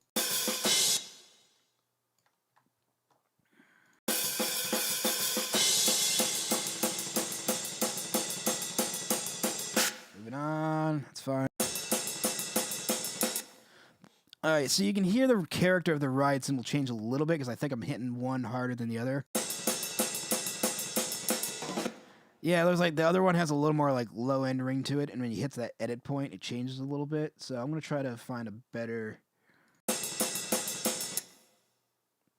But I gotta watch out for the kicks. That's the only problem. Like if I get it on the, let's see.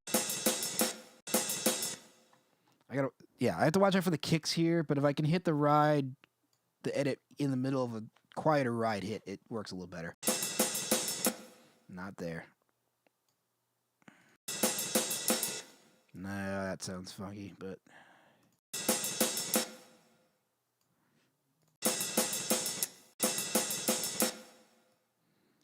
I might just not worry about it.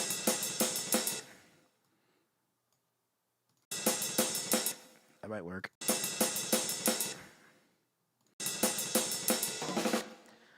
I can't tell where the edit is there, but I just hope it's not in the middle of a kick drum. But after I do these edits, I will go back and listen with just the close mics and basically finish the edits from there. So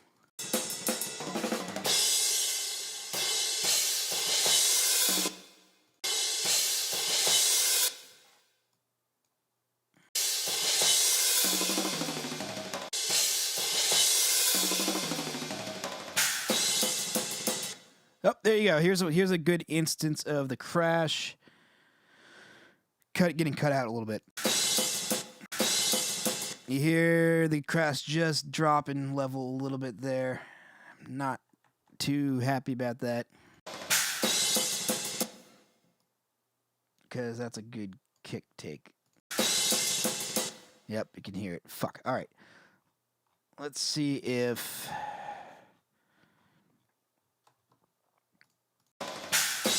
So I need to keep this part there because that China is there, unless I have another version of that China. Well, I don't know.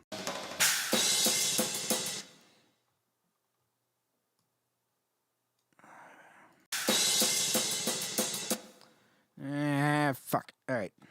Unless there's a China there, let's hope. So yeah, that's where I gotta watch out, because there's a crash in the other take and there's a China in this take. So I have to figure out a way to smooth these over and find a good spot to do it. And then also be cognizant of maybe the kicks suck in one of these takes, so let's find out. Or I'm like fumbling it, or I'm rushing something. Yeah, it's like a little bit different. All right. Yeah, I'm dragging this one take. Shit. All right. Let me see if I can get the China from here. And maybe this will work. That might work. Let's find out.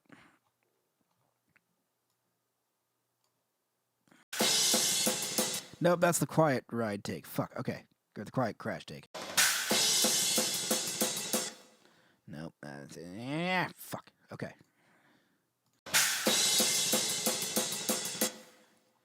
And you can hear the difference. All right.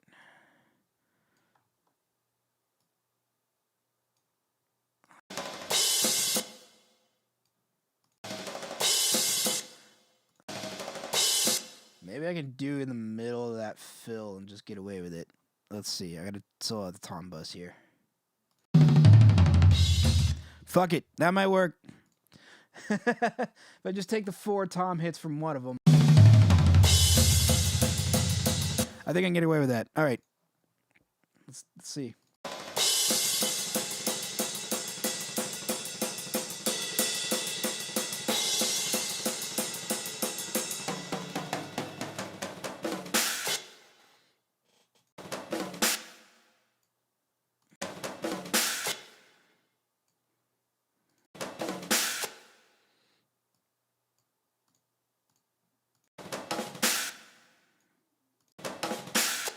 I really want...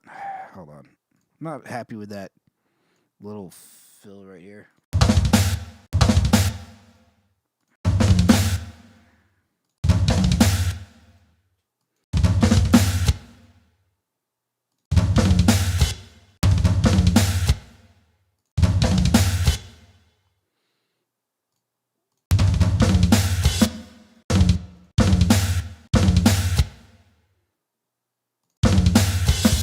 That one might be fine. All right, let's see what it sounds like in the overheads. Dip.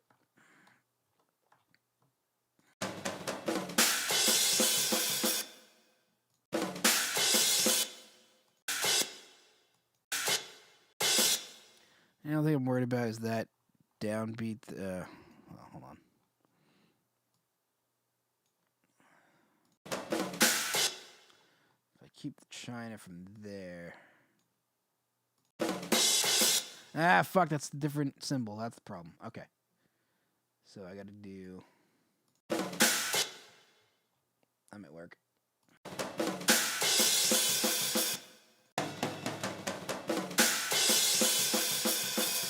Cool. That works.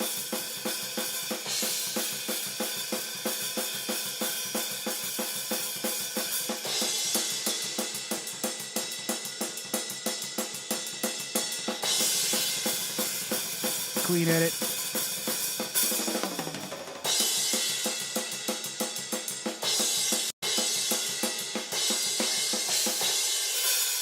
Another clean edit. Let's see where I go from here.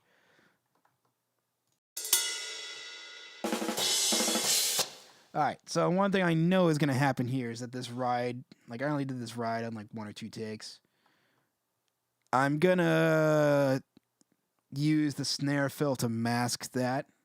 So, here, for an example, let's say I edit this further back. You're going to hear the ride disappear right here before these snare hits come in.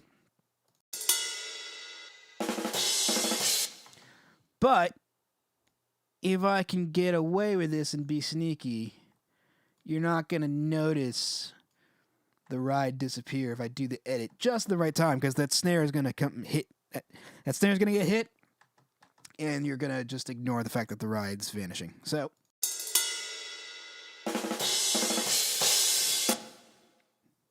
just like that. So, you can get away with shit like that sometimes, where like I know the ride goes away there, but because the snare comes in, you're not really paying attention to it.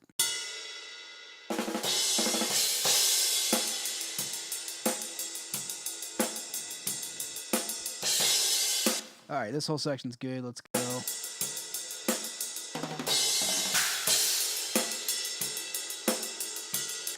Let me get this edit a little bit tighter.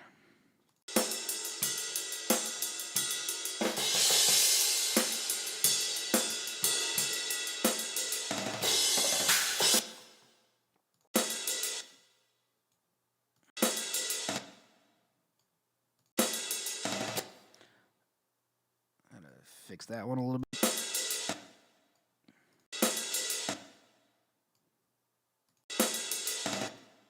There's like a little something ringing out that's different. It's like a crash or something. Yeah, I hit something right before that. All right. I'm going to try to get the edit here. Same thing. I'm gonna call that one, even though I hear a little crash from the previous take ringing out there, I'm going to kind of mask that with the tom fill, I think. I think I can get away with that.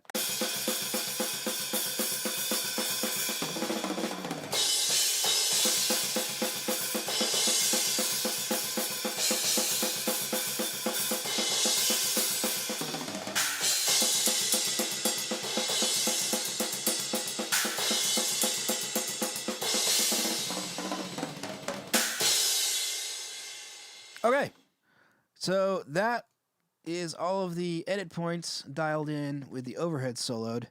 And now I want to double check and make sure that I'm not clipping off any of the close mic stuff, the kick and the snare and the toms.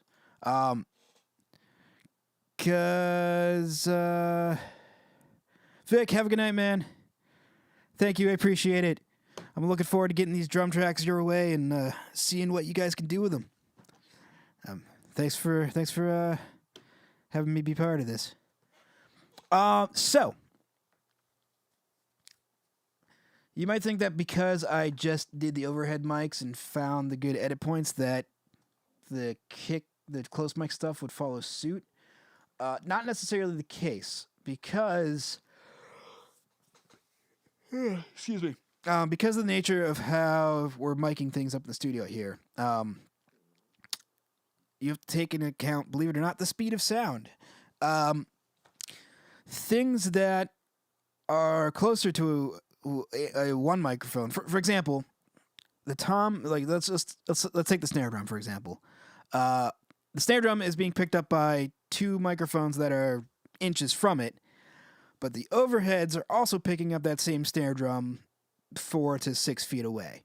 So where you might see, let's find a snare drum hit, for example. Where you might see the snare drum hit on the close mic snare drum track is actually going to be earlier in time than where it appears in the overhead tracks, and that's just because of the speed of sound. We're talking, when you zoom in this far, you're talking a matter of millisecond samples, like, there are 44,100 pulses of information that are being recorded per second. Like, I'm going to zoom way in here. Each one of these is 44,100th of a second. because I'm recording at a 44.1 kilohertz sample rate. That means the amplitude value is being stored as a data point 44,100 times per second. And every one of these little data points, you'll even see like right here, this little, you notice when I zoom in here, these aren't smooth waves anymore. They're just little squares. That's because each one of these is a sample. This is the sample of the wave at that point, recorded as a digital value, and so on. For every one of these little squares is 144,100th of a second. So you'll see here, you got the snare drum here at this point. I'm going to leave the cursor exactly where that transient of that snare drum hit is, right there. And now if we scroll down to the overhead track, which is going to be down here, you're going to notice that that snare hit, which you can still see in the overhead track, is here. And that is simply because of the distance, the difference in the distance from the snare drum mic to the close mics and the snare drum mic to the overhead mics. Because of the speed, sound takes time to travel over distance. You've basically, you've got it showing up in the overheads later and in the close mics sooner. So when I do the edits on the overheads and I, pinpoint really exactly down to the millisecond or sample where these edits are happening, I also need to check and make sure that those edits work for the close mics. For example, if I were to do, say my overhead was like here and I pulled my edit point like to the middle here somewhere, I'm chopping off the drum hits from the close mics, even though it looks good in the overheads. So after I do my overhead edits, I need to go through one time with all the close mics, listen carefully, or just like scan through and look and make sure that, like, for example, here's my edit point, I'm not chopping off a drum hit somewhere. So, might not even need to listen, but I will. Like right there's a kick drum. I want to make sure that this kick drum, the edit point is not in the middle of this kick drum. Perfect. Good. Cool. Moving on. And it's going to get a little more hairy and like stuff like this where I have this edit right here but fortunately I'm between two kick drum notes, so I'm pretty good. Moving on, let's find out where the next edits are. Again, between kick drum notes. That's going to be an issue. It's going to be really tough to hear it because it's such a fine point, but it looks like I've actually got like the kick. Yeah, so I probably want to like pull that to there. But even then, that's actually just not a clean performance there. And that's because my kicks get really sloppy at the end there.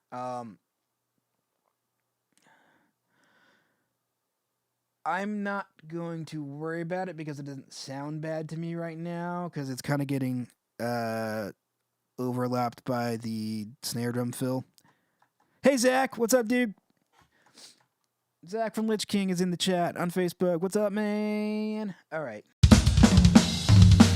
And you know what? I might do some trickery and just like edit out one of these kicks or replace it with a sample or something to clean it up. I'm not going to lose sleep over that and try to fix that. So, moving on. Still on the close mics. Good, not hitting close mic. And this is specifically why you try to keep your edit points before hits. Cool, good. Good. Good there. Moving down the line. Same thing here, make sure I'm not chopping off a kick. Good. Another edit down here. Not chopping off a kick. Good. Again, not chopping off kicks. We'll listen. Good. Need to watch the snares though. I'll make sure I'm not cutting off a snare hit. That's my kicks. Where's my snares at? Hold on. I gotta pull up this folder. Good. Before the snare hit. It's all working out nicely so far.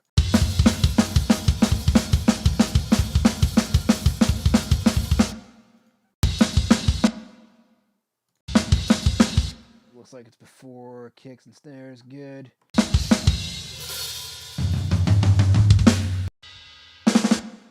This is one I had to be careful of because oh, it's like real close. Yep. Okay, I managed to pull that off. But if I had pushed this edit right here before this fill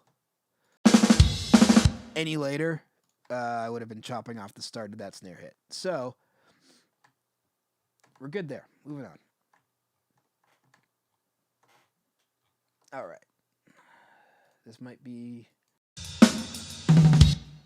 Check the toms. Where am I? Yep, before the tom hits. Good.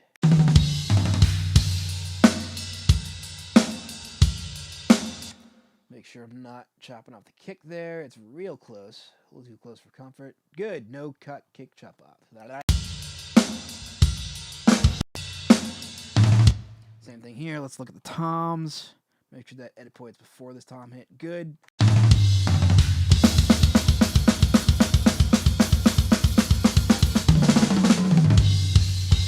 All right. Slight problem here, but I'm not going to worry about it because of things we'll get to later. Notice this tom hit right here. Here's the tom hit, and it's at this level, and then it jumps back up a level. That's because I can scroll down far enough to get to the toms. Where's my... Yep, that's overheads, so the toms are right before that. Yep. If I zoom in on... Sorry, not that tom. If I zoom in on this tom, it looks like I hit that one at that level there. And where's the take it goes to there? And I hit that one slightly louder coming out of it. So basically the decay of the tom is louder here than it is in the previous take. So in the tom close mic, you might hear it kind of jump up in volume a little bit. Or it's ever so slight. I can hear it a little bit. If I slow out that tom, maybe. Let's find out.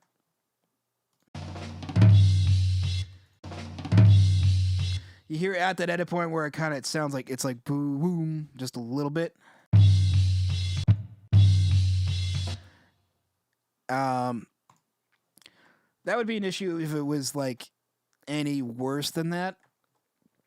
But later on, I'm actually gonna do some tricks to like cut out the sustain. Like when you're doing these tom fills, you really don't want that tom, like that low end of that tom, ringing out that far. So you don't want to hear boo forever. Like you want to, rock and metal toms. You usually get a big like thump, and that's it. You kind of lose all that decay and sustain and stuff. So knowing that I'm going to do, thanks, Dad. Only you and the dolphins can hear it. Yeah, I know. So knowing that I'm going to do some things to get rid of that part of the tom sustain anyway, I'm going to leave it. So back to the close mics. Let's do this.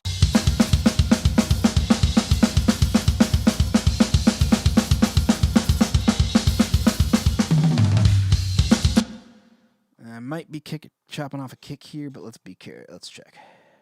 First of all, let's pack up these folders. I don't know why. There we go. It insists on opening every folder. Nope, good.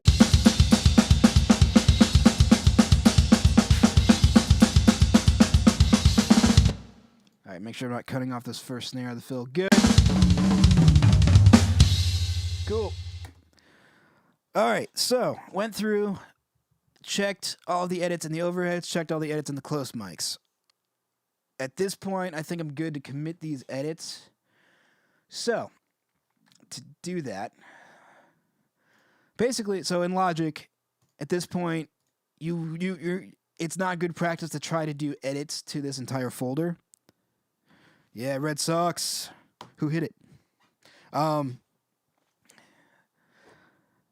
Yeah, so in Logic, the best you don't want to do edits on folders. As soon as you start splicing folders around and moving folders, things get messy. You can't do fades to folders. You can't do a lot of the edits that you really want to. Oh, yeah, Bobby Dahlbeck's, he's heating up, man. I'm glad he's finding his swing. It's nice. So, sorry, big baseball fan. Go Red Sox.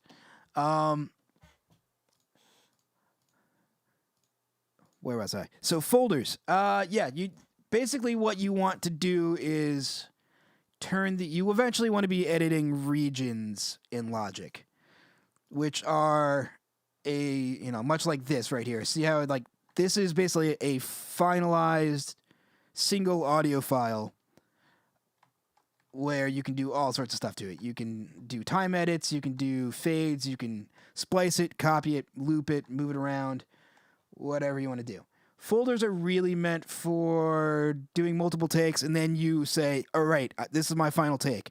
And then from there, you start doing your nitty gritty edits and, cutting things out, moving things around, whatever you want to do. So, good workflow and Logic, at least for me, is to you've got your folder, all the tracks grouped together, all the edits complete across all of them. And what I'm going to do is I use these things called track alternatives. Basically, at any point, you can have a different version of the audio files on a given track. And you can switch between different versions of these.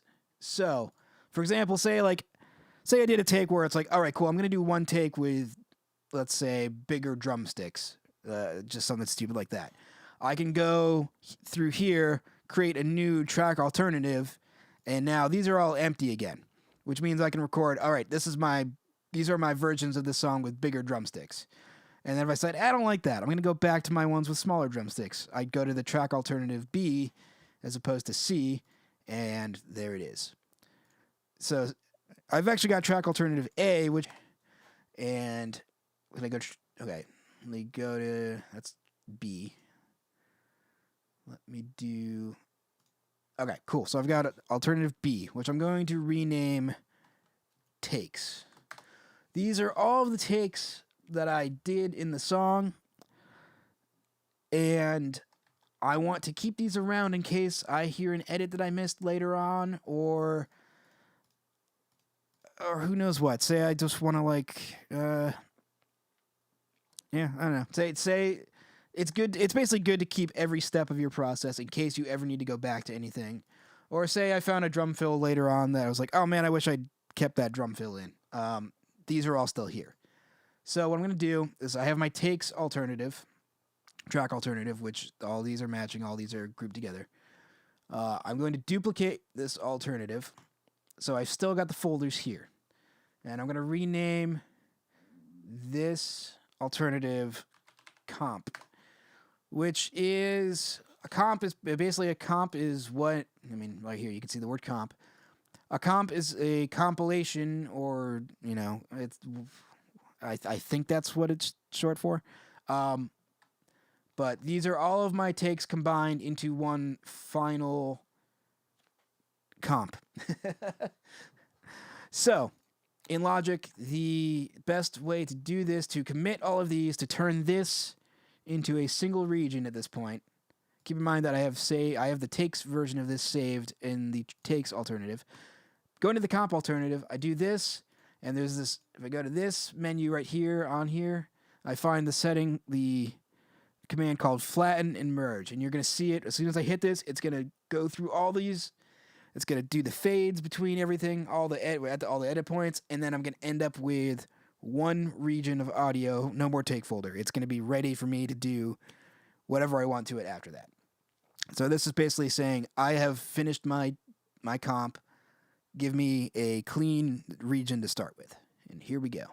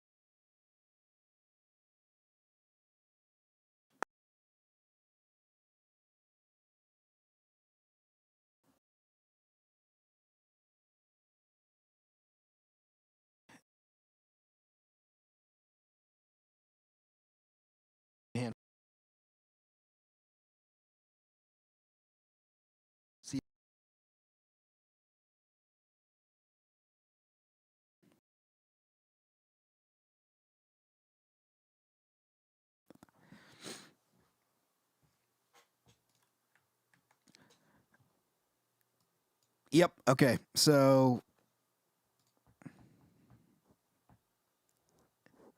yeah, because I'm miking through Logic when it was doing all that processing, it decided to stop sending you my audio, and that's okay. All right. So now I've got my nice clean regions of everything. Everything's ready to go. I can drag things around, I can split things, I can move them, and I don't have to worry about getting effed up with take folders.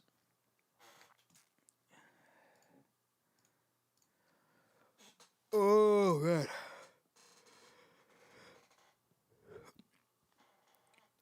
God.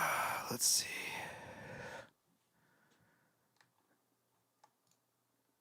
All right. Let me check what I was going to do with my process here.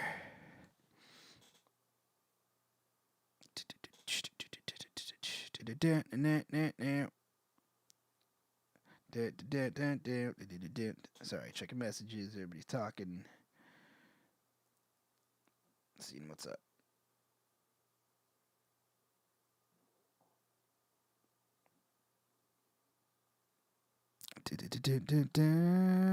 Okay. All right, cool. Now that I've got these takes comped, I'm going to start doing some timing edits. Just see if I can clean up a few things here and there. Logic has this cool function called flex time. And I'm going to... I don't know if I want to go too nuts with this. In fact, I might not. But there might be a few points where I want to sync it up to the click track. Hanzo, let's see. There's a good handful of stuff. I need to adjust the do timing adjustments. I need to create MIDI notes for every drum hit in here. I need to cut out I need to cut out empty space in toms and cymbals and whatnot. I've probably got another couple hours at least. Yeah, we'll see how it goes though. All right, so I'm gonna go turn on flex time. I'm gonna go to slicing mode. It's gonna.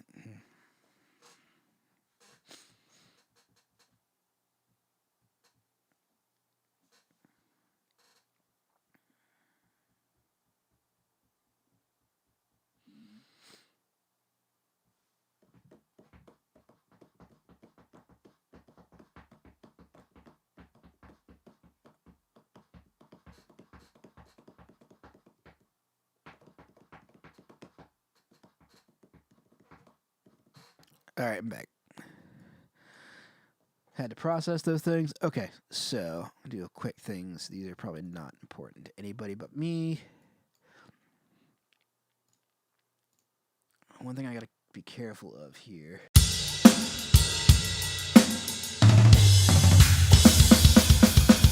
Okay, cool. So normally Logic tries to be smart and tell you exactly where it thinks every drum hit is. Notice how every single one of these is accompanied by this little line. That's that's called a transient marker. I'm gonna get rid of all these because these are helpful if you're trying to automatically quantize drums or align drum samples, but the problem is Logic doesn't do such a hot job of finding the exact if Logic decides that the transient marker is here and it starts moving this around, it's gonna cut off some of the drum hit. So I don't want to do that. So for my timing edits, because I want to keep this pretty natural sounding, I don't want every single hit exactly on the grid, I'm going to go through, delete all the transient markers, and just do it by hand. And hopefully there's not too much that I need to do by hand. I don't really want to go too nuts lining this up to the grid because that's not Slayer. Gonna delete some more shit. Gonna delete all the transient markers.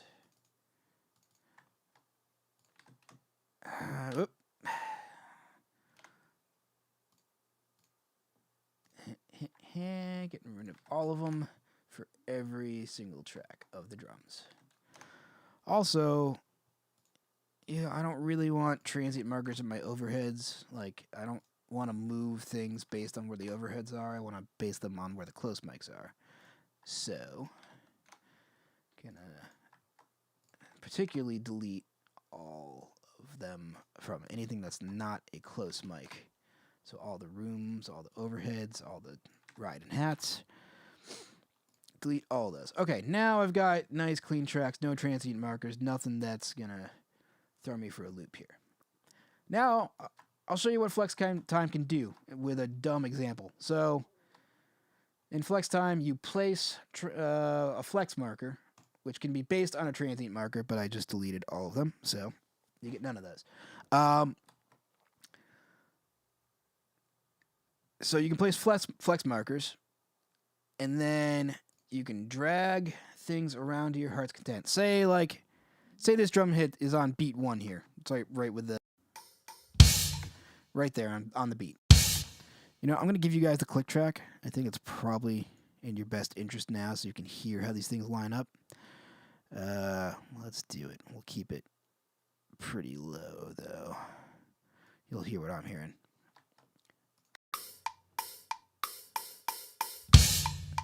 So that's right on kick beat 1. Flex time lets you put a flex marker somewhere and then drag this note wherever the hell you want it. Now that hits on beat 2.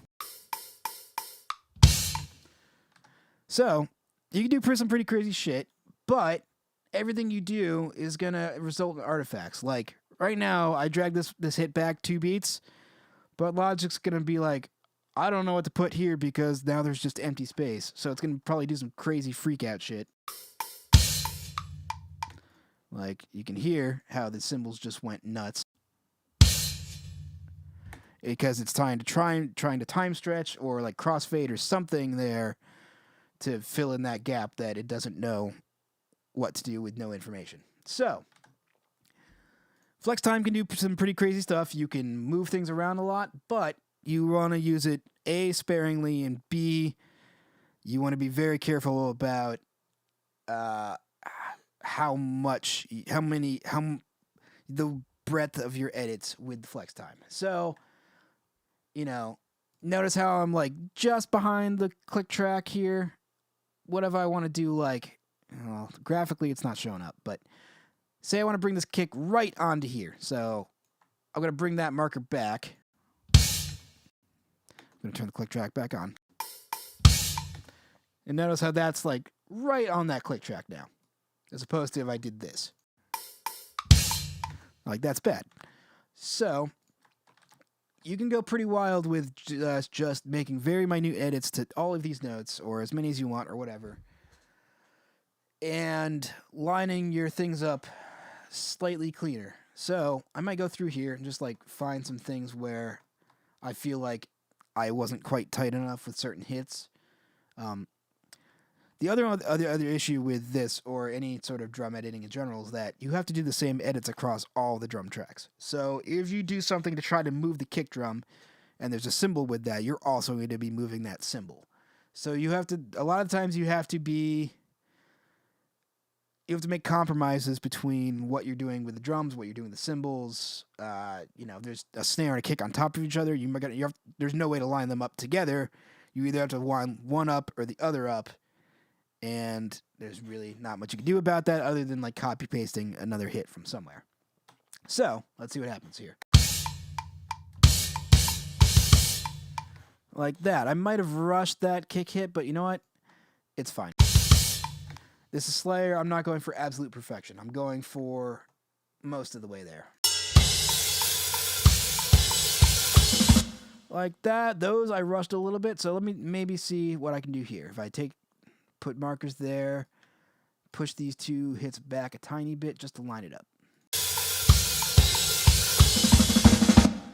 Like something like that. Might feel slightly better. I don't know how much of a difference that actually made. Let me really try to line it up and see what happens. That's a little bit more right on the click track. I'm going to keep it that way for now. like right here, I think I started dragging this drum fill actually. So I'm going to put a marker here. I'm going to drag these hits back a little bit. Yeah, sure, something like that. And then I may have rushed this fill a little bit, so I'm going to bring this snare hit back a little bit. Let's call that good. Might have rushed this fill. We're going to drag this back a tiny bit. But this one, I need to now pull back because I'm pushing the other one. Let's pull this one there. And pull this hit over a little bit. Let's see how this goes.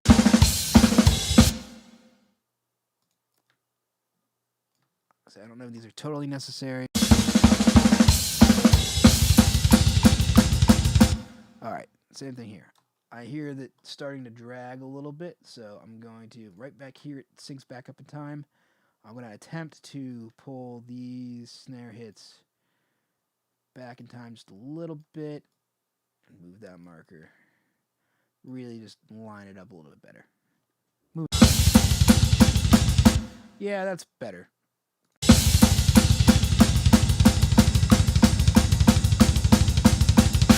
I'm behind the click a little bit. I'm probably, again, not going to worry about this too much. I don't really want to do a ton of these edits because it's time consuming and cheating.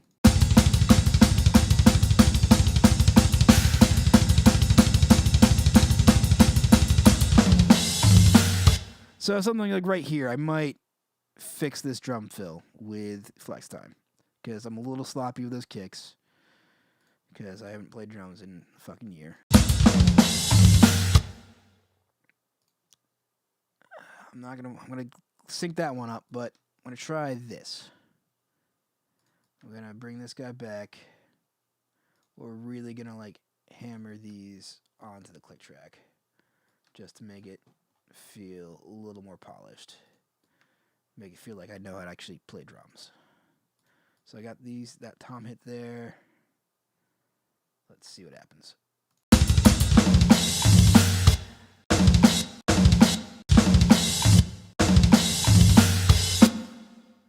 And let's get these lined up a little bit better. And okay. Sure. Probably like a 1% difference, but we'll keep it.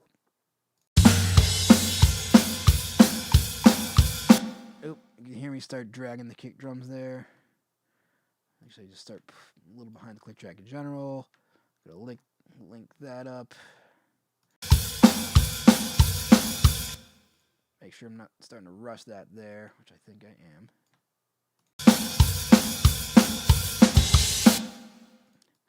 I'm a little early on that first kick, so hopefully that lines up with the cymbal. I'm going to push this back. Yep, that's a little bit tighter. It's fine.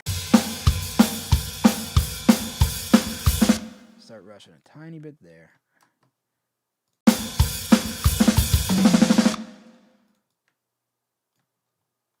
think I dragged that fill the slightest bit.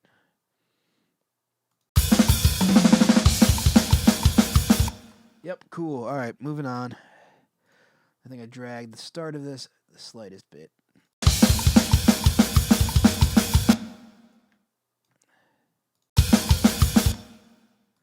Yeah, behind on that kick.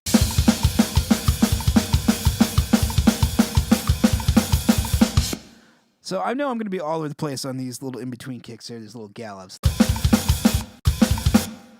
Like, in a perfect world, that kick is lined up with this 16th note, and that kick is, well, actually, it's not that bad.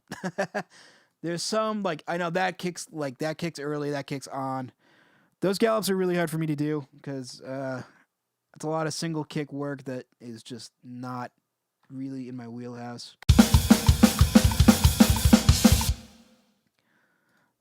But I'm just going to do little minute adjustments on, like, downbeat kicks, and I'm going to leave most of the gallops, because I don't think I'm going to keep the human feel and keep it as natural as possible while doing just these little bits of things to slightly tighten it up. You know, so a lot of modern drums, like metal productions, like they're literally taking every one of these hits and syncing them 100% to like every single 16th note, which is why a lot of metal drums sound like shit to me. It's just computers and like over polishing things. It's like, nah, man, just fucking. You don't need to sync it up perfectly. If you're gonna do that, just program the drums and don't even bother playing them. Like, what's the point? All right, right here I start dragging some hits, falling off the click a little bit. Just doing. See, I like doing these kind of like wide scale edits, broader strokes with the timing edits rather than doing really minute things like that. Those kicks are a little bit off. Like every once in a while, I want to do something like that where it's like, man, I was just like behind on those 2 kicks, but I'll sync it up.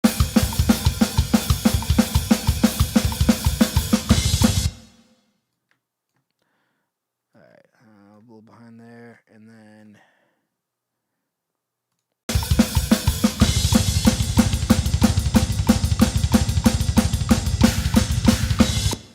So I'm starting to fall behind the click track on this, so I'm actually going to pull the whole thing back and find little points to just get myself back in track here. Like right there, I think that's where I start. I don't want to cut the kick drum off though, so coming back a little bit there, feeling fine there. Pull this one back.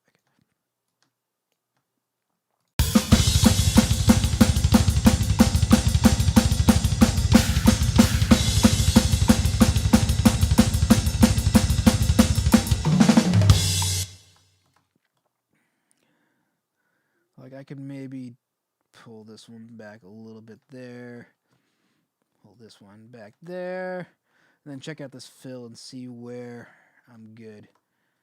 That feels right. Maybe rushing here a tiny bit, so I'll drag that. That kick seems pretty good.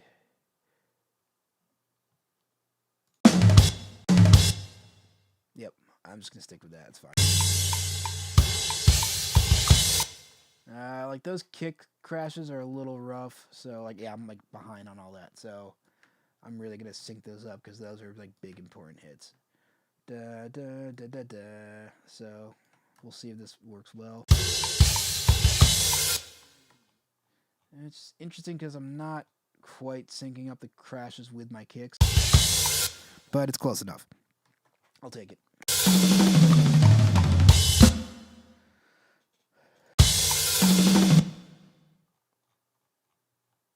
Alright, let's see how this tom fill. I'm a little ahead of the game here, but I don't want to push it too far back. Just gonna like kind of sync up these clusters of hits with the click and then see if maybe anything else needs to get a little pushed one way or another. If I zoom in on this, I can see really where the tom hits are. That's fine. Oh, maybe this one's starting to get rushed here. So you know what? Make a little splice here. Just push it back a little bit. Cool. That's fine. Get on with that. Alright, now I know my kick and my snare aren't lined up here. Probably not a lot I can do about that because I didn't play it right. But right here it's starting to get better. So I think I'm going to try to get the snares on beat and not worry about the kicks as much. Like if I get this, as long as like the... Yeah, if the kick's a little bit early, you're not going to notice.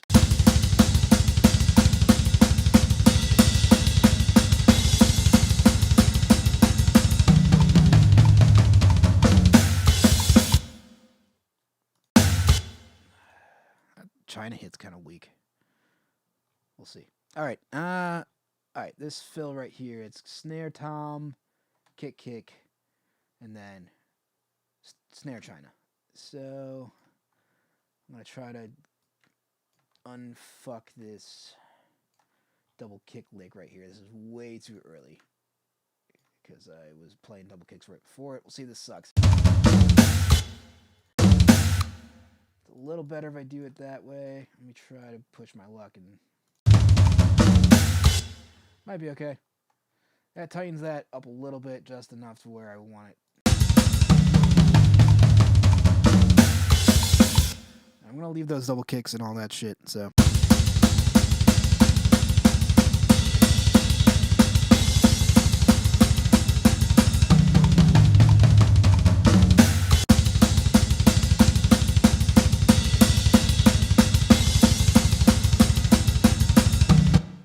Looks like I'm starting to rush there a little bit, probably because I'm like freaking out about this fucking drum fill that it's a massive pain in the ass to play.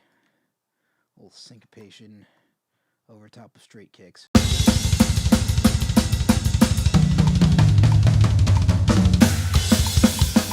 That feels good. All right, cool. Doing that. How's everybody doing? Sticking with me? Somebody say hi.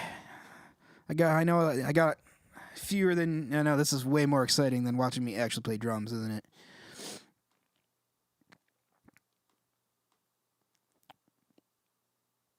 But I know you got some of you here. So, all right. Moving on. I'm going to keep doing this and you're going to watch it whether you like it or not. All right. I'm going to talk myself through it even if nobody's listening.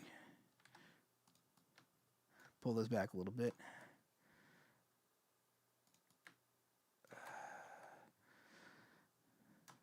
Mostly just going to go with the sinking the snares up here and just let the kicks fall where they lie. Bring that up, just broad stroke.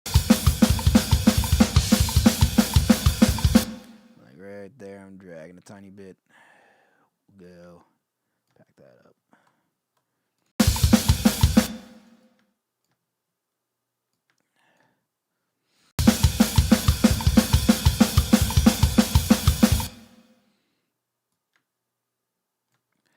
Backing it up, backing it up.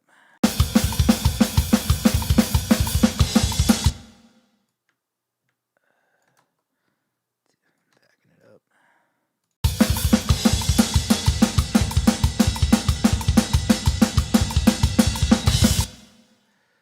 Double kick fun time. Let's see how this goes. Pulling it back.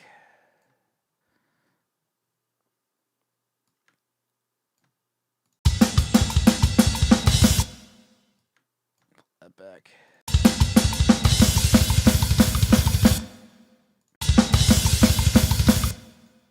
Put a marker there just to get myself started.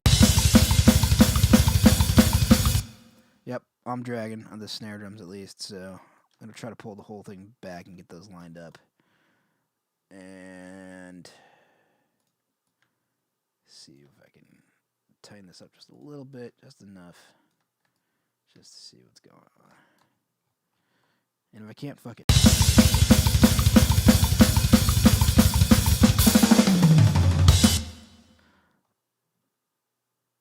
Alright. And I think I probably brushed this fill a little bit. And I'm going to pull that. Yep, 100%.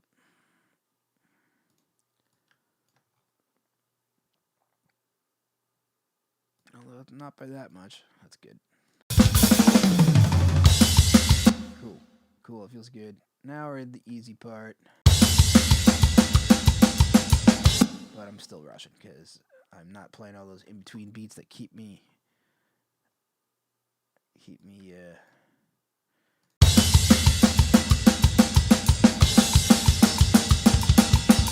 oh, rushing 100% right there, right?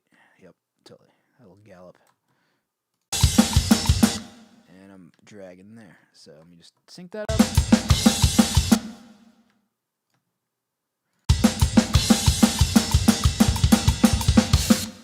Why am I so shit at playing a straight doop-da tupa-tupa beat?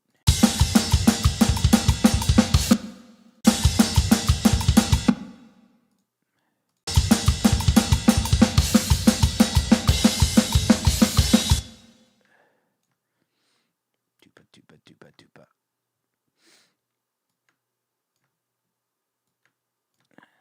a little late on that kick.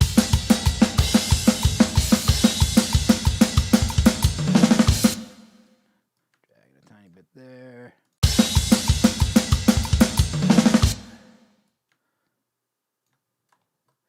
That feels pretty good. Like I said, I don't want to go too nuts, like correcting every single little thing here, because that's not what Slayer sounds like.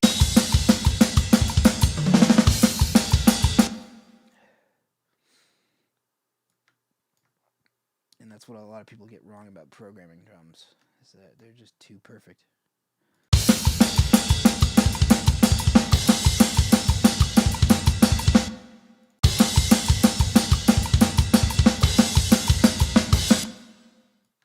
Backing that up.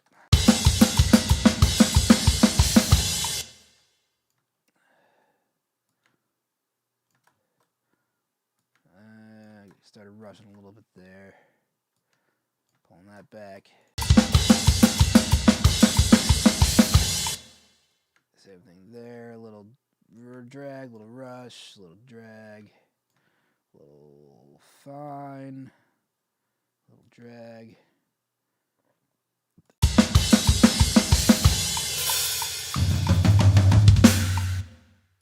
Let me get these kicks just a little bit cleaner. I think these tom hits are fine.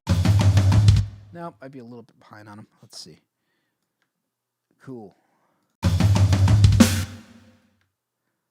Yep, I'll do that. Yeah, there we go. Same thing, I'm really going to line these ones up because they're big, important hits. So, a little early. Let's see if it works.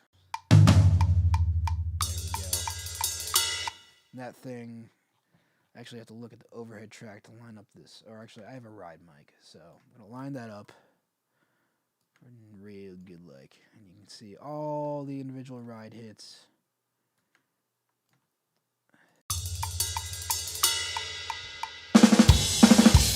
I'm definitely probably rushing that, yep. A little head on that snare fill, and then as a result a little behind on that one. A little early on that kick, and then from here, hopefully I'm synced up pretty well. Oop, gotta not make that edit in the middle of the kick drum note. Bad idea. Boom. There we go. Nope, still fucked it up. Alright. There we go. And that snare is a little bit rushed. Okay, that's cool.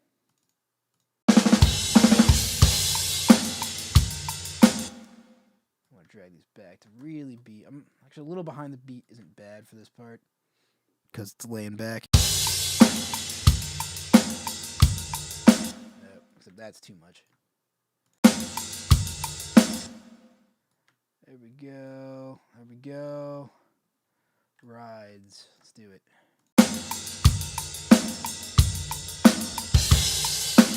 Make sure these two kick hits are good. Yeah, I did.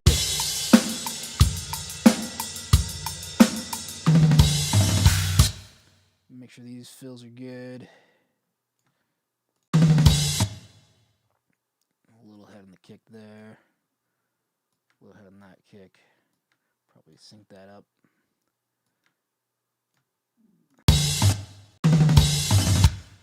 I'm going to zoom in here to make sure these tom hits are fine. Yeah, it's fine. I'm going to pull this back a little bit. Pull that ahead a little bit.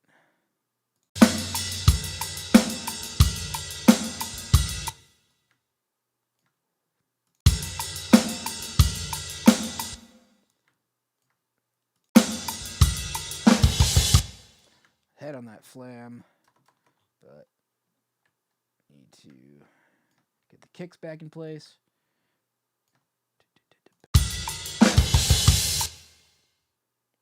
I don't want to be that ahead on the flam.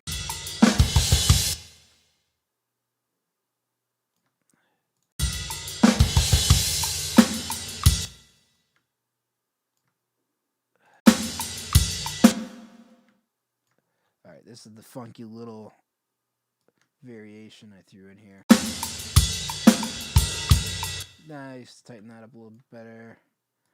Also that. Alright. Fast part. Logic puts in a thing at the tempo change there. It's going to fuck it up. So I need to put a marker there. Delete that one. And there we go. Alright. Now let me get this tom fill there. Tom fill there. Really on both these kicks, I think I can make it work though. That's fast. Fast time.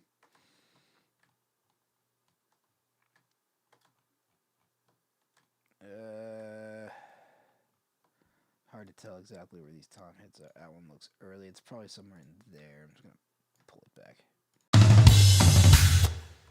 Yeah, it's fine.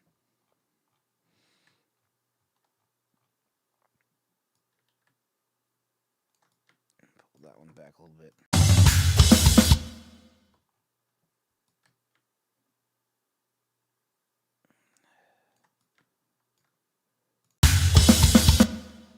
Alright, cool.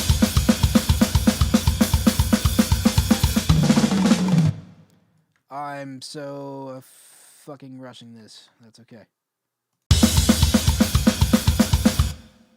Just barely. Like, it's not that bad, actually. But I don't really want to push it ahead that much, so...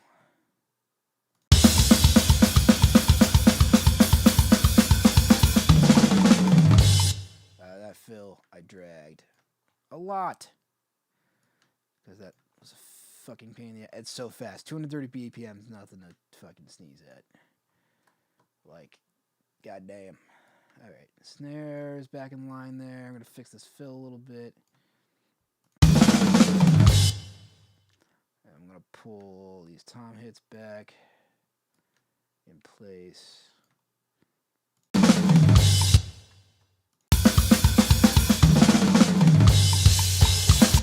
Fine. That's fine. I'm going to live with that. I think I rushed this transition here. And then, yep. And I think I'm rushing this whole thing. Yep, looks like if I do that, the kicks kind of go back into place. You also want to watch out for the snares, make sure they're lined up somewhat. Yep. Looks like I'm generally rushing, but then behind on these two crashes. Make sure. It's like a little hi-hat glitch in there, but I think it's kind of cool, actually. So I'm going to leave it.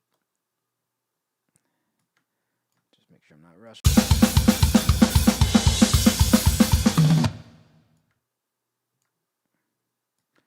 I kind of like the feeling of this chunk almost seemingly being out of control. So doing that, doing that, doing that, doing that, doing that, doing that. Yep, cool.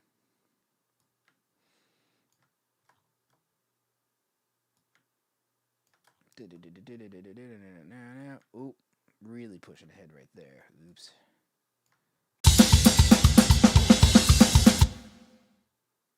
That's because I did the crashes, yep. Dragging a little bit there. Alright, this fill I need to make sure is good and tight, because it's the ending fill and I can't make it sloppy. It'd be bad. It'd be bad. Alright. It's probably going to come down to fixing the kicks that are in the middle of the fill. Although these toms seem a little dragged. Like these ones, or my left hand gets fucking bad here. Alright.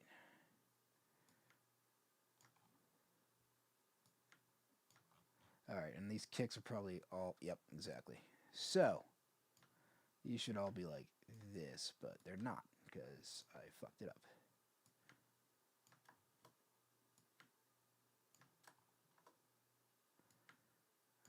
And this could suck a lot, or it could be fine. I don't know. We'll see. I'm going to go with the full edit of this right now, and then if it sounds glitchy and bad, like, oh, that's gonna be rough right there. That much space is just gonna be. I think Logic's gonna be like, fuck you, I don't know what to do with that. Or it might be fine. I don't know. It's so fast that I can't really tell, but I'm gonna listen to the close mics on that fill to make sure that there's not. No, don't record it. Just like. You know what? Surprisingly, because it's so fast, if there is a little glitch, it's not noticeable in my book. So, I'm going to try to even crank this up a little bit more just to make people think that I'm actually good at drums. And then, really going to hammer this down. Okay.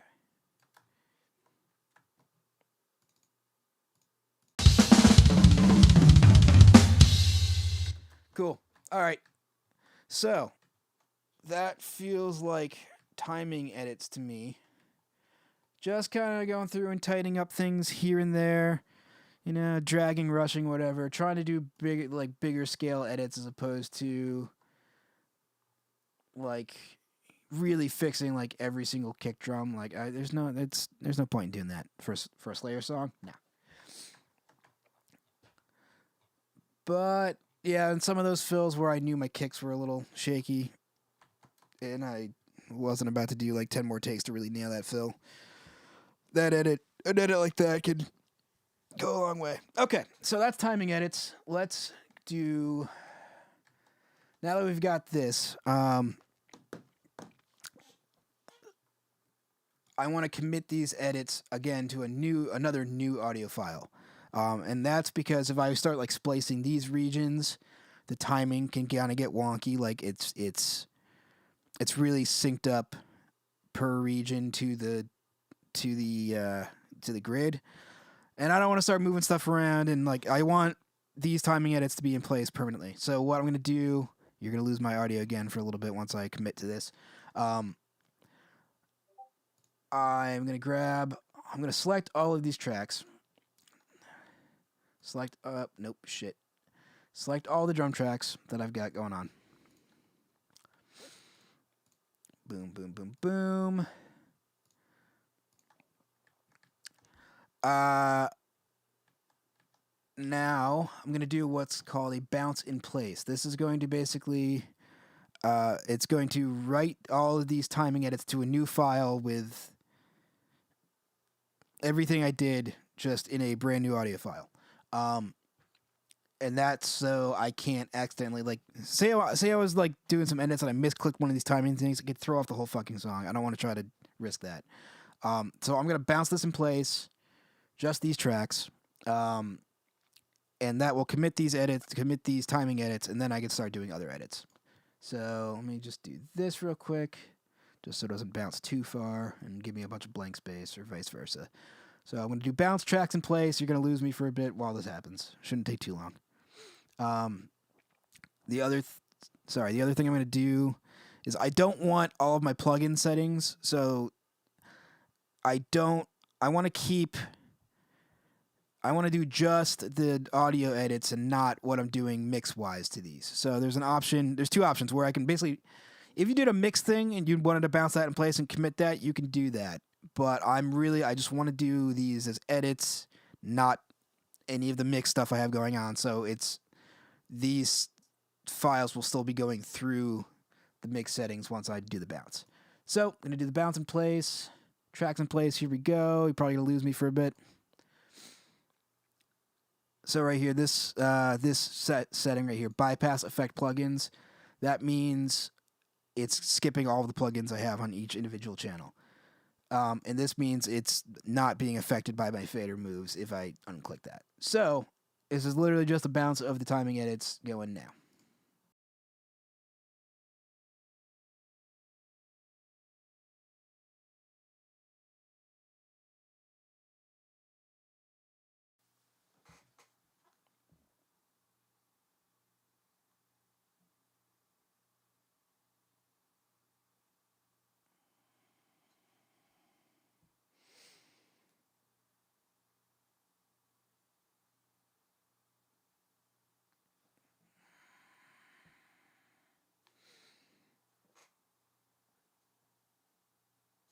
And it looks like that was complete.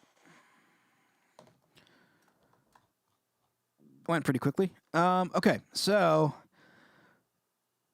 one thing I wish Logic would do, for whatever reason, insists on making these bounces to new tracks. I wish it would make them to a new track alternative. That would be way cooler.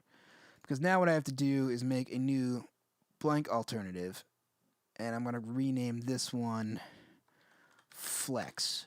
This means that I've done my flex edits on these tracks, or on this version of the tracks, and then I'm going to drag all these newly bounced tracks with the edits in place. I'm going to drag those back onto the original tracks that were there with the new alternative going. And I'm going to delete these new BIP tracks, which stands for bounce in place, which are now useless to me because I've moved the newly bounced tracks into their own alternative. Delete, back to normal. So now, the cool thing I can do is I can go from, here's all my takes. If I need to grab anything from these old takes, they're still there. Here's the comped version of all my takes with, well, they're muted right now, but, and flex time, there's my flex edits. And then once I've done that part, I can go to the flex alternative.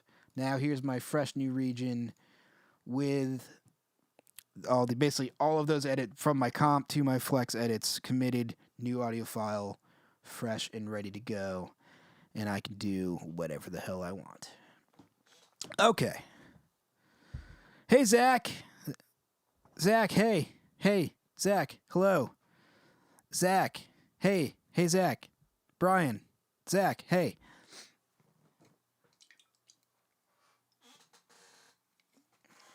I'm trying to kickstart my heart over here. Oh, man. All right. At the risk of losing you 7 viewers, I'm going to take a 2-minute break right here, grab a quick bite to eat, and then I'm going to come back and do... Oh, I don't know. You know, I could end things now because the next part... This next part's super fucking boring. And usually I'd like to do it while I'm like watching YouTube or just doing anything other than actually paying attention to it. So here's what I'm going to show you guys. I'll show you this next step of the process because it needs to get done. I'm going to show you the short versions of the next few things I would do, but I'm not going to make you sit through all of it because it's very uninteresting at this point. So, let me make a new. I'm gonna duplicate this just for. I'm gonna call this test, just to show you guys what I would do. So step 1. The first thing you want to do. So remember how I was showing you how Logic does the transient markers and it tries to figure out where all the drum hits are and let you do edits based around that. I'm actually going to do that now. But because any other program sucks at figuring out exactly where drum hits are, it's Trigger is probably the closest thing that can do it, but its MIDI shit sucks. Let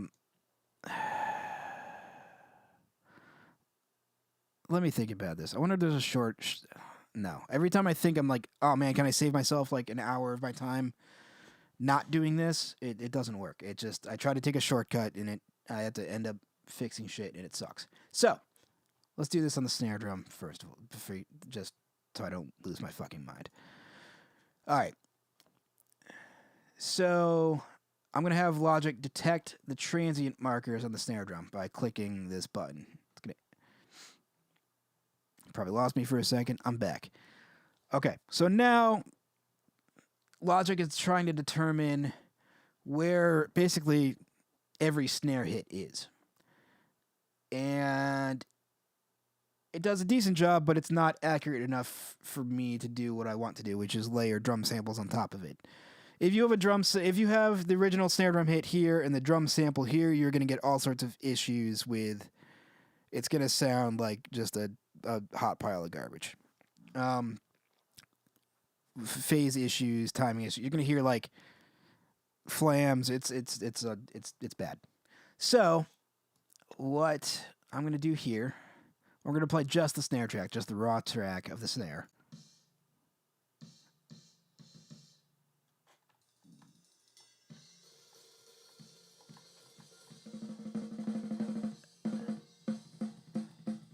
All right, notice how like there's no snare hits here.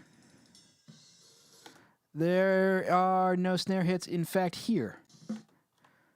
That's Logic like picking up the kick hits because those are bleeding through the snare microphone, and it doesn't really know Logic doesn't know the difference between a kick and a snare. Like it's like, oh, I see a little blip. It's a blip. This is a quiet blip. So it doesn't do a good enough job of, first of all, taking out all the bad shit or taking out the things that aren't snare drums.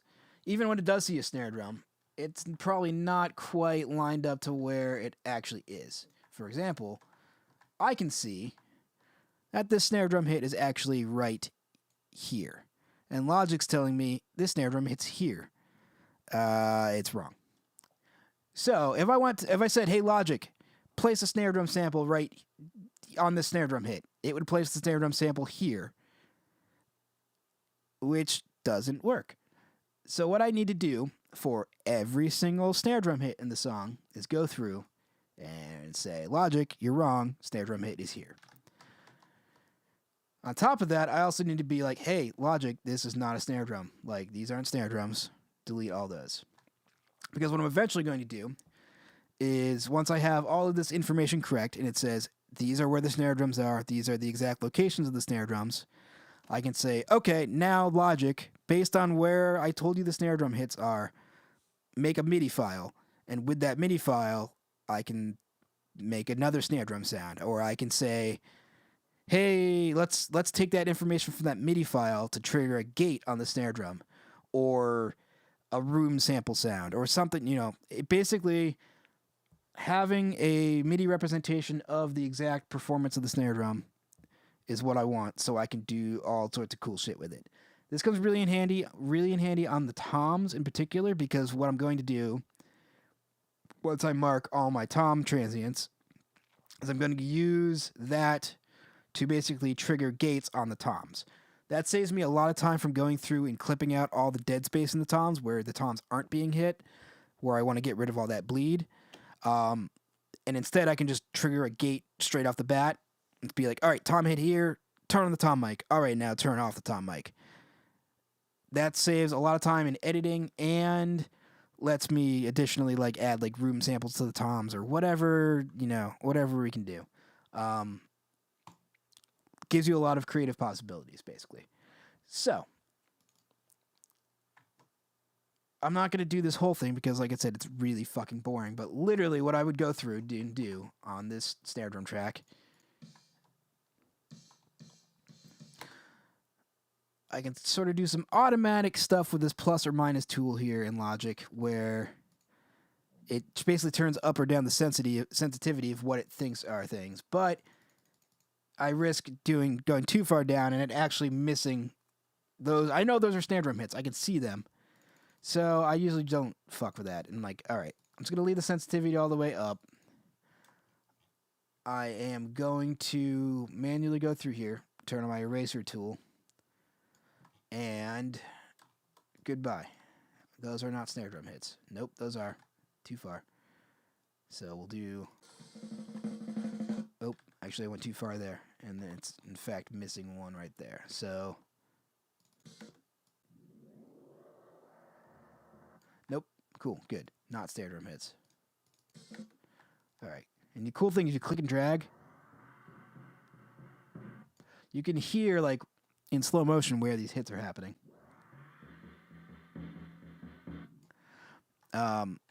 Which is nice if you really can't tell by visually exactly where it is. You can kind of line it up with that slow-mo thing. So, moving on.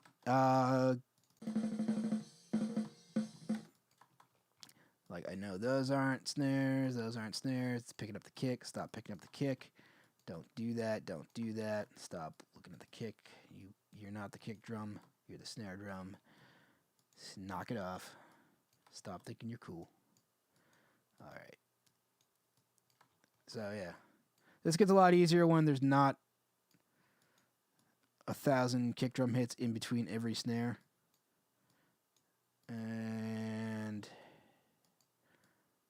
let's see. Like, those are toms. I know those aren't snares, but Logic can't tell. And once I get to this beat, this is a lot easier. I can just gone, gone, gone, gone, gone, gone.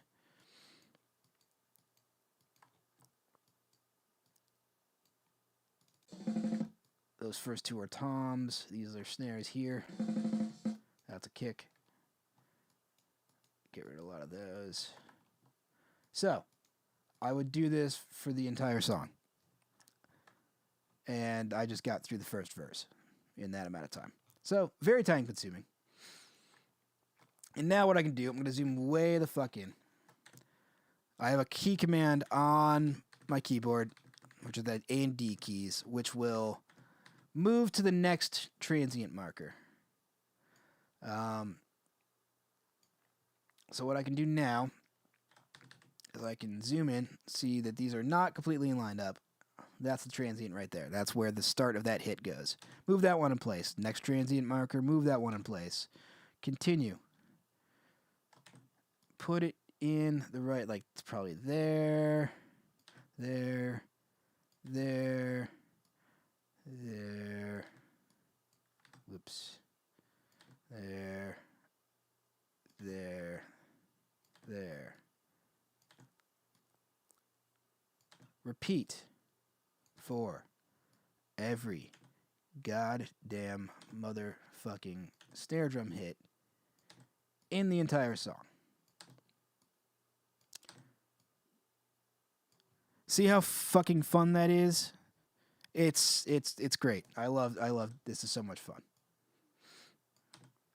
So this is where I usually throw on YouTube or Netflix and start watching episodes of whatever I'm into right now. Right now I'm finishing up Schitt's Creek, which is a wonderful show. I've also been watching this cool British show called Taskmaster. I think I've probably mentioned this on the Lich King podcast before. If you have not seen Taskmaster, it's one of the weirdest, most fun shows I've ever seen. Basically, you get it's a British TV show. They get 5 comedians to basically have a, series-long or season-long competition where they have to do dumb, weird menial tasks, and they're just competing to get points, or a trophy or whatever. There's no point to it. But the tasks are really weird things, like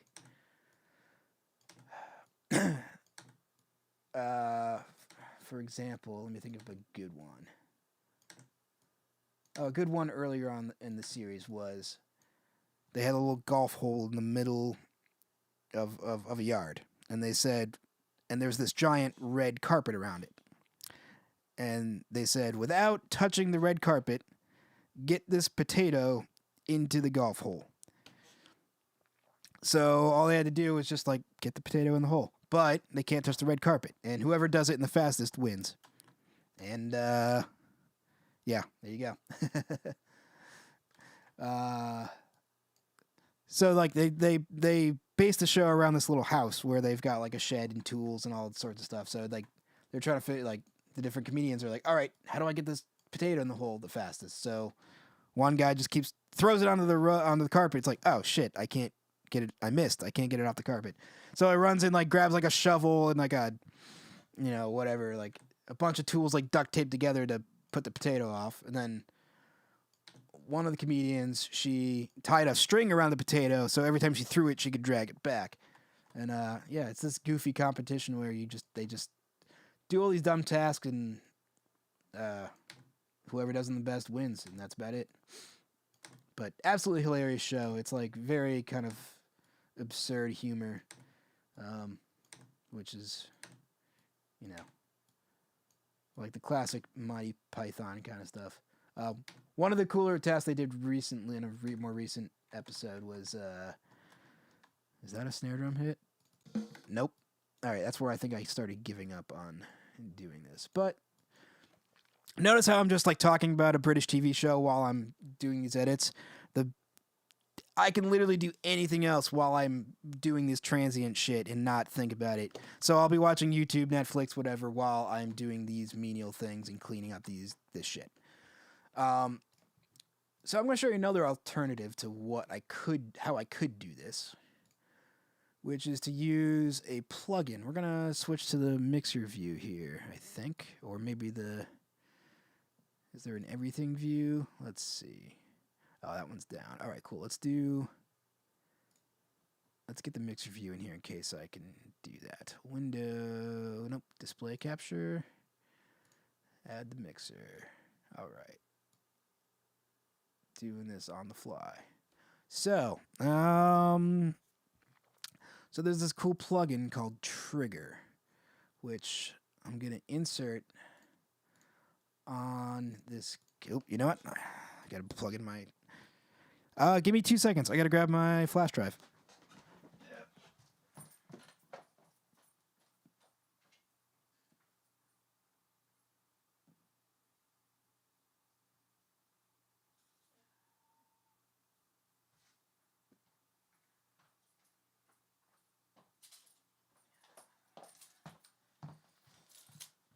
The old trusty iLock, which holds the license for this plugin so I can use it.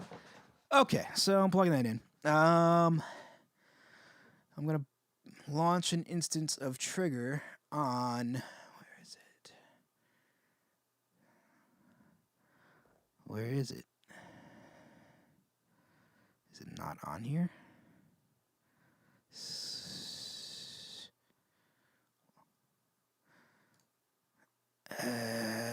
Excuse me? Let me check my... It's claiming it's not on here, but I think it's wrong. Gotta go to my plugin manager. Let's see what I got. Or I might just crash Logic. Who knows? Let's see what happens. Plugin manager, please. There we go.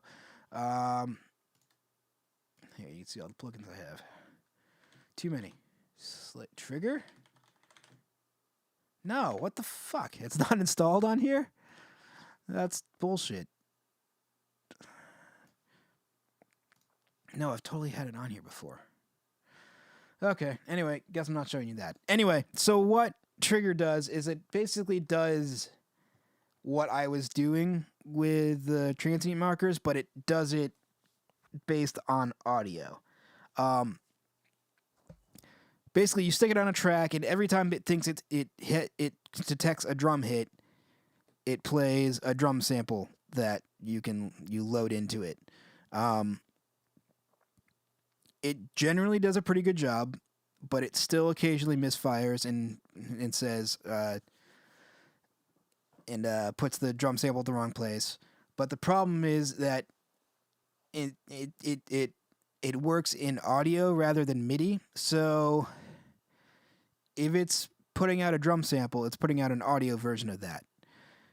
It's not giving me a MIDI note where I can adjust that MIDI note easily and say, no, this is where it is. It's giving me an audio file of the whole thing, but then I have to like splice up that audio file, move things around, and it's not really ideal. Trigger can output MIDI, but it generally does a shit job of it. So when I ultimately want MIDI, it Trigger's not the right thing, I don't think. But if my playing is clean enough, and if Trigger does a decent enough job picking up all these hits, there's some things I can do to improve how Trigger picks up these hits. It might be fine enough. Like whoever's doing in the mix phase, I would try to throw Trigger on it, see if it works, and I can blend in a drum sample along with it. It might be like the snare. It might actually be fine on the snare. The kick, it might be rough on toms. I try not to do samples on toms anyway, but I mean, the thing is, toms are easy enough because I'm hitting them so far. Like, look at all these kick hits. Like, there's 16 kick hits for every measure here. Whereas in the entire song, there's like, you can see where the tom hits are. There's none for 8 measures there. There's like 1 tom fill there. It's a lot easier to go through and mark the tom transients and output those to MIDI. Rather than and so maybe what I would do in a situation like this is I would just do the MIDI transient stuff on the tom tracks, and then I would throw trigger on the kick and snare and see how that works. Yeah. On that note, so my next step of the process would be to go through. If I wasn't doing the trigger, the MIDI stuff with the toms, what I would do, I'm going to ungroup all of these drum tracks for a second. I would actually go through, so I'm going to play a drum track without a gate on. You can hear what's going on here.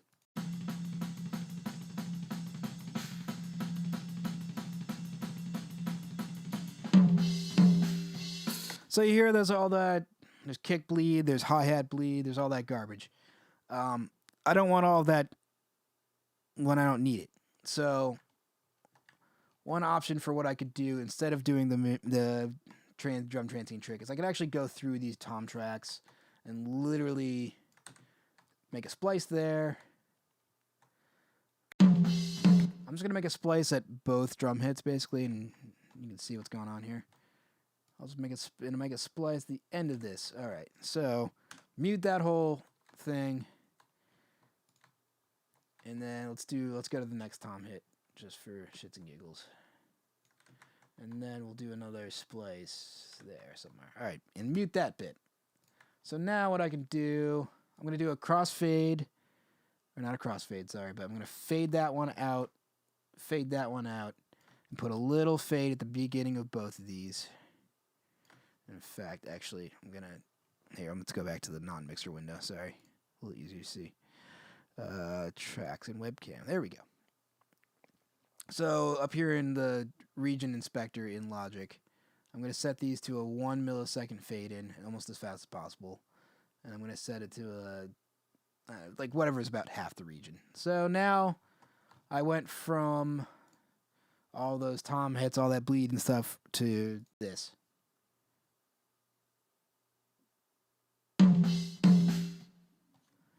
Just the tom hits. As opposed to all that shit. So, I could do that. Let's just for consistency's sake, let's finish this tom fill. We'll do one there. We'll do one there. We'll do that. We'll fade this in real quick. And then we'll mute the opposite sides of that. So now you got this for the toms.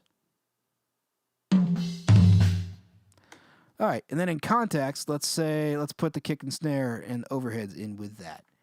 Now that we've got just the basically manually gated toms.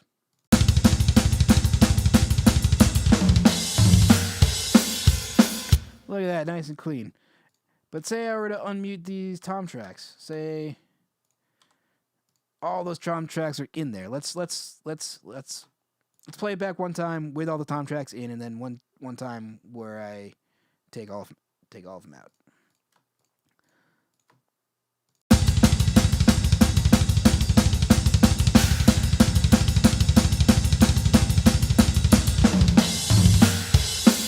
Now let's take them out.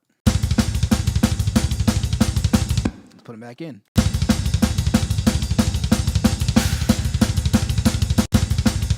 It's a very minute difference, but basically all of this shit, we're just going to solo the tom tracks.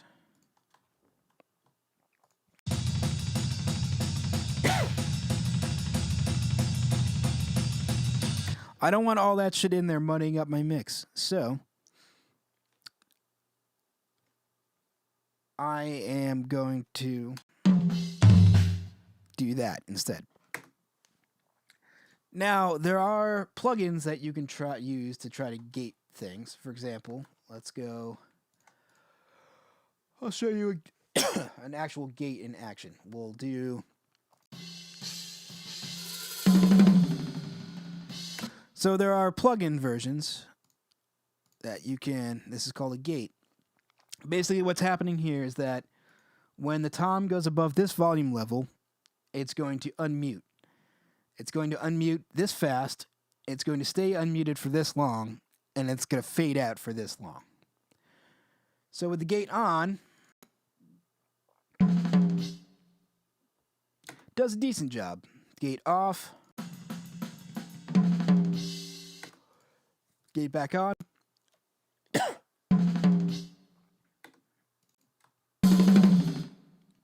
Now it does a decent job of picking up where the tom hits are. But say I had like one really quiet tom hit, or like it just didn't read that tom hit well enough, that tom's going to get cut off in the mix, and I don't really want that. But because the toms are so far and few in between the songs, I find it just as easy, rather than trying to dial in a gate to get every single tom hit to come through, I find it just as easy to just go through, make my little cuts, mute that, do this, mute it, split it, fade it. It basically achieves the same end result, but I have control over it as opposed to a plugin trying to take the audio and determine it from that. Sometimes even if I have the gate on, say here's what happens: I have the gate on, but the setting's too low, and something else comes through the gate, like.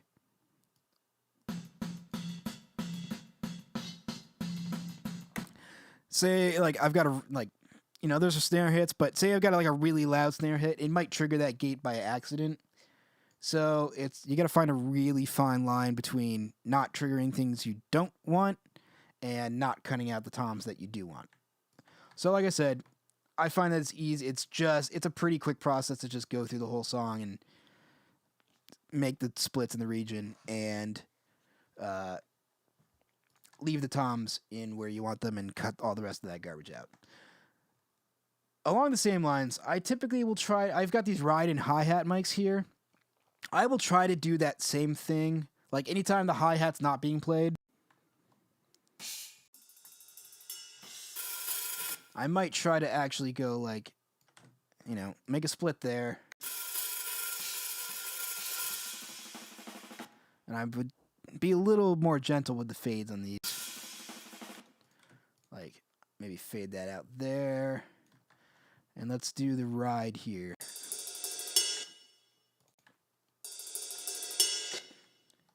Do a split there. Do another split here. Fade that out for a little bit. Alright, so similarly, since I've got the overheads already picking up a lot of stuff, I can kind of get away with this.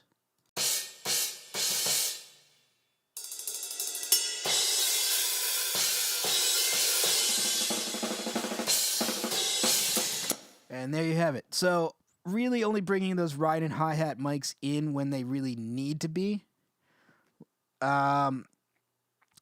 Because then it cuts out all of this shit that, right here, for example.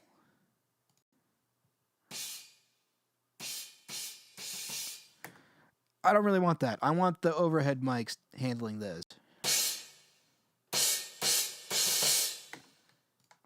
So I can cut those bits, really only bring in the ride and hat for where they need to be, and I would go through the entire song and do that similarly to the toms. So that would be the next step in my process. After that, after I've got all the transient markers for all the kicks and snares and toms, gated the toms out, unless I was doing the transient marker trick for those, clipped out all the bad stuff. At that point, it's basically, I would then, do the trims, at the beginning of the song, I'd group all the drum tracks back together, and then, do my cut, right there. I don't want me breathing or any, room noise coming in, so I'll just do the quick little fade in there. Boom, start of song, it's there. And at that point, it's basically mix ready. If I'm mixing this myself, I'd start mixing. If I'm sending this to somebody else to mix, or as this track, I am sending to um, other people to track bass and guitars to, I would either bounce out if I'm sending it to other people to track to, I'd just give them like a a bounce of this mix as I have it right now, and that's good enough for them to start tracking. Um, if I'm sending to somebody else to mix, what I would do is probably turn off all of my plugins unless they requested that I leave the EQ on. I would basically give them the raw audio files as they were recorded so they could make their own mix decisions. And I would bounce out each track individually. So I would have my nicely, fully edited, all the dead space cut out of the things we don't want. I'd have and then they have all the individual drum tracks for kick, in, out, snare, top, bottom, tom, all four toms, overheads, ride, hat, 2 room mics. And then from there, they can basically they have those files ready to go. They can start mixing. My editing job is complete. And that about does it. So I'm not going to make you guys sit through all the boring ass splicing and transient marker stuff. Like I said, that's something that I literally try to zone out as much as possible. Think about anything else in the world than me hitting the A and D keys and scrolling through and moving markers. That's pretty much it. The only other thing I might do, and I'll probably do it in a little bit on my own. I'm actually probably going to go back in there and I'm going to record a couple of my own drum samples. I'm going to go back in there. I'm going to hit a bunch of kicks, a bunch of snares. I don't think I really need toms. I think I just want kicks and snares. But what I can do from there is I can use those individual, like, nice, clean, strong hits, and I can layer some of them on top of the drum hits I already have. And that will kind of reinforce the strength of the hits. Say if I have any weak kick hits or weak snare hits, it'll just help fill out the sound a little bit more. So yeah, I'm probably gonna go back in there, record some quick drum samples, just do that, like throw this at the end of the session somewhere. Then I can splice those up and use them in Trigger or with MIDI instruments. Basically make a MIDI version of my own kit with my own hits and help reinforce the drums a little bit. Oh, it's been a long fucking day. Well, we got started at like 2 o'clock and it's 9:30 now, so 7.5 hours plus a little break in there. And that's with the shortcut version of just the basic things here. Yeah. So I'm hanging out here now. If anybody's got any questions, any comments, anything you want me to show you, anything you want to know about, if you want me to show you some of the gear at the studio, you want me to show you the space,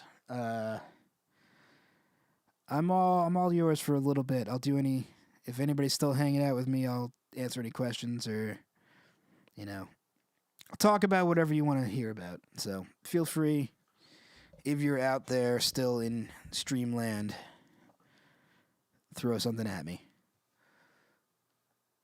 Otherwise, I'm going to go through and going to revert to my flexed drums and yeah, that's pretty much it. Yeah, dude, it's 2:26 in the UK. Can you show us the studio a full tour? Yeah, let me try to do this. There's not... Hold on, I might be able to drag you guys around with my phone camera. I think I can make it happen. Fucking Red Sox, get your shit together. Okay. Let me turn this camera on. Phone camera, here we go. Let's do the... Hey, look at that. Cool. All right, so here's where I'm at right now. I've got This is the control room. Ooh, Johnny Mac, that's a good one. Let me think about that while I'm doing this. Here's the control room. I've got my two big ass screens up here. The computer, the keys, my drink, my water, my gaff tape, iPad. But this is the control room. We basically got, couch, seating area back there, acoustic treatment on the ceiling, on the walls. Gear wise, we've got, this is kind of the heart of the setup right here, is our Orion, made by Antelope. It's our ADD converter, which takes all of our analog signals in through Thunderbolt to the computer, and that's how it gets into Logic. The way we've got this run is that over here is all of our preamps, our mic preamps. These are basically what take a microphone, much like a guitar goes through an amplifier to make a loud signal.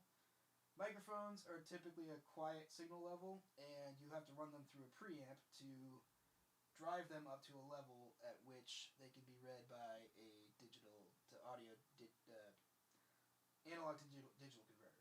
So these are all of our preamps.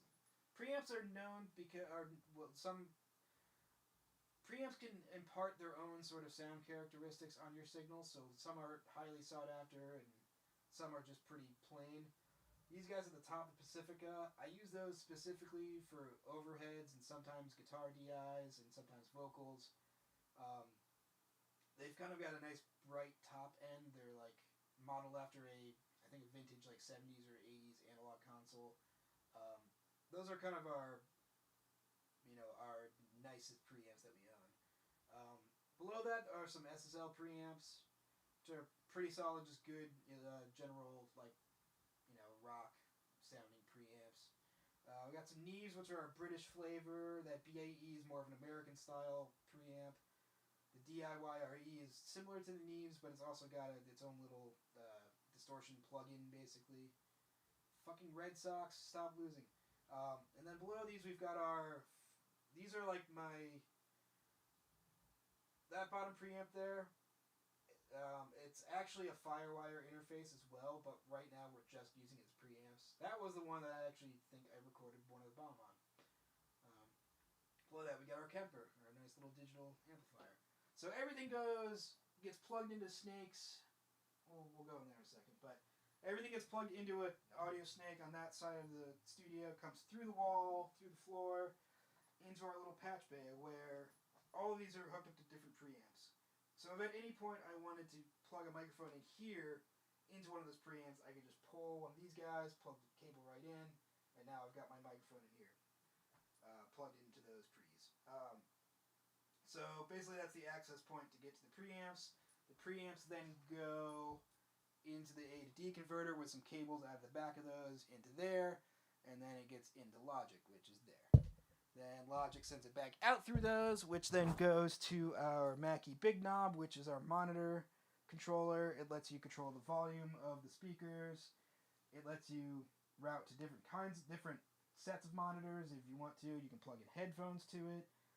And you can also listen to the computer, to an iPod, to a record player.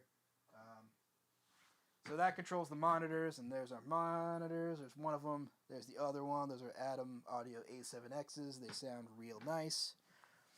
And that's most of what goes on in the control room here. We're currently under construction. I'll show you the little tour here. But this is currently just holding a electronic drum set. But I'm going to put up these acoustic panels eventually. We just painted this room nice and purple. But this can be our vocal booth. If we've got like a full band in here and we got the drums in the control room, we can put the vocalist in this room in the little behind the curtain here. And then we've also just basically finished up another room, very echoey right now because there's no acoustic treatment in here, but just finished painting, as you can see. So here's that light bulb needs to fucking knock it up. So this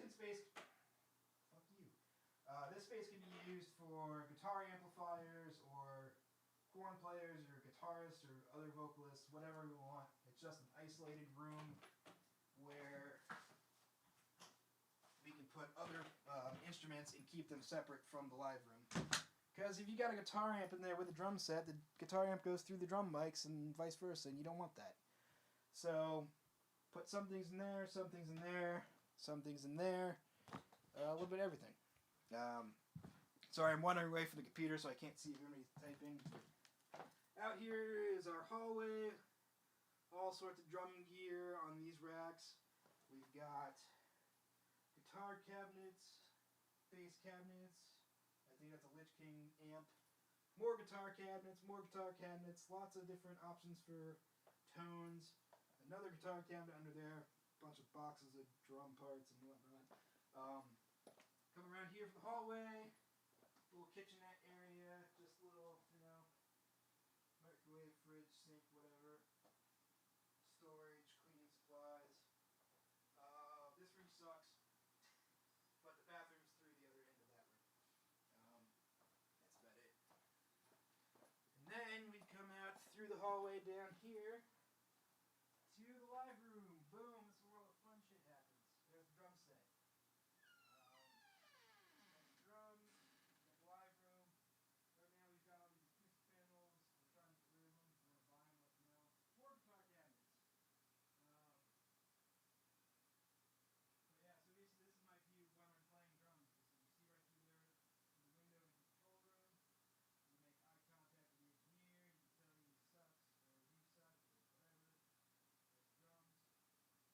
tell him he sucks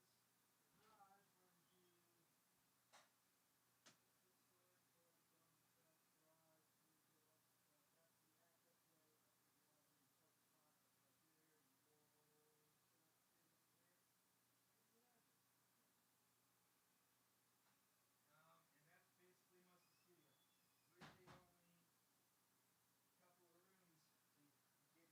Behind here is the garage where we do So me and Anthony, my business partner, we rent the space, we bring in clients, we do... Oh, you can't hear me. Shit. Hold on. Fuck. Oh, this is supposed to have a fucking microphone on it. My bad. Yeah, I don't know. They were supposed to be on the microphone on the phone, but I don't think it was coming through, so that sucks. Sorry. You got most of the view of the studio, though, so you know what? Deal with it. All right. I wish I had a microphone to carry around with me like that. I don't know if I can do... Hold on.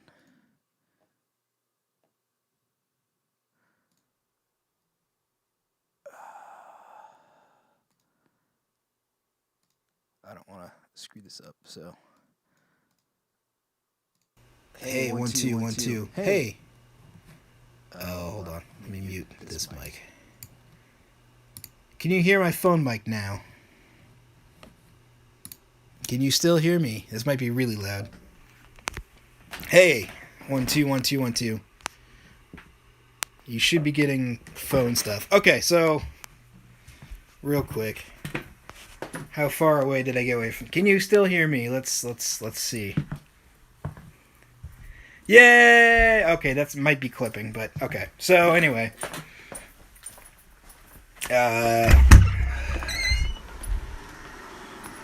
live room, drums, whatever, easy. From the drum view, you see through to the control room. All is good. There you go. Behind here is the garage. Garage leads out to the outside. Outside, roll the drums up. Or guitar amps or whatever, right into the live room. Boom. Set the drums up here. Track the drums. Look at the engineer while you play drums. What else? Just the hallway with all of our drum gear.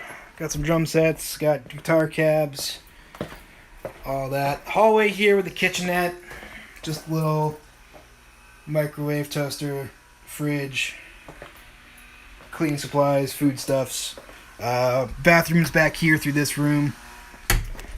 that's most of the studio. There's really not much to it. The front door is through here, but it's just storage and cleaning supplies, and the real bread and butter is on the inside here, and that's about that.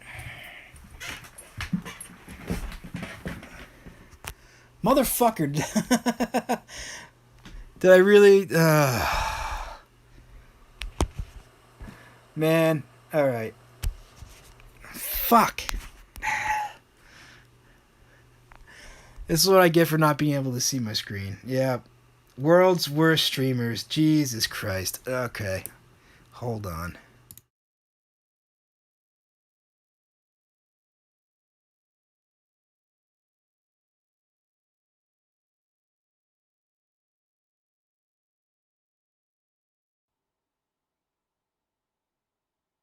Stupid Brian. Okay. Now we've got the camera view and my audio. We good? Can you hear me and see me? I'm so sorry. This I was not expecting to walk around with this microphone on the fly. Third tries the charm. Control room. Boom. All the good stuff. I think you might have been able to hear me about the vocal booth, which is in under construction, just needs acoustic treatment. The other ISO closet we're working on, right here, this room for guitar cabs, vocalists, whoever needs to be away from the drums or other instruments in the live room. Hopefully this Wi-Fi doesn't shit out on me. Nope. Hallway. Nope, that fell over. Hallway with all the drums. There you go. Drum parts, drum gear. Live room. Live room, the drums. View from the drums into the control room, so you can see the engineer and vice versa. Garage where you load stuff in. Outside, up the ramp, into the live room. Pretty straightforward. And then back through the hallway. Guitar cabs in here as well. Control room on the right. Around here, got a little kitchenette. Foods, drinks, cleaning stuff. Through here is the lounge, the shit room, with the bathroom in the corner there. But that is basically the entire studio. There's really not much else to it other than that. Just a couple of rooms to get stuff done, and we make it happen. Alright, there's your official tour. Third tries the charm. Hopefully I didn't fuck that one up. Sorry. No view right now. I gotta fix my mic stand.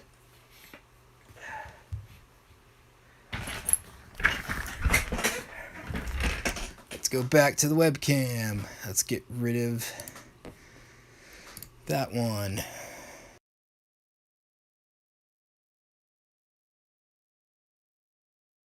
Hey, I'm back here. Cool. Studio tour. That's most of it. All right. How's everybody doing?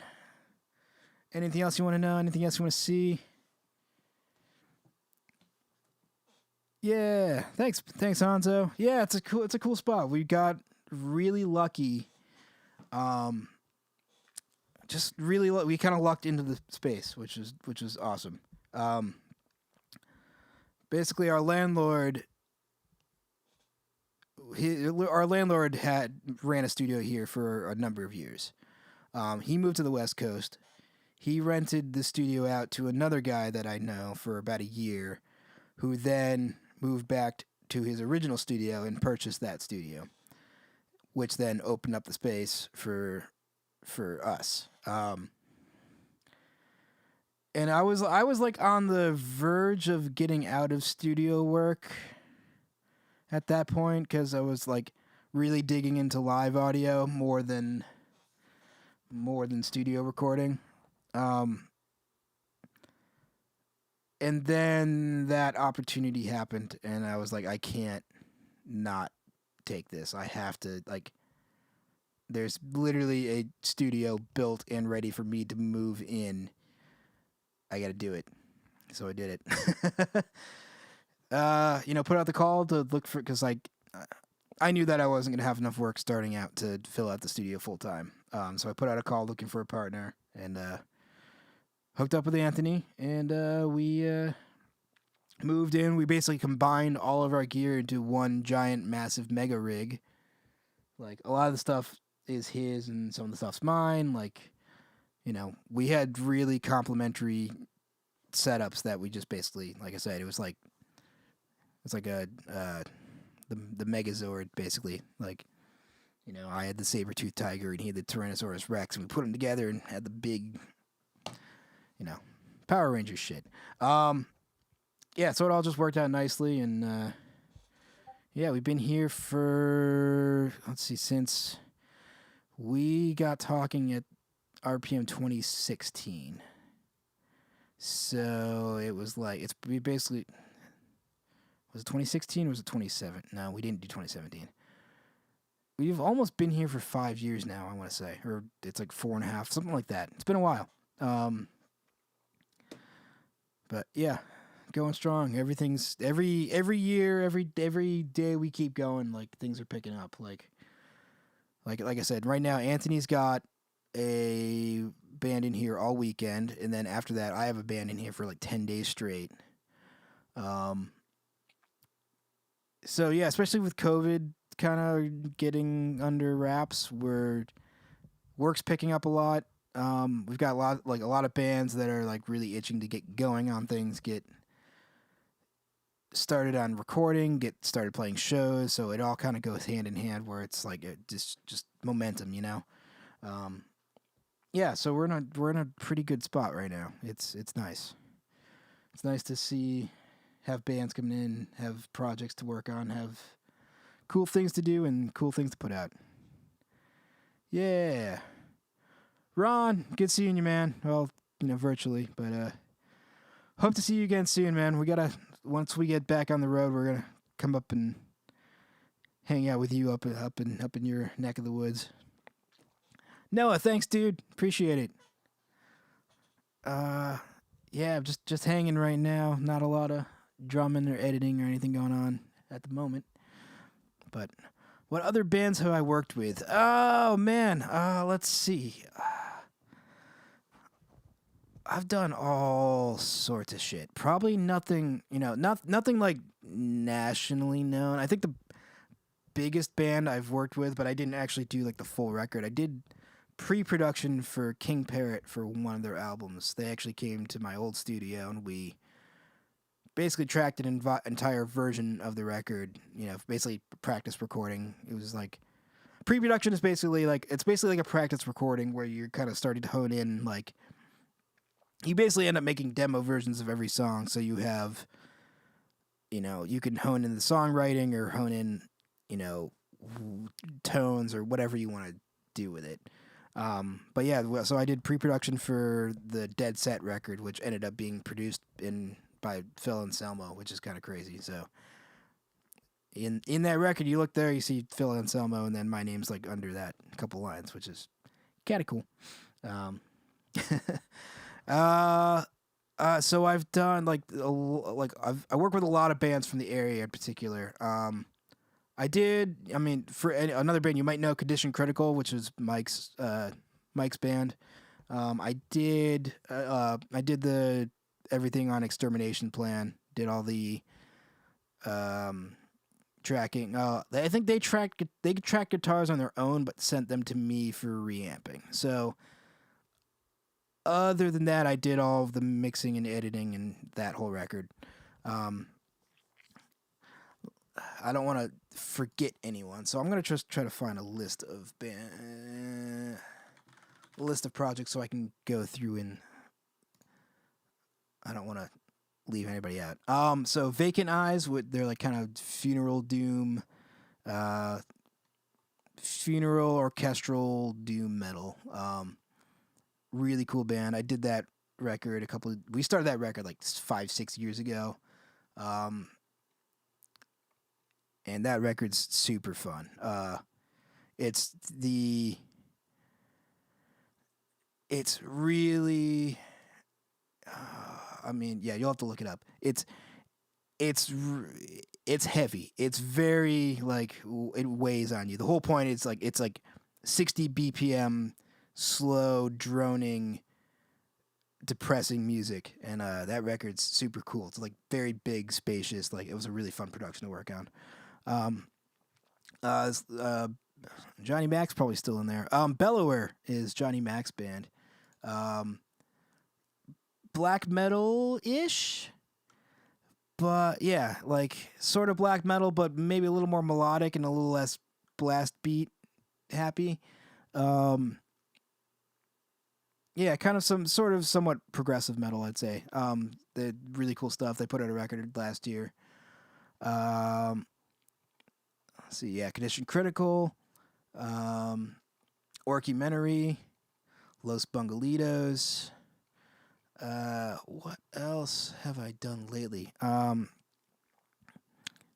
yes, the 2020 album, the Dim Light of Introversion. Although I also did Vacant Eyes' EP that they put out in like what 2015, 2014, sometime around there. But yeah, that Vacant Eyes record's just like, oh. What else have I done? I've done a bunch of stuff lately that is like, there's so much stuff that hasn't even come out that I'm still like in the works. Barishi is another band. They're on Season of Mist.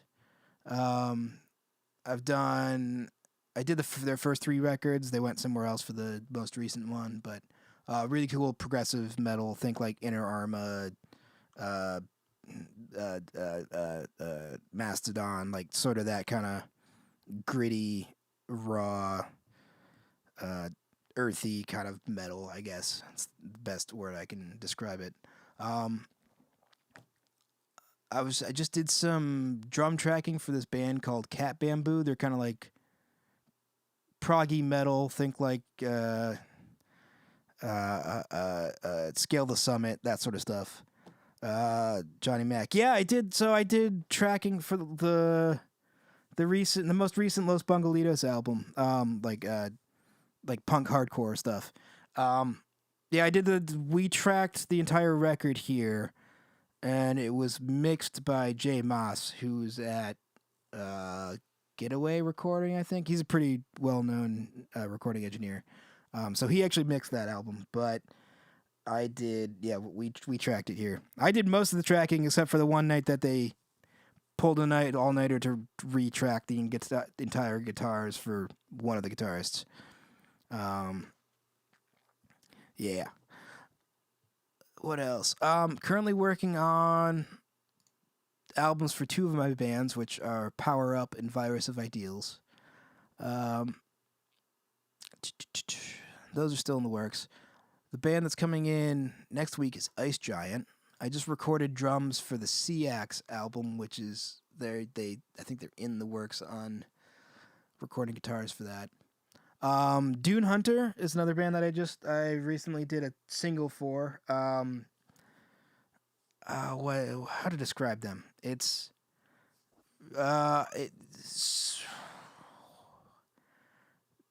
really hard to put a finger on their sound because it's like 80s inspired. Like think The Cure meets synthwave meets really trippy pop music. Like it's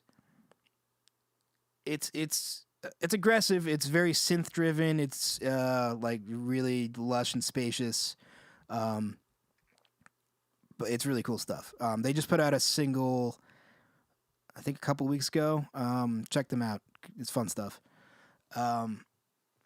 What else have I done? My God. I'm drawing a blank. I just have too many projects in my head, too many things I've either worked on or whatever. Obviously, all the Lich King stuff after World Gone Dead and onward. Let me actually just look through my Google Drive. Maybe that'll help me figure out what are other things I've worked on. Oh, I tracked an album for a ska band called Crash the Owl Party. They're mixing that elsewhere, but they did all the tracking in studio. Basically, all of it live, which was pretty nuts. Like all the guitars, all the drums are all in the live room together. Um, oh, hey, Thunder Forge. Hey, Johnny Mac, how's that album coming? We tracked the drums for the Thunder Forge album 2.5 years ago. Don't know what's going on with that. Maybe that'll be out at some point. Writing in the Skies, who shares a drummer with Cat Bamboo, we tracked drums for their album in October of 2019. That's somewhere at some point. Don't know. Recorded drums for a metal band called Screams of Hakamak, very like Children of Bodom-esque. We tracked the drums here, but they, again, recorded elsewhere and mixed elsewhere. So we end up doing a lot of projects here where we just track drums. And that's because a lot of these days, you can do a lot of guitar, bass, vocal production on your own. More bands are utilizing home studios to save themselves time and money to do that.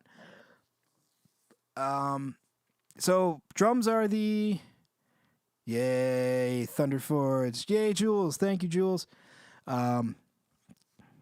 If you're at all familiar with like the YouTube guitar scene, Family Jules is the guitarist for Thunder Forge. You can see him on YouTube. And you can hear a Thunder Forge album eventually. Goblet. Oh yeah, there's more thrash albums. We did Goblet's record came out maybe a year ago at this point.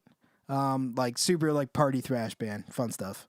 But also like some death metal tinges and blasts to them. So they're fucking weird, but they're super fun and a really great live band. Carnivora. Yeah, I forgot. They just put out more singles. I forgot about that. Carnivora. How do I describe Carnivora? They're like, not groove metal, not metalcore, not like, it's, because both those terms have negative connotations and that's stupid. But they're just like pretty, just solid heavy metal. But they track drums for the album here. The album was produced by Matt, who's the guitarist for Shadows Fall. And it was mixed by Zeus, who is another pretty well known, I think he mixed like The Art of Partying. Like he's done a lot of well known metal records. So he ended up mixing that, but same thing. I just recorded drums, sent that off. They recorded guitars and bass and vocals on their own, and then sent it to somebody else to mix. So it's a recurring trend. But yeah, that's a good overview of a lot of the stuff I've worked on. And there's always more to come. There's always like little one-off projects that pop in. Like, I did like a single for a acoustic singer-songwriter. Like that stuff turns up every now and then where it's like, show up, set up some microphones, track your song. Like a little one day in and out thing. Not a big production, but just a pretty easy going little one-off project. So there's been plenty of those over the years that aren't necessarily a full band or a large scale production, but just something nice and easy and simple. Yeah, and then beyond that, I'm trying to think if there's anything else I'm missing of note. I'm sure there probably is. I never can remember. Yeah, I'd put Carnivora in whatever. Yeah, that's a pretty apt comparison. Carnivora, similar to Gojira. Yeah, like Gojira, but a less technical Gojira and a more melodic Gojira. Like their new stuff is a lot of melodic vocals, which is super fucking rad. New vocalist.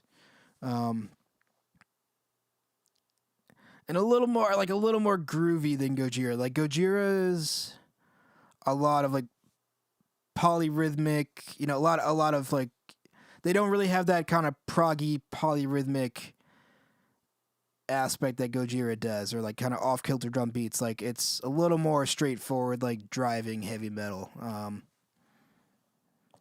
Yeah. But that's not a bad comparison. Good call, Johnny Mac. Johnny Mac, you're like a goddamn walking. I've told you this before. You're like a walking encyclopedia of metal. Like, you just know every band and what everything sounds like, and I don't. Oh, I should do I should not do any more thrash bands. Wait, you mean record a band called Thrashosaurus Hex, or I should start one? Because I don't need to be in another thrash band. I got my hands full of Lich King. That's enough for me. I just like riffs, dude. Good man. We should all love riffs. All right. It's almost 10 o'clock. I've had a long day. I probably still have to record some drum samples and tear all this shit down. And then I gotta spend the weekend or tomorrow, like, or tonight probably. I'll just go home and finalize the edits on this. And then I've got the weekend to prepare for some recordings on Monday. So, on that note, it's been real, everybody. If you got any last second things you want to know, want to talk about, you got 2 minutes out of me. And if not, I'm going to prepare to sign off here. It's been a very successful Megastream, 8 hours long. Few breaks, just going at it 8 hours straight, full day. Yes, start a band. It don't have to be specific. Yeah, but it's got thrash in the name. It has to be a thrash band if it's called Thrashosaurus. Like, I can't not be a thrash band. Oh man. Yeah. All right. Cool, everybody. It's been awesome. If you do want, I think this stream will be archived on YouTube, Twitch, Facebook. So if you do want to see anything from the start, go back to the beginning. Or if you missed any of it, once I shut this stream down, you should be able to go see what the hell we did today. Yeah. Be on the lookout for the final version of this song before 1 month's time, because it's got to get done for this competition, and maybe we'll win, maybe we won't. Who cares? It's been fun. It's an experience trying to learn and write and record a song in basically under 2 or 3 days' time. So always got to tackle new projects and new things. Keep your mind fresh. Keep your always try new shit, you know?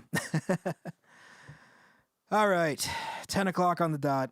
Thank you, everybody. It's been awesome. I'm going to sign off now. Again, go to patreon.com/LichKingMetal. Throw Lich King a couple bucks a month to help keep the band going. Join our Discord at discord.lichkingmetal.com.